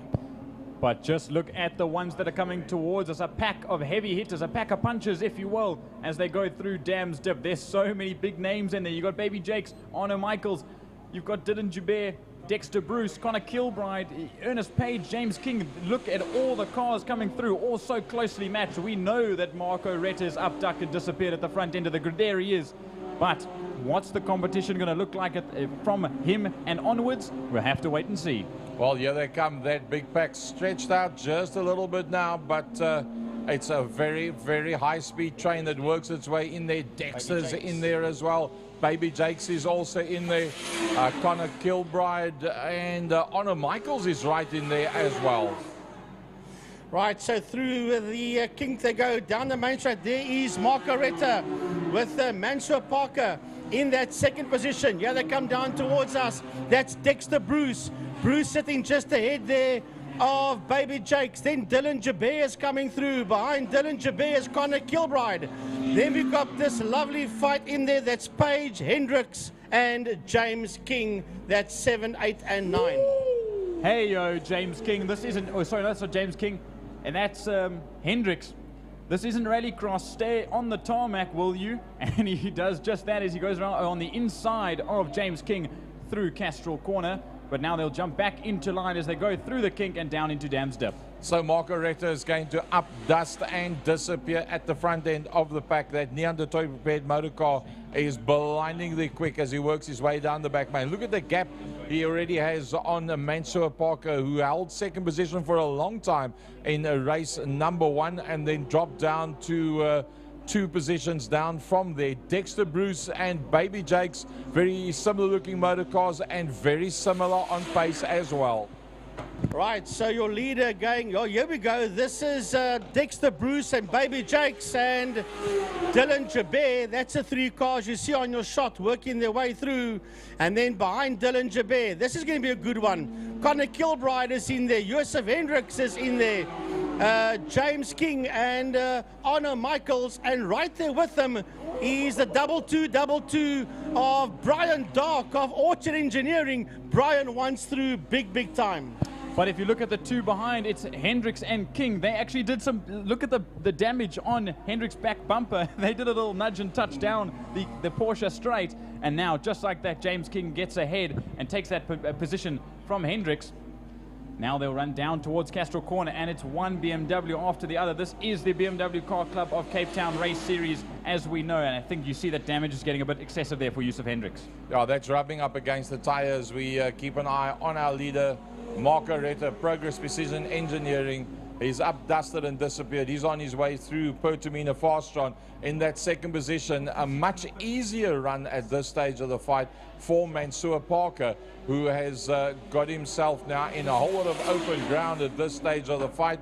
Then we have a look back up the Killarney back straight, the Killarney main. That is Bruce, Dexter Bruce, and Jacobs. That's in there, Baby Jakes. In there behind that is Joubert, and behind that we should see Connor Kilbride. Yep, there comes Connor Kilbride. Then it is our local man, Ernest Page. Hendricks is the next one, and then James King. Yeah, James King coming through as well with the number 7 car. We'll have a look and see. Here comes James past us, and then behind him we've got the 66, and that is Joseph Hendricks, followed by Arno Michaels. And right on his case, lovely to see him on the main circuit, is the Orchard Engineering car of Brian Dark. But look at that. We saw as they came to the end of the last lap, it's Dexter Bruce and Baby Jakes. But if you could see what we saw as James King gets a little bit squirty, but he keeps it under control. Dexter Bruce has been overtaken by Baby Jakes, and now Baby Jakes moves up into that 3rd position, ahead of Bruce, ahead of Joubert, and ahead of Kilbride in Class D. Then we'll watch here. This is a fight for 2nd and 3rd, for 3rd and 4th rather, of Baby Jakes and Dexter Bruce. Yeah, and not too far. Oh, sorry, Gaza. I was going to say not too far behind them. I'm so used to just 2 guys. He's Dylan Joubert, Connor Kilbride in there, Gary. But what a fight we're having out there between Baby Jakes and the man just behind him there, Dexter Bruce. Baby Jakes late on the brakes and running that nose pretty wide. So, yes, he is getting away from Dexter Bruce, but he's doing a lot of damage to those tires under some very serious braking to be able to do that. There is Joubert ahead of Kilbride. There comes Ernest Page that comes through, and he's leading Class E. Behind him is James King, and then Hendricks. And they've broken away from that man, Arno Michaels, just ahead of the 222 of Brian Dark. It's very close together between those E36s, 2 very noticeable and well-known in the rallycross scene at our local rallycross, but now they've moved to main circuit because the tarmac's a little bit better, in my opinion. As you see now, they run through, but it's not very long as we turn the camera back. There's your leader coming up to lap Bradley Sickle, who Bradley, great to see him back out. He did a couple of rounds last year, had to go back overseas for work, and now he's back out on circuit. But just like that, Margaretta coming just about to make his way through, and he does just like that on the back marker. That is Bradley Sickle, and now into Castrol Corner. Yeah, into Castrol goes your leader. That is the 5-0 BMW of race leader Margaretta, working his way around. He is way down the road from this man that's crossing the line now. In a 2nd position, we'll pick him up. Here he comes. That's Mansour Parker. He's 32.4 seconds ahead of Mansour Parker. Here comes Parker to the line, and Baby Jakes is getting away from Dexter Bruce. And as a matter of fact, Jakes is not far behind Parker, so Baby Jakes can still maybe make him open maneuver there. As a matter of fact, it's 3.1 seconds between them. There goes Dylan Joubert through a shot followed there by Connor Kilbride, and Ernest Page is right on the case of Kilbride, followed by James King. On the last lap, Baby Jakes did a 124.2, a 125.7 by Mansour Parker. Hence, visually, you can see how they're closing on one another. Absolutely, and there we see James King in shot coming through, and we just about missed it, but Margaretta's on a hard charge to try and get up to the back of Brian Dark, Arno Michaels, and Yusuf Hendricks that's just in front. But here we see the midfield go through. I think Anwar Levy is still doing laps. There's your 2nd place man, Mansour Parker, just running his own race at the moment, 1st in class and 2nd overall, as he now makes his way around and out of Pertamina Fastron. He'll just run. He's sitting in a prime position. Baby Jakes and Dexter Bruce about 10 to 13 seconds behind, and there is Baby Jakes, as I just said. And now look how big that gap's gotten to Dexter Bruce in 4th position. Yeah, there is Baby Jakes. There's Dexter Bruce. We should see Connor Kilbride. There is Connor Kilbride coming through. He's just behind Dylan Joubert. And somebody's going very, that's Anwar Levy that's going very slow. Ernest Page just racing through as well. And behind him is James King. And heading towards us. Here comes James King, and he's going to get past ailing BMW of Anwar Levy. And look at that, James King does just that. Anwar Levy, obviously, he was in pit lane to start with, and he was let out, but I don't think it's a bad idea if he just does laps and gets a couple of points under his belt, then that's okay with him. But there's Kilbride, there's Page. Look how quick Page is climbing to the back end of Connor Kilbride, and James King's not that far off either, and that's a battle for 6th, 7th, and 8th. As there we see Baby Jakes once again in 3rd position, coming as the leader starts his final lap. Yeah, there's one more lap to go. The leader is working his way through the Lundstem kink and into Damstep. That's Margaretta. That's a red motor car you see there. He is way down the road. He is so far down the road. He was 32 seconds ahead of Parker on the previous lap. It may even be more this time as he works his way through Saddle Sweep, turn 4 for the final time today. Down the back straight, Parker crosses the start-finish line now, does Parker, and he's 52 seconds behind Retta, and Jacobs is 2.3 seconds behind Parker as we watch the race leader for the final time, the folks at home, making his way out of Pertamina Fostron towards the checkered flag. Just like that, Margaretta from Progress Precision Engineering comes home to take race number 2's victory ahead of Mansour Parker and Baby Jakes. But guess what? If we have to wait 52 seconds for 2nd and 3rd to come by, we'll do just that, but we'll watch as the rest come through. This is an ailing Anwar Levy that's just coming to finish. But look, a battle of the E36s. We'll see who's coming to the line. That's Arno Michaels ahead of Yusuf Hendricks, as well as Brian Dark in that 3-way battle for 9th, 10th, and 11th. Yeah, that is that battle for P9, 10, and 11. We're still waiting for Mansour Parker, Baby Jakes, Dexter Bruce, Dylan Jabir. We're waiting for all of them still to get to that checkered flag. So down the back straight they go, heading towards Pertamina Fostron. Here they come towards the line. And it's going to be Mansour Parker that just comes through there ahead of Baby Jakes. And Baby Jakes is way down the road ahead of this man on your screen, Dexter Bruce, as Dex gets to the checkered flag. And behind him is a 444 of Dylan Uber that finishes in P5. Ahead of Connor Kilbride, that's got Ernest Page right there on his case, but managed to stay ahead there.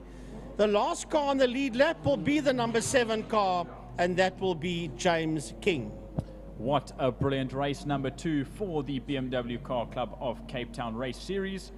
And I think all of those guys can give themselves and their racing competitors and everyone involved with this category a good round of applause and a pat on the back for putting together something that we always say this, it has a bright future and it will become a premier class as time goes on. So what a race number 2, and I believe we've got 2 more races left for the day. I think it's the super bikes. We'll just confirm on the program, and then we'll end the day off with Clubman's regional saloon cars. And there's more than 2 races, more than 2.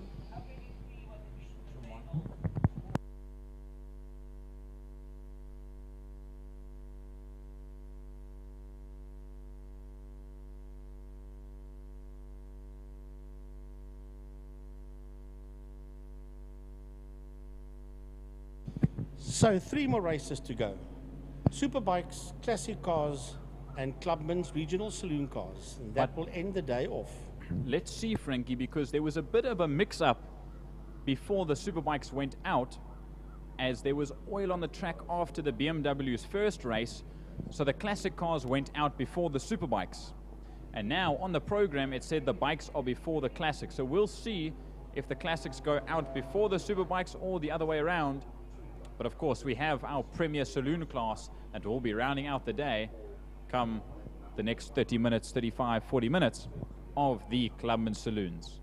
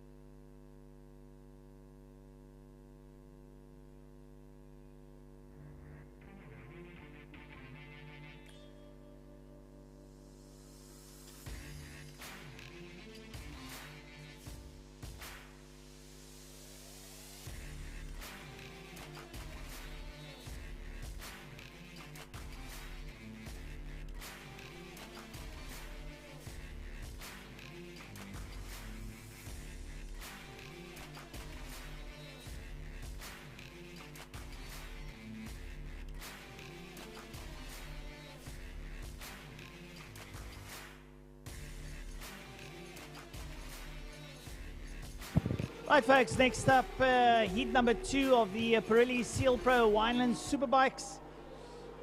Co-sponsored by Asibus, SBS Motel, Rental, DID and Bikewise.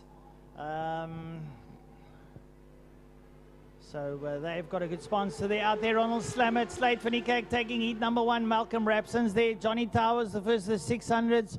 Perron Perisaraman is out there. Lubabala Intasana, Jamie Hall, Ethan Dinner. Chad Thompson is on the board. I don't know if Chad will be out there. We'll have to have a look. Samekla Lawani's there. Paul Rulu and Wayne Orenser.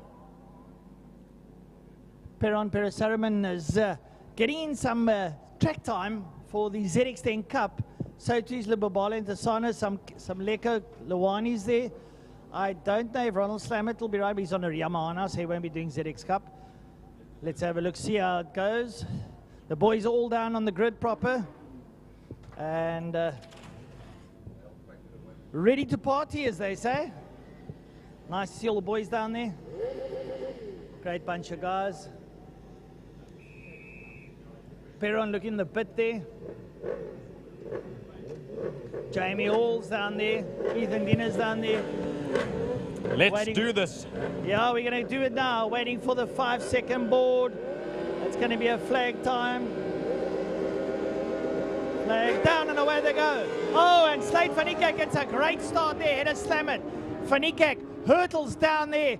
Perron Perisaraman around the outside. Can he get a good lunge? He's in there possibly at about 5, 6. A good take there now, but Slade Finikak like a rabbit out of a hutch. Boom, and he's out there. And I tell you what, he's got a good lead. He's got a lot to do there. Who's coming up on the inside? Someone comes shooting up on the inside. Could that be Johnny Towers? We'll have to wait and see how they hurl around. Coming out of it's Towers, yes. And they work their way through the Lundstem King down towards Dams. And where's Slamet? Slamet's lying third. He's got a bit of work to do there, Geordie. Yep, well done, boys. A clean first 2 corners into the third. And we run down, and it is Slamet and Johnny Towers that will fight it out now for second position. Slade Finikak, the wild child, running away with it at the moment. He won race 1, and he wants to win race 2. As there they leave shot, and we head down the longest straight around this circuit that is Killarney International Raceway, and down into Pertamina Foster. And it's Slade Finikak from Ronald Slamet, from Johnny Towers. Then it should be Malcolm Rapson sitting there in 4th position. We'll just have to wait until they all come to the line to get the exact order for you. And here they come. There is Finikak, Slamet, Johnny Towers, Malcolm Rapson. A little bit of a shake there. Then it's this big gaggle. I see Francois. It's Nsana, Perisaraman, Orenser, Hall, Rulu, Diener, and Lawani at the back end of the grid after a clean lap 1. Well done, everyone. Yeah, lovely stuff there now as they roll there into a Castrol corner. There's Towers up behind him, Rapson. Then Lubabala and Tisana there with Perron Perisaraman giving him a bit of stick. I spoke to them now in the break, and Lubabala said to me, "Who's this oak? Where does he come from?" You know very well who he is, Lubabala. He is Perron Perisaraman. He's a man from Johannesburg and a very, very exciting rider to watch.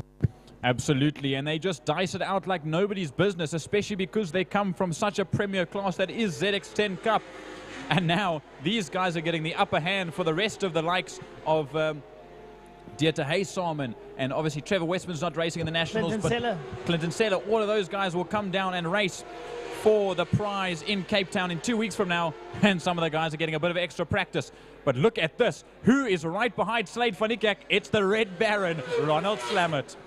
Ronald Slamet is really winding up that Yamaha R1 and closing down there on the back of Slade Finikak. Slade Finikak's going to have to watch himself there, keep himself in check as he works his way now.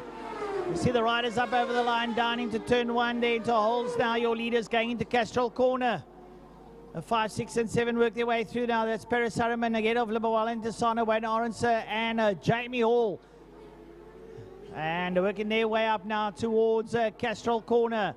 I tell you what, Perron Perisaraman is having an absolute ball here today, and I'd like to chat to him after the races. Yeah, I chatted to him just before the first one at lunchtime, and he says he's excited and he's ready And look at what he's doing right now, up into the top 5. The top 5 is always a nice place to be. It's right at the front end of the field. And he's leading the Superbike Challenge at the moment. A great result so far. And a brilliant result in race number 1. But there you see your leader. It's Wild Child versus Red Baron. 2 major nicknames and 2 incredible riders as they lead out into Pertamina Fostron. It's 7 laps, or it's going to be 6 laps by the time they get to the line. And it's going to be hammering Tong nose to tail come the end of this race. Oh, we see Slade van Niekerk and Ronald Slamet now. Slade van Niekerk, it gets better and better as the years go by. Ronald Slamet is rolling back the years now when he was 3-time Western Province champion. So, yeah, keep an eye on Slamet. He's chasing and closing. And Johnny Towers is ahead there of Malcolm Rapson. Still, Malcolm not able to reel in Johnny Towers. Absolutely. There you see Johnny Towers and Malcolm Rapson, the 600 versus the 1000. Sometimes it's a bit different. Everyone thinks that a higher CC bike is faster than a lower CC bike, and that's not the case. The 600s are grippy and mean around the corners, and the 1000s are good in a straight line. But if you tune a 600 right, it's just as good. And that's exactly what Johnny Towers is showing us on that RST Honda 600. But there we see Jamie Hall in the center of that on his white S-Rad. There's Paris Araman. It's Arendse. It's Nsana. Our chairman, Wayne Arendse, up into 6th and 2nd in class. He's doing incredibly well at the moment, but there's that fight at the front. And like you were saying about Ronald Slamet, he said to me a couple of weeks ago, he said he doesn't want to see him like an old-comer, a wannabe and an old-timer. He wants to show everyone that he's capable of a 4th title, and just like this, he's showing us that even the youngsters are no match for him. Doing exceptionally well there down in turn 5, Pertamina Fostron. Is that Johnny Towers there ahead of Malcolm Rapson, being followed there by Paris Araman. There's the likes of Arendse and Desana, Paul Rulu coming through. Yep, there's a difference. We see Jamie Hall jump in and out of the shot there. So that will be Arendse, Rulu, Diana, and Hall. So Ethan Diana on the 600, the youngster from PE, is now fighting with Jamie Hall on the S-Rad, and 2nd in class is Diana. It's a good result from him, but look at this. I'm clenching my nails together. My toes are curled in my shoes. This race is incredible. We've still got 5.5 or 4.5 laps to go, and they're going to go side by side into Pertamina Fostron. Who's going to be the latest on the brakes? Slade van Niekerk's on the inside. He'll dive on the brakes. They'll dive in, and it'll still be Slade ahead of Ronald Slamet as they make their way through the curved right-hander. They're coming now out of turn number 5 down the straight and break their way up over the line. You got the Towers and Rapson. Rapson closing on, on Towers, not using the full strength of that liter bike. Here comes Paris Araman with Wayne Arendse, Lubabalo into Sana and Rulu.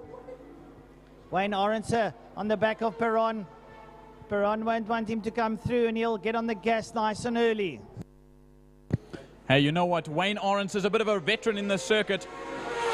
As we see them come through, look at this. Wayne Arendse is telling no one from up north that they can come down and dominate at his circuit. And he's doing just that. He's right on Paris Araman's tail, right on that exhaust pipe and rear wheel. And he's not going to let him go that easy for that top 5. And then just behind there, you see, okay, now there's a little bit of gap between them. Then there's Lubabalo and Sana, not that far behind, and Paul Rulu. They're very close.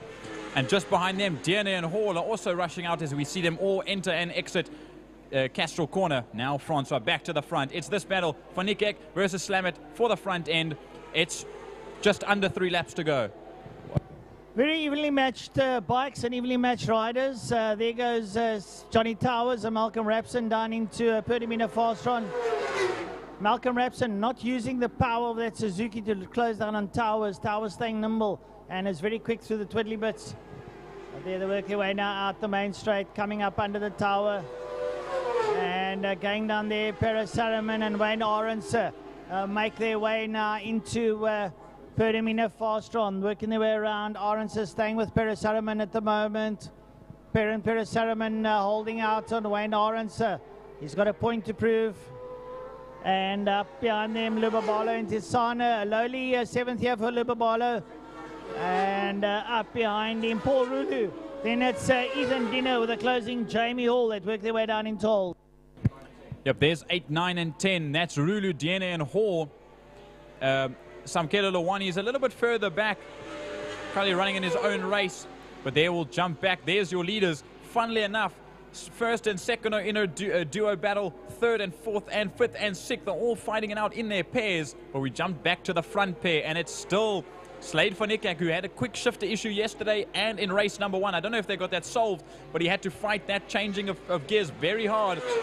But look at this, Francois. It looked like from the very beginning that Johnny Towers had the upper hand, but Malcolm Rapson's just left it right until the last moment. There's 2 laps to go. Malcolm Rapson's got a chance of that final spot on the podium. Well, he's got the jigsaw that's at 1,000 LS. He should be able to close down on Towers over the long bits. So just to see if he can roll up. Perron, Peresaraman, Slade there. Has Arendse got past him? No. Arendse is sitting there right behind him. The wake tower, they come up towards us. We can't see with the sun shining. Has Arendse got past? Indeed he has. Wayne Arendse past Perron Peresaraman. How is that? Top 5, Wayne Arendse. Carry on what you're doing. Coming across the line. It's Nsana, it's Rulu, it's Diana, it's Hall. There's a 4-way battle roughly coming in to Hall's Hook now. You'll see them on your screen in just a second. There's 5 and 6. Side by side will Peresaraman and Nsana go. There you see 7, 8, 9 and 10. As now into Castle, we'll jump back. There they are. There is Nsana. There's Rulu. There's Ethan Diena just on the back of Paul Rulu. And then Jamie Hall. There's a 3-way battle now for 8, 9, and 10. Well, the leaders have started their final lap. We watch Towers and Rapson closing on Towers.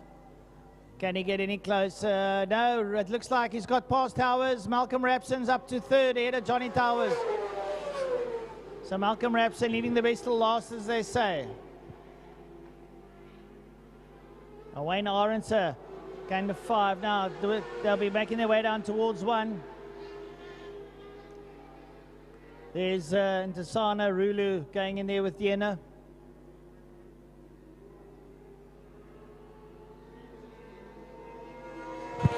We're all very evenly spread out now. There, like you see in Nsana, there's Rulu, there's Diena and Hall, still in that group of 4. But the leaders rush down into 5 for the final time today. The final time on 2 wheels and in superbikes. This is the last lap. The flag should be out. As they come in, yes, the flag is out. It's ready to be waved. Here comes Slade van Niekerk, 2 for 2. Under the City of Cape Town Bridge. There's Samkala Luwani. 2 for 2 for Slade van Niekerk. And the Red Baron, Ronald Slammert, comes home in P2. A brilliant result for both those front runners.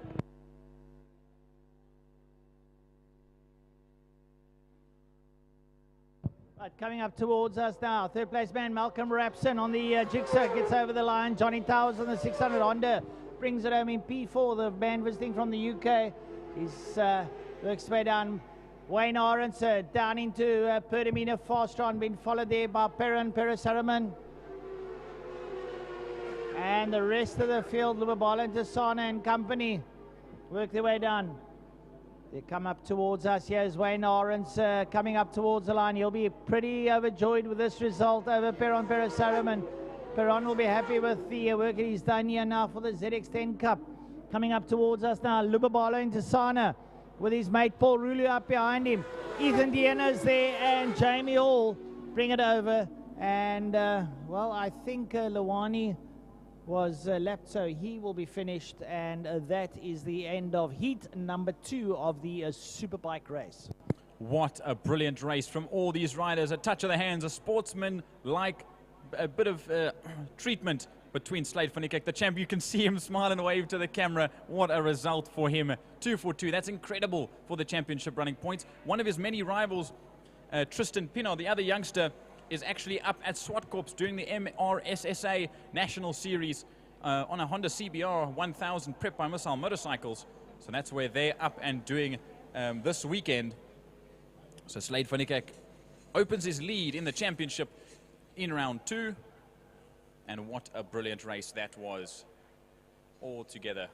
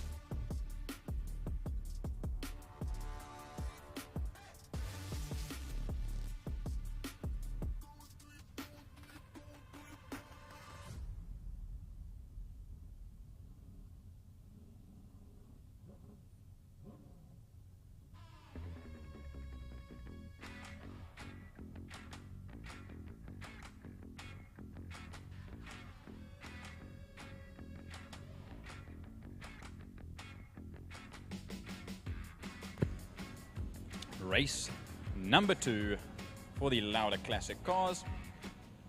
There's a smaller field than we had in race number 1, but still a good amount of cars out on the field.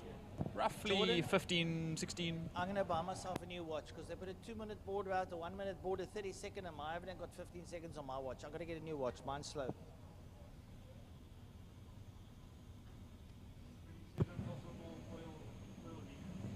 But we're just looking.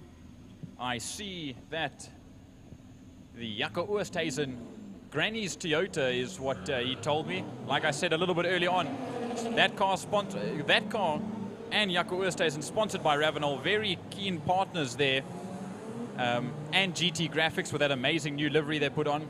And like I said, Jaco Oosthuizen's granny used to race that car at drags for many, many a time. And a little while later, after some time, it was turned into a race car.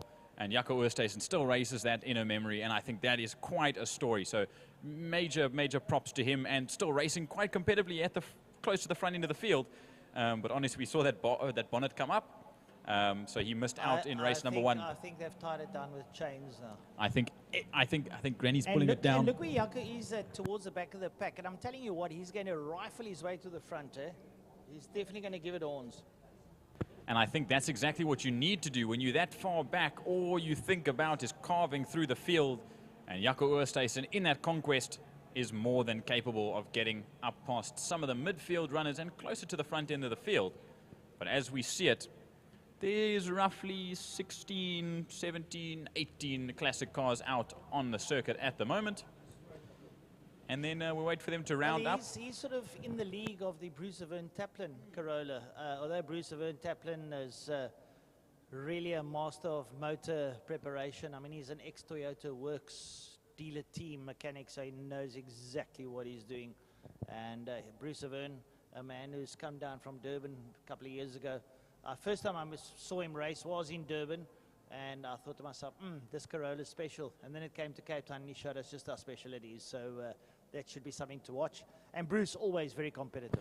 Absolutely, and you know, he was out for quite a few rounds last year, but he's come back, and he's come back swinging, which I think is exactly what he wants. And now, as I see, he's sitting there on the 5th row of the grid, right next to Robert Rowe in the 325i 6-cylinder BMW. And it's not that far ahead of him that he can battle for even the top 6. Yeah, no, Bruce, we've seen already win races, eh? You know, yes, people spin off and go it, but Bruce has got the means to do it, and has been in the championship standings. Right, so they're whittling away down into Perdamina Fastron. Your pole sitter is Franco Donadio. Alongside him, Michael Hitchcock with Trevor Momberg and Jared Evans, then Ferdy Maton and Glenn Aiton Bogard. Brian Evans and Wayne Rosser is also in there. Wayne Rosser, man that raced many years ago. Good to have him back. So we'll have to see how they do. And they're working their way around. The pace car has moved off, and they will bring them to the line there under the auspices of Franco Donadio. I see a hand go up for Charlie Arton, and he pulls that 914 into the pit, so he will be out of this race. But listen to the revs climb on these monster classic cars, and away they go as the flag drops. And down into Holzhoek for the first time in heat number 2. And for their final race of the day, it's Donadio on the inside of Michael Hitchcock. It's Momberg that sits there in 3rd place ahead. And look at Michael Hitchcock, hold it on the inside, up the way, up you bear straight up towards Castrol Corner. Hitchcock gets the better there of Donadio. Can he hold out? Franco's going to use the might of that can down the back, but it's Ford versus Chev. Oh, and Ferdy Matona, big spin out there in the Mustang, but he holds it together.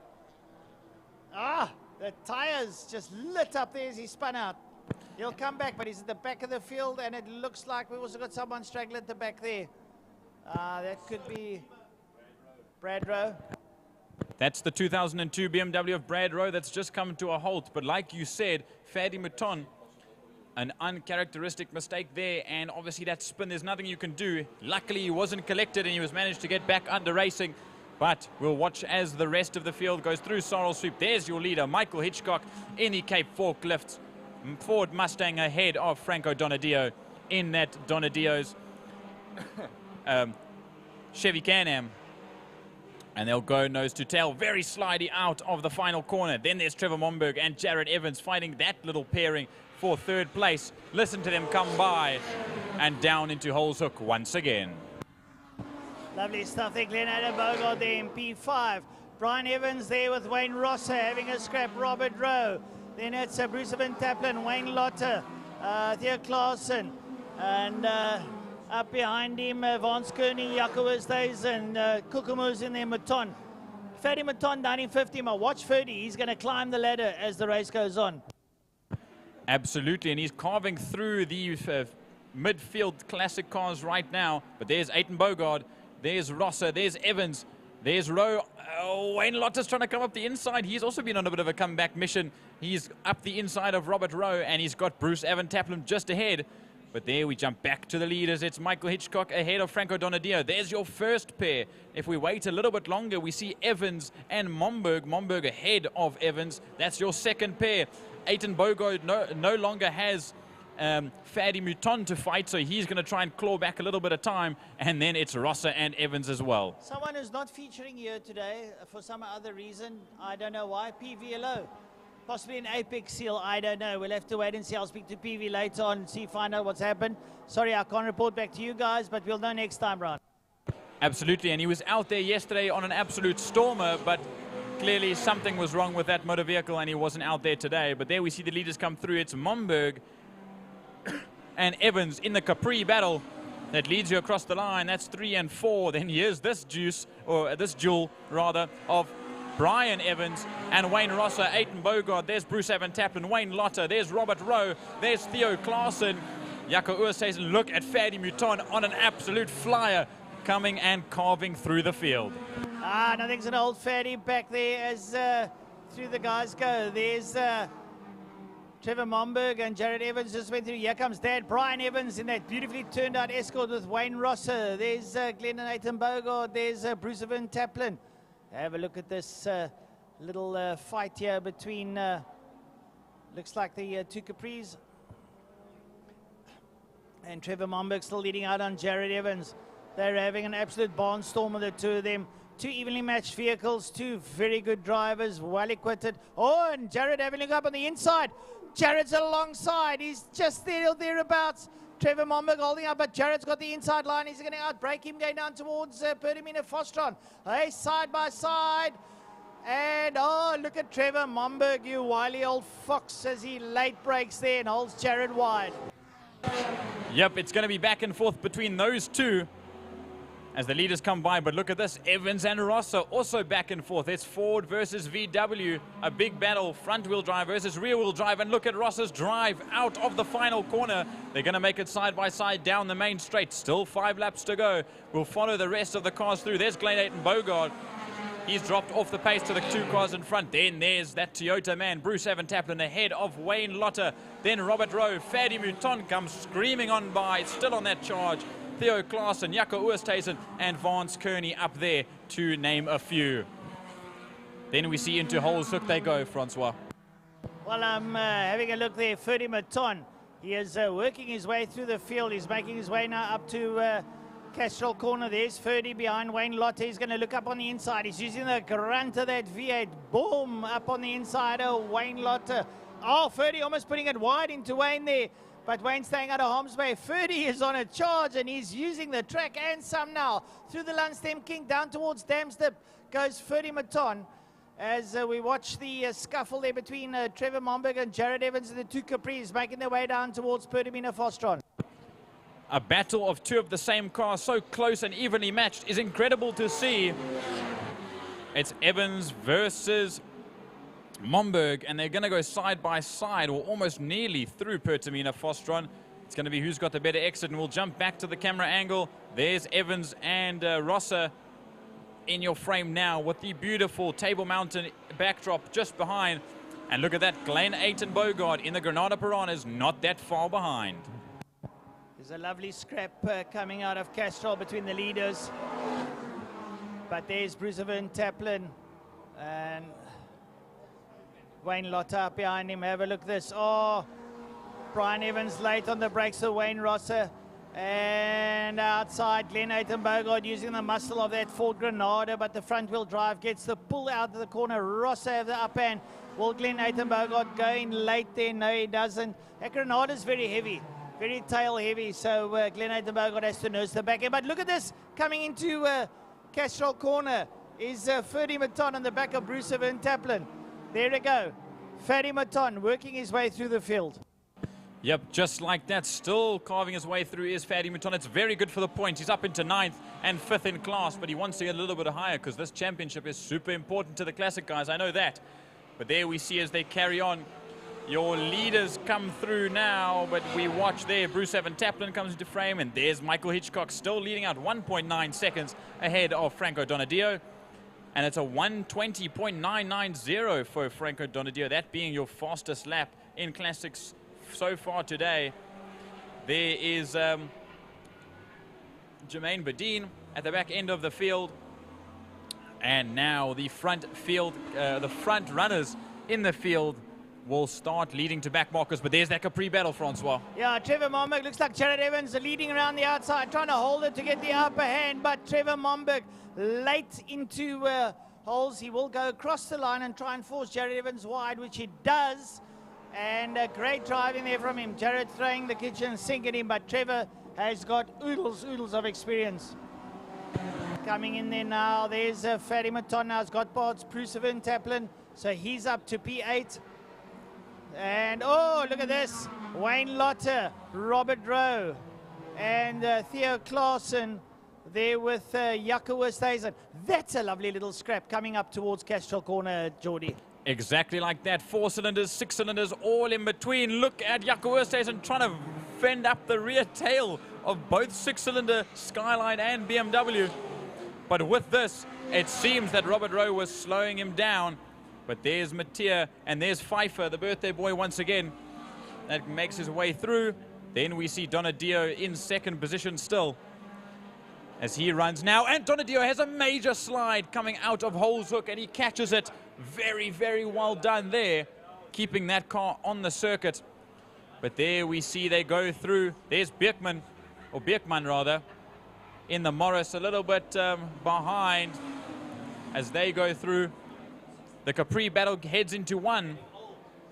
And there you see this battle. Robert Rowe and Wayne Lotter are still fighting it out. And that is for 10th overall. So you want to be inside the top 10 in a 20-car field. And these two are battling it out. It's BMW versus Ford Escort as they run down to the line. The leaders have 2 laps to go. The leaders are through turn 4. Sorrel sweeping down the back straight. And now we watch.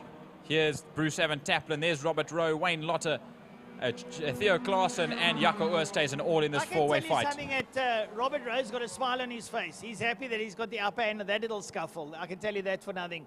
Rob enjoying his racing. There's that battle. Now we jump back to Holeshoek. And there's your leader. Look at the gap. It is 3.9 seconds between Donadio and Hitchcock out front. That's a big gap between these two. We know both of them are extremely quick and extremely feisty with each other. But at this rate, Franco Donadio has just dropped off the pace and let Michael Hitchcock move away with it.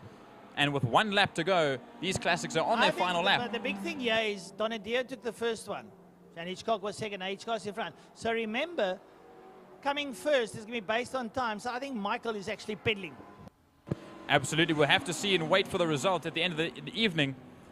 But now we see there a little bit of a slide for that motor vehicle. Just like that. That's Hitchcock moving that Mustang around as the gap continues to widen. Yeah, Michael Hitchcock giving it absolute horns as he works down towards down into Pertamina Fastron. He goes past Vance Kearney up on the inside. Franco Donadio a little bit further back. The checkered flag will be coming out soon. Yep. Checkered flag out for Michael Hitchcock. Jaco Oosthuizen crosses the line. Here comes Kukumura as well. But here comes your winner out of heat number 2. It's Michael Hitchcock over the line. Vance Kearney gets lapped. And here comes Franco Donadio in the Chef Can-Am. He's in second place. The Donadio plant hire. So we wait for the rest of the field to come through. pick up. There's Trevor Momberg and Jared Evans going down towards Perdamina Fostron. That scuffle has been going on forever. Looks like Trevor's got the upper hand. Not far behind him's dad, Brian Evans. Then it's Wayne Rosser.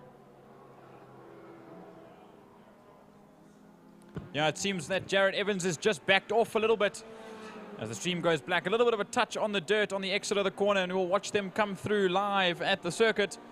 Trevor Momberg will come home in third place ahead of Jared Evans.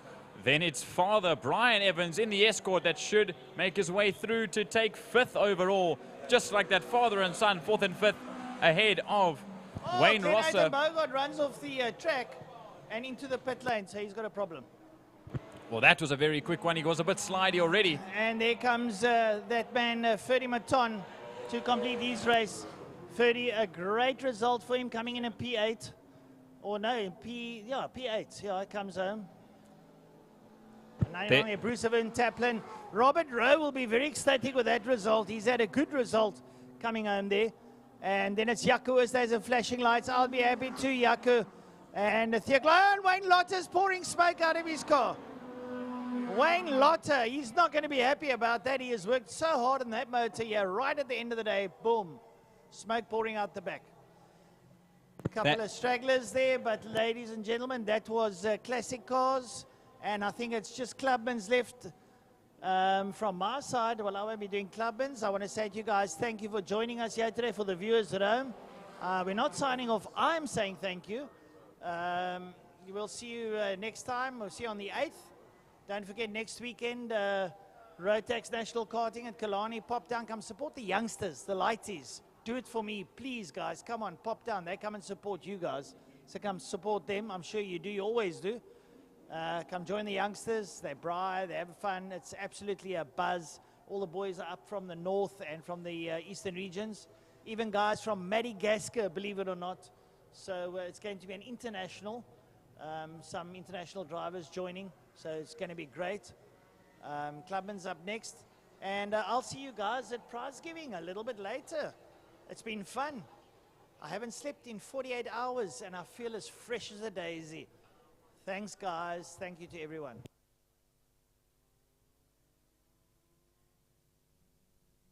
There's dirt on my hands, strong like a tree. There's roots where I stand. Oh, I've been running from the law. Hope they won't shoot me down soon.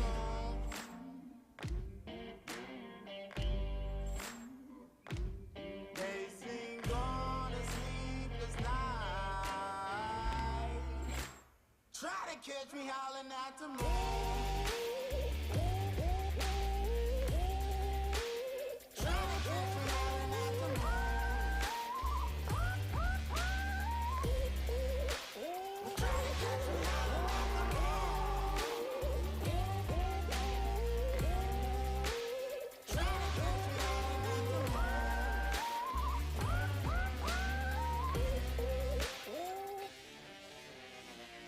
When it rains, it pours. Water's up to my chin. Won't stop fighting to the very end.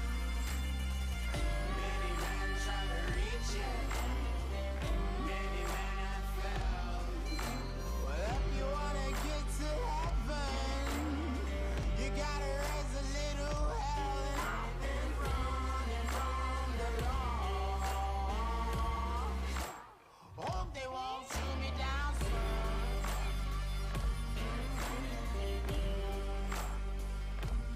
They say no to sleepless night.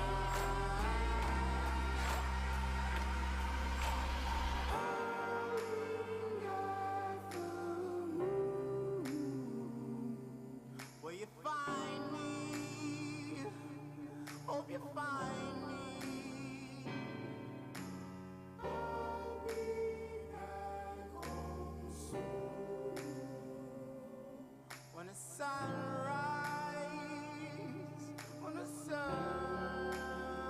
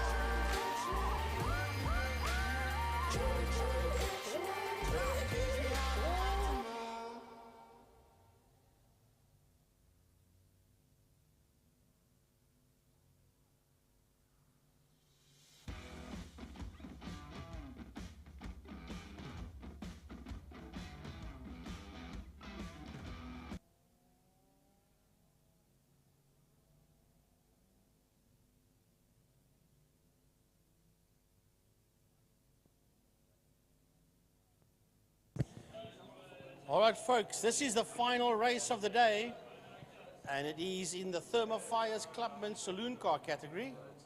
This is the last race of the day, and I'll tell you what, we've had what an eventful day. Some awesome racing. We've had a good couple of red flags. We've had a good couple of situations out there today, but at the end of the day, as the folks at home on the stream look up the, or should I say look down the Golden Highway, that is the Tygerberg Straight between Damstip, working up the hill towards turn 4, Saddle Sweep.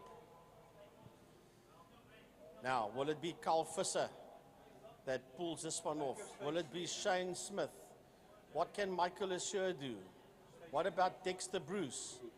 I see Stephen Heidenrich's name is there, but I don't think we'll see that car out. So is there actually load shedding?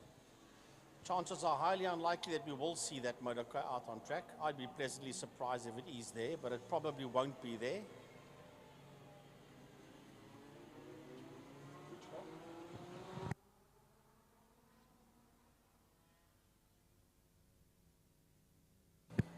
So Michael Assure will lead them down the back straight with Carl Visser. Then we've got Shane Smith and Paul Munich coming through. Gary Smith, Stephen House. There's Jaco Lambert coming past us as well. And a whole lot. Dylan Jabert. There's David Vermaak. A lot of them coming through. Lee Fielding also working his way past us. Eva de Toy. Bernard Lehman with the Opel Corsa. I wonder if that 31 Golf of Jean Brunk is going to be in there. You got a DNF in race 1. He was busy working his way through the pack. Doing pretty well at that stage of the game. Well, I think this one's going to be a pretty open season at the front end of the grid, apart from Carl Visser. Probably find Carl Visser and Shane Smith will go one-on-one. But then directly behind that, I think it's pretty much an all-comer session, because the likes of Michael Assure, Dexter Bruce, Paul Munich, Gary Smith wasn't far off on the lead pack in race number 1 as well. So I think it's going to be an opportunistic kind of situation. But yeah, with Michael Assure at the front with Carl Visser alongside him, Shane Smith has got to make sure that he doesn't get bogged down and Carl Visser gets a gap, and well, then he's going to up, dust and disappear. Gaza, there's a car out there. It's a black Golf in Class X, number 180. And that is a name that I haven't commentated on for a good couple of years, and that is Mr. Gary Fourie of the famous Fourie racing family. Wow. Keith Fourie and the rest of them from back in the day. So nice to see Gary Fourie back out again. Racing is in a Golf 1. A playback from way back. Oh, definitely. Yeah, some people get it out of their systems and they say, enough, had enough, sell the car, sell the trailer, sell the racing gear.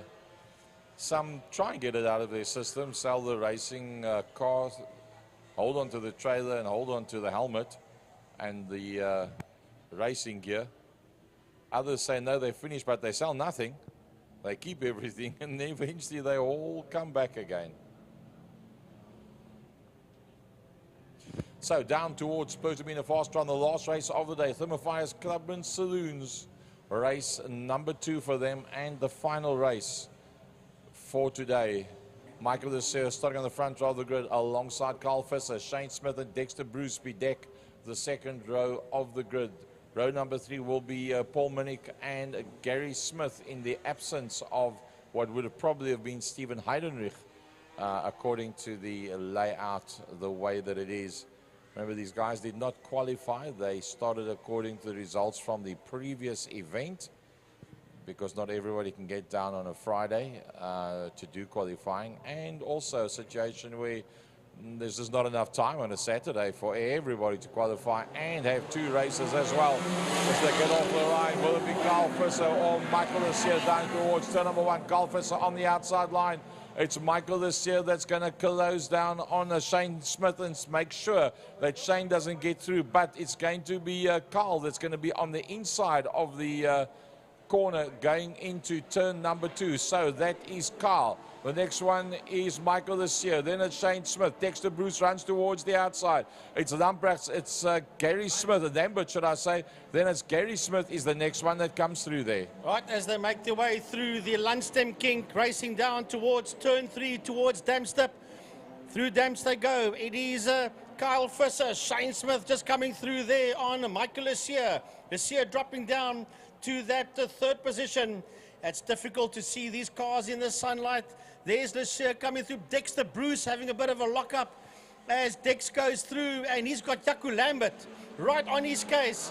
And Gary Smith is sideways. Gary Smith is sideways, but he caught that car very, very nicely indeed. Down into Pertamina Fastron, it's Carl Visser. Right in there behind him is Shane Smith. The two of them work their way. That'll be a third gear hammer down as they come out of the corner. It's Michael this year. Smoke starting to pour from Dexter's car.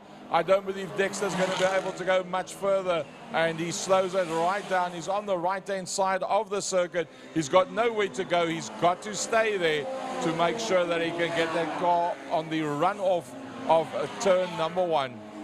Yeah, Dexter Bruce is going to have to pull off. Oh, there is a car there. That's Gous. That's Stephen Gous that's pulling off there on the inside. Oh, here's another one. There's a lot of, that's a big lockup. That's Lee Fielding that's locked up, and I think there might be some oil down on the circuit from the Dexter Bruce BMW. Well, now it's starting to get kind of mixed up out there. Let's go to the front end of the pack. It's Visser. It's Smith, it's Michael this year. Jaco Lambert still in that top 5. He's not letting them get away. And Lambert has got Paul Minnick. That's a bit of a distance behind him, but holding sway ahead of what was a Dexter Bruce. It's now Joubert that's going to move up. The recovering Gary Smith is the next man on track. Yeah, watch out. Here's your two front runners that's working their way into Pertamina Fastron. It is Shane Smith that's got his nose up front with Kyle Visser in that second spot. Now Visser looks up on the inside as they work their way through the kink. They're literally touching as they race down the Porsche Club straight under the City of Cape Club Bridge into turn number 1. Michael Lussier is there, and another big lockup there by Shane Smith. A big lockup there by Shane Smith. Yeah, I think there might be some oil or something on the spot where you hit the brake pedal. Michael Lussier comes rolling through there in that third position behind Lussier. We've got Jaco Lambert. Lambert is closing up there on Lussier. Paul Minnick is coming down towards us as well, and behind him is a 444 of Dylan Joubert. Behind him is Gary Smith. Then the first of the lady racers, Mia Bench. He's right on the case of Gary Smith, followed there by Gemma O'Lean. Then it's David Vermaak and Arno Michaels coming through. Well, I tell you what, now they're starting to spread out as the, I see there is a change of service flag.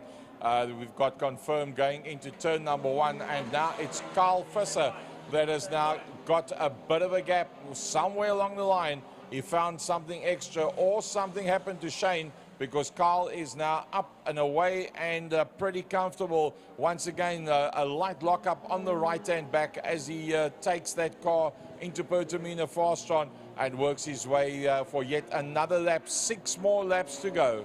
Right, here they go across the line. It is Visser from Smith, from Michael Lussier. Red flag we've got.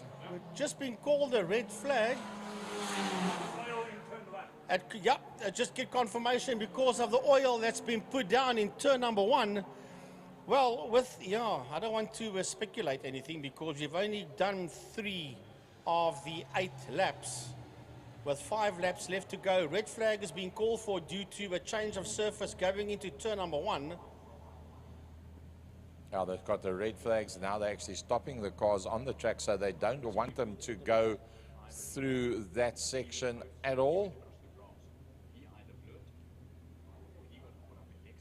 It is, well, there you see Stephen Gous's car, and Stephen Gous was on the inside of the corner before he went off. Dex's car was also smoking going through there, but then Dex's car was smoking a while before that. So it could be either of the two. If Stephen's motor did go, it's probably to do with the turbo, and I'm just hazarding a guess, having a bit of background knowledge on that car. It could be turbo-related damage to that car of Stephen Coase, if that is the one that dropped. I think you're right, because Gary, you can't see on the screen here, but if you look out the commentary box window, the window facing the north side, you can see on the inside is a black oil line, and I initially thought that it was from the BMW of Dexter Bruce, but well picked up here by Jordan that it is the Jetta 3 of Stephen Coase, because Stephen was on the inside and then he pulled off onto the inside of turn number 1 of hole. So yeah, that is probably then not from Dexter Bruce's BMW, but from the Jetta 3 of Stephen Coase. Well, Gaza, now the $1 million question is, 3 laps done, 5 to go, it's 10 past 6, they've stopped the cars on the line. Are we going to continue with this one? That is the question. And of course, we won't know that answer yet. We'll know it shortly. That is an answer that only the COCs and the stewards can give to us. Well, hopefully there is provision for a little bit of extra time, and we'll be able to get going. After all, as you said, they only did, I think, 3 laps, and there's still 6 more laps to go. So even if they knock one off that with a warm-up, we'll still have 5 laps to go. But either way, as they were at that, I hope I'm looking in, I just hope what we're seeing on the screen here is not a final countdown, because I saw a checkered flag next to a whole lot of names there, and that might be purely a case of what's happening with the timing screen. But at this stage, it's Carl Visser from Shane Smith and Michael Lucia in Class A, Jaco Lambert from Paul Minnick and Gary Smith in Class B. Let's wait for it to come up on the screen. I think it was Gemma that was leading Class C at the point that this race was red flag due to change of surface. No, it was Mia Bench. Mia Bench leading out Class C. Class D was Gemma from David Vermaak and Arno Michaels. Yeah. So the 2 ladies both leading out their classes. Gemma leading out Class D, Mia leading out Class C. So well done to the 2 of them. As a matter of fact, at the last event, those 2 ladies both won their classes as well. Class E, Everett Toy from Lee Fielding and Bernard Lehman. I think Adam Omar was the only Class F that was still running out there at that point. So we'll leave it to the COCs downstairs. We'll leave it to Emil Tiny Brunt of Tiny Spit Box upstairs to keep us up to date on who, where, how, and what. Hopefully it's not the end of the day. I'm sure these guys sitting in their cars would love to get another 6 laps in. Yeah, look, as far as light is concerned, that's not a problem at all. There's a replay, that's our Gary Smith. And here is the replay of the blow-up, as Gary said, possibly turbo-related. But look where he went off the circuit. Look at that dust there opposite. Yeah, you see, I think Stephen went off too quickly. If that oil ends there before you even start turning into the corner, then it could be Stephen Coase. If the oil goes any further than that, it's not Stephen, because Stephen had already turned off before the track started to change. Yeah. Yeah, remember Dex was on the outside at that stage of the game. And gets that replay of Gary Smith. That thing was busy wagging its tail underneath him.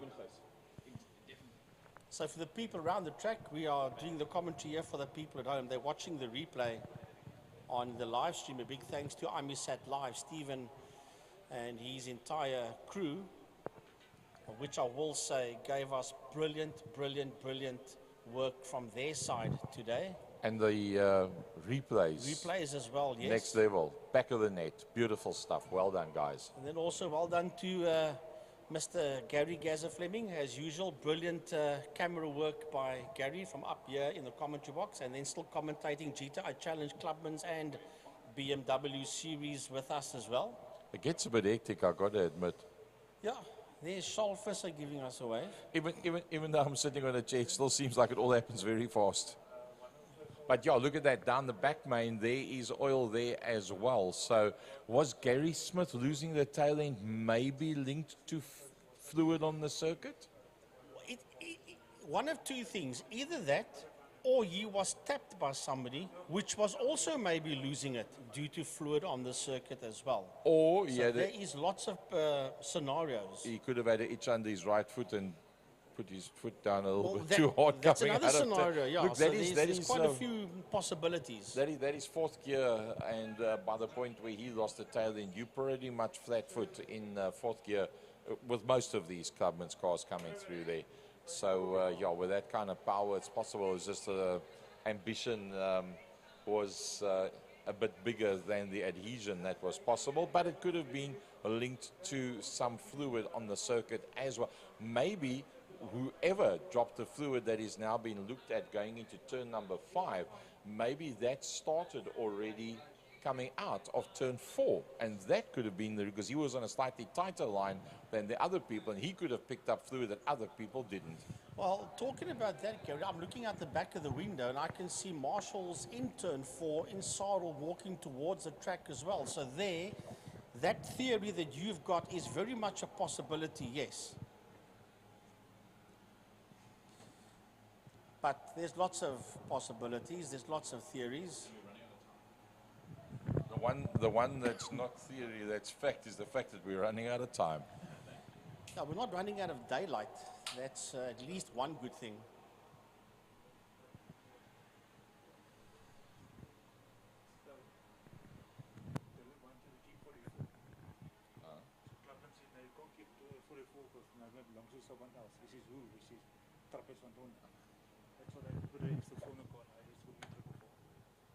But Gary, the plot thickens because there's oil in Castrol Corner as well. The marshals are working there, so there's oil basically, or should I say, virtually everywhere.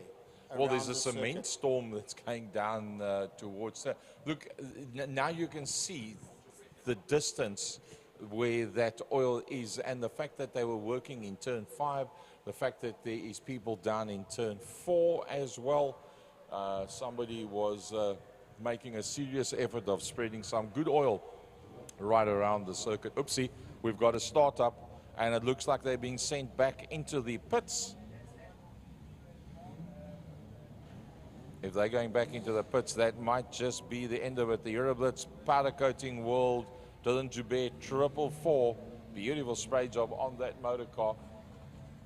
So we'll just try and find out from Mr. Ian Long. Maybe he can indicate to us what is happening. Is that the end of the day? Ian?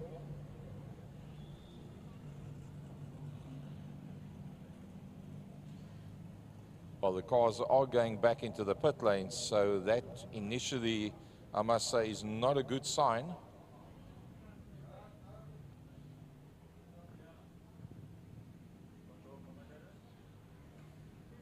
Well, Frankie, the gate on the back straight opposite the Harp Motorsport pits has been opened up.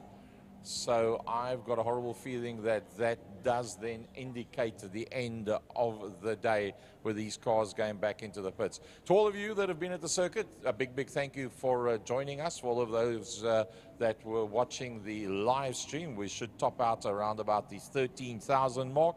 Elkeen van julle baie dankie dat julle saam met ons vandag gekuier het. Al was julle nie by die baan, maar dat julle wel deel was van vandag se wedrenne. It's always nice to know that there's a whole bunch of people out there that would love to be here but can't actually be here on the day. On behalf of IMUSAT, well done guys, brilliant. And my commentary team, Frankie Yennis with Francois Butler, Jordan Huben, and the man on the radio, Tiny from Tiny's Pits Box. To all of you guys, a big, big thank you. Well done. And folks, we'll see you all in the not too distant future at a racetrack somewhere. Keep an eye on second gear. That will be Tuesday night, 8 o'clock, and we'll give you all the latest information on motorsport, local, national, and international. On behalf of the West Farmers Commentators team, cheers everybody.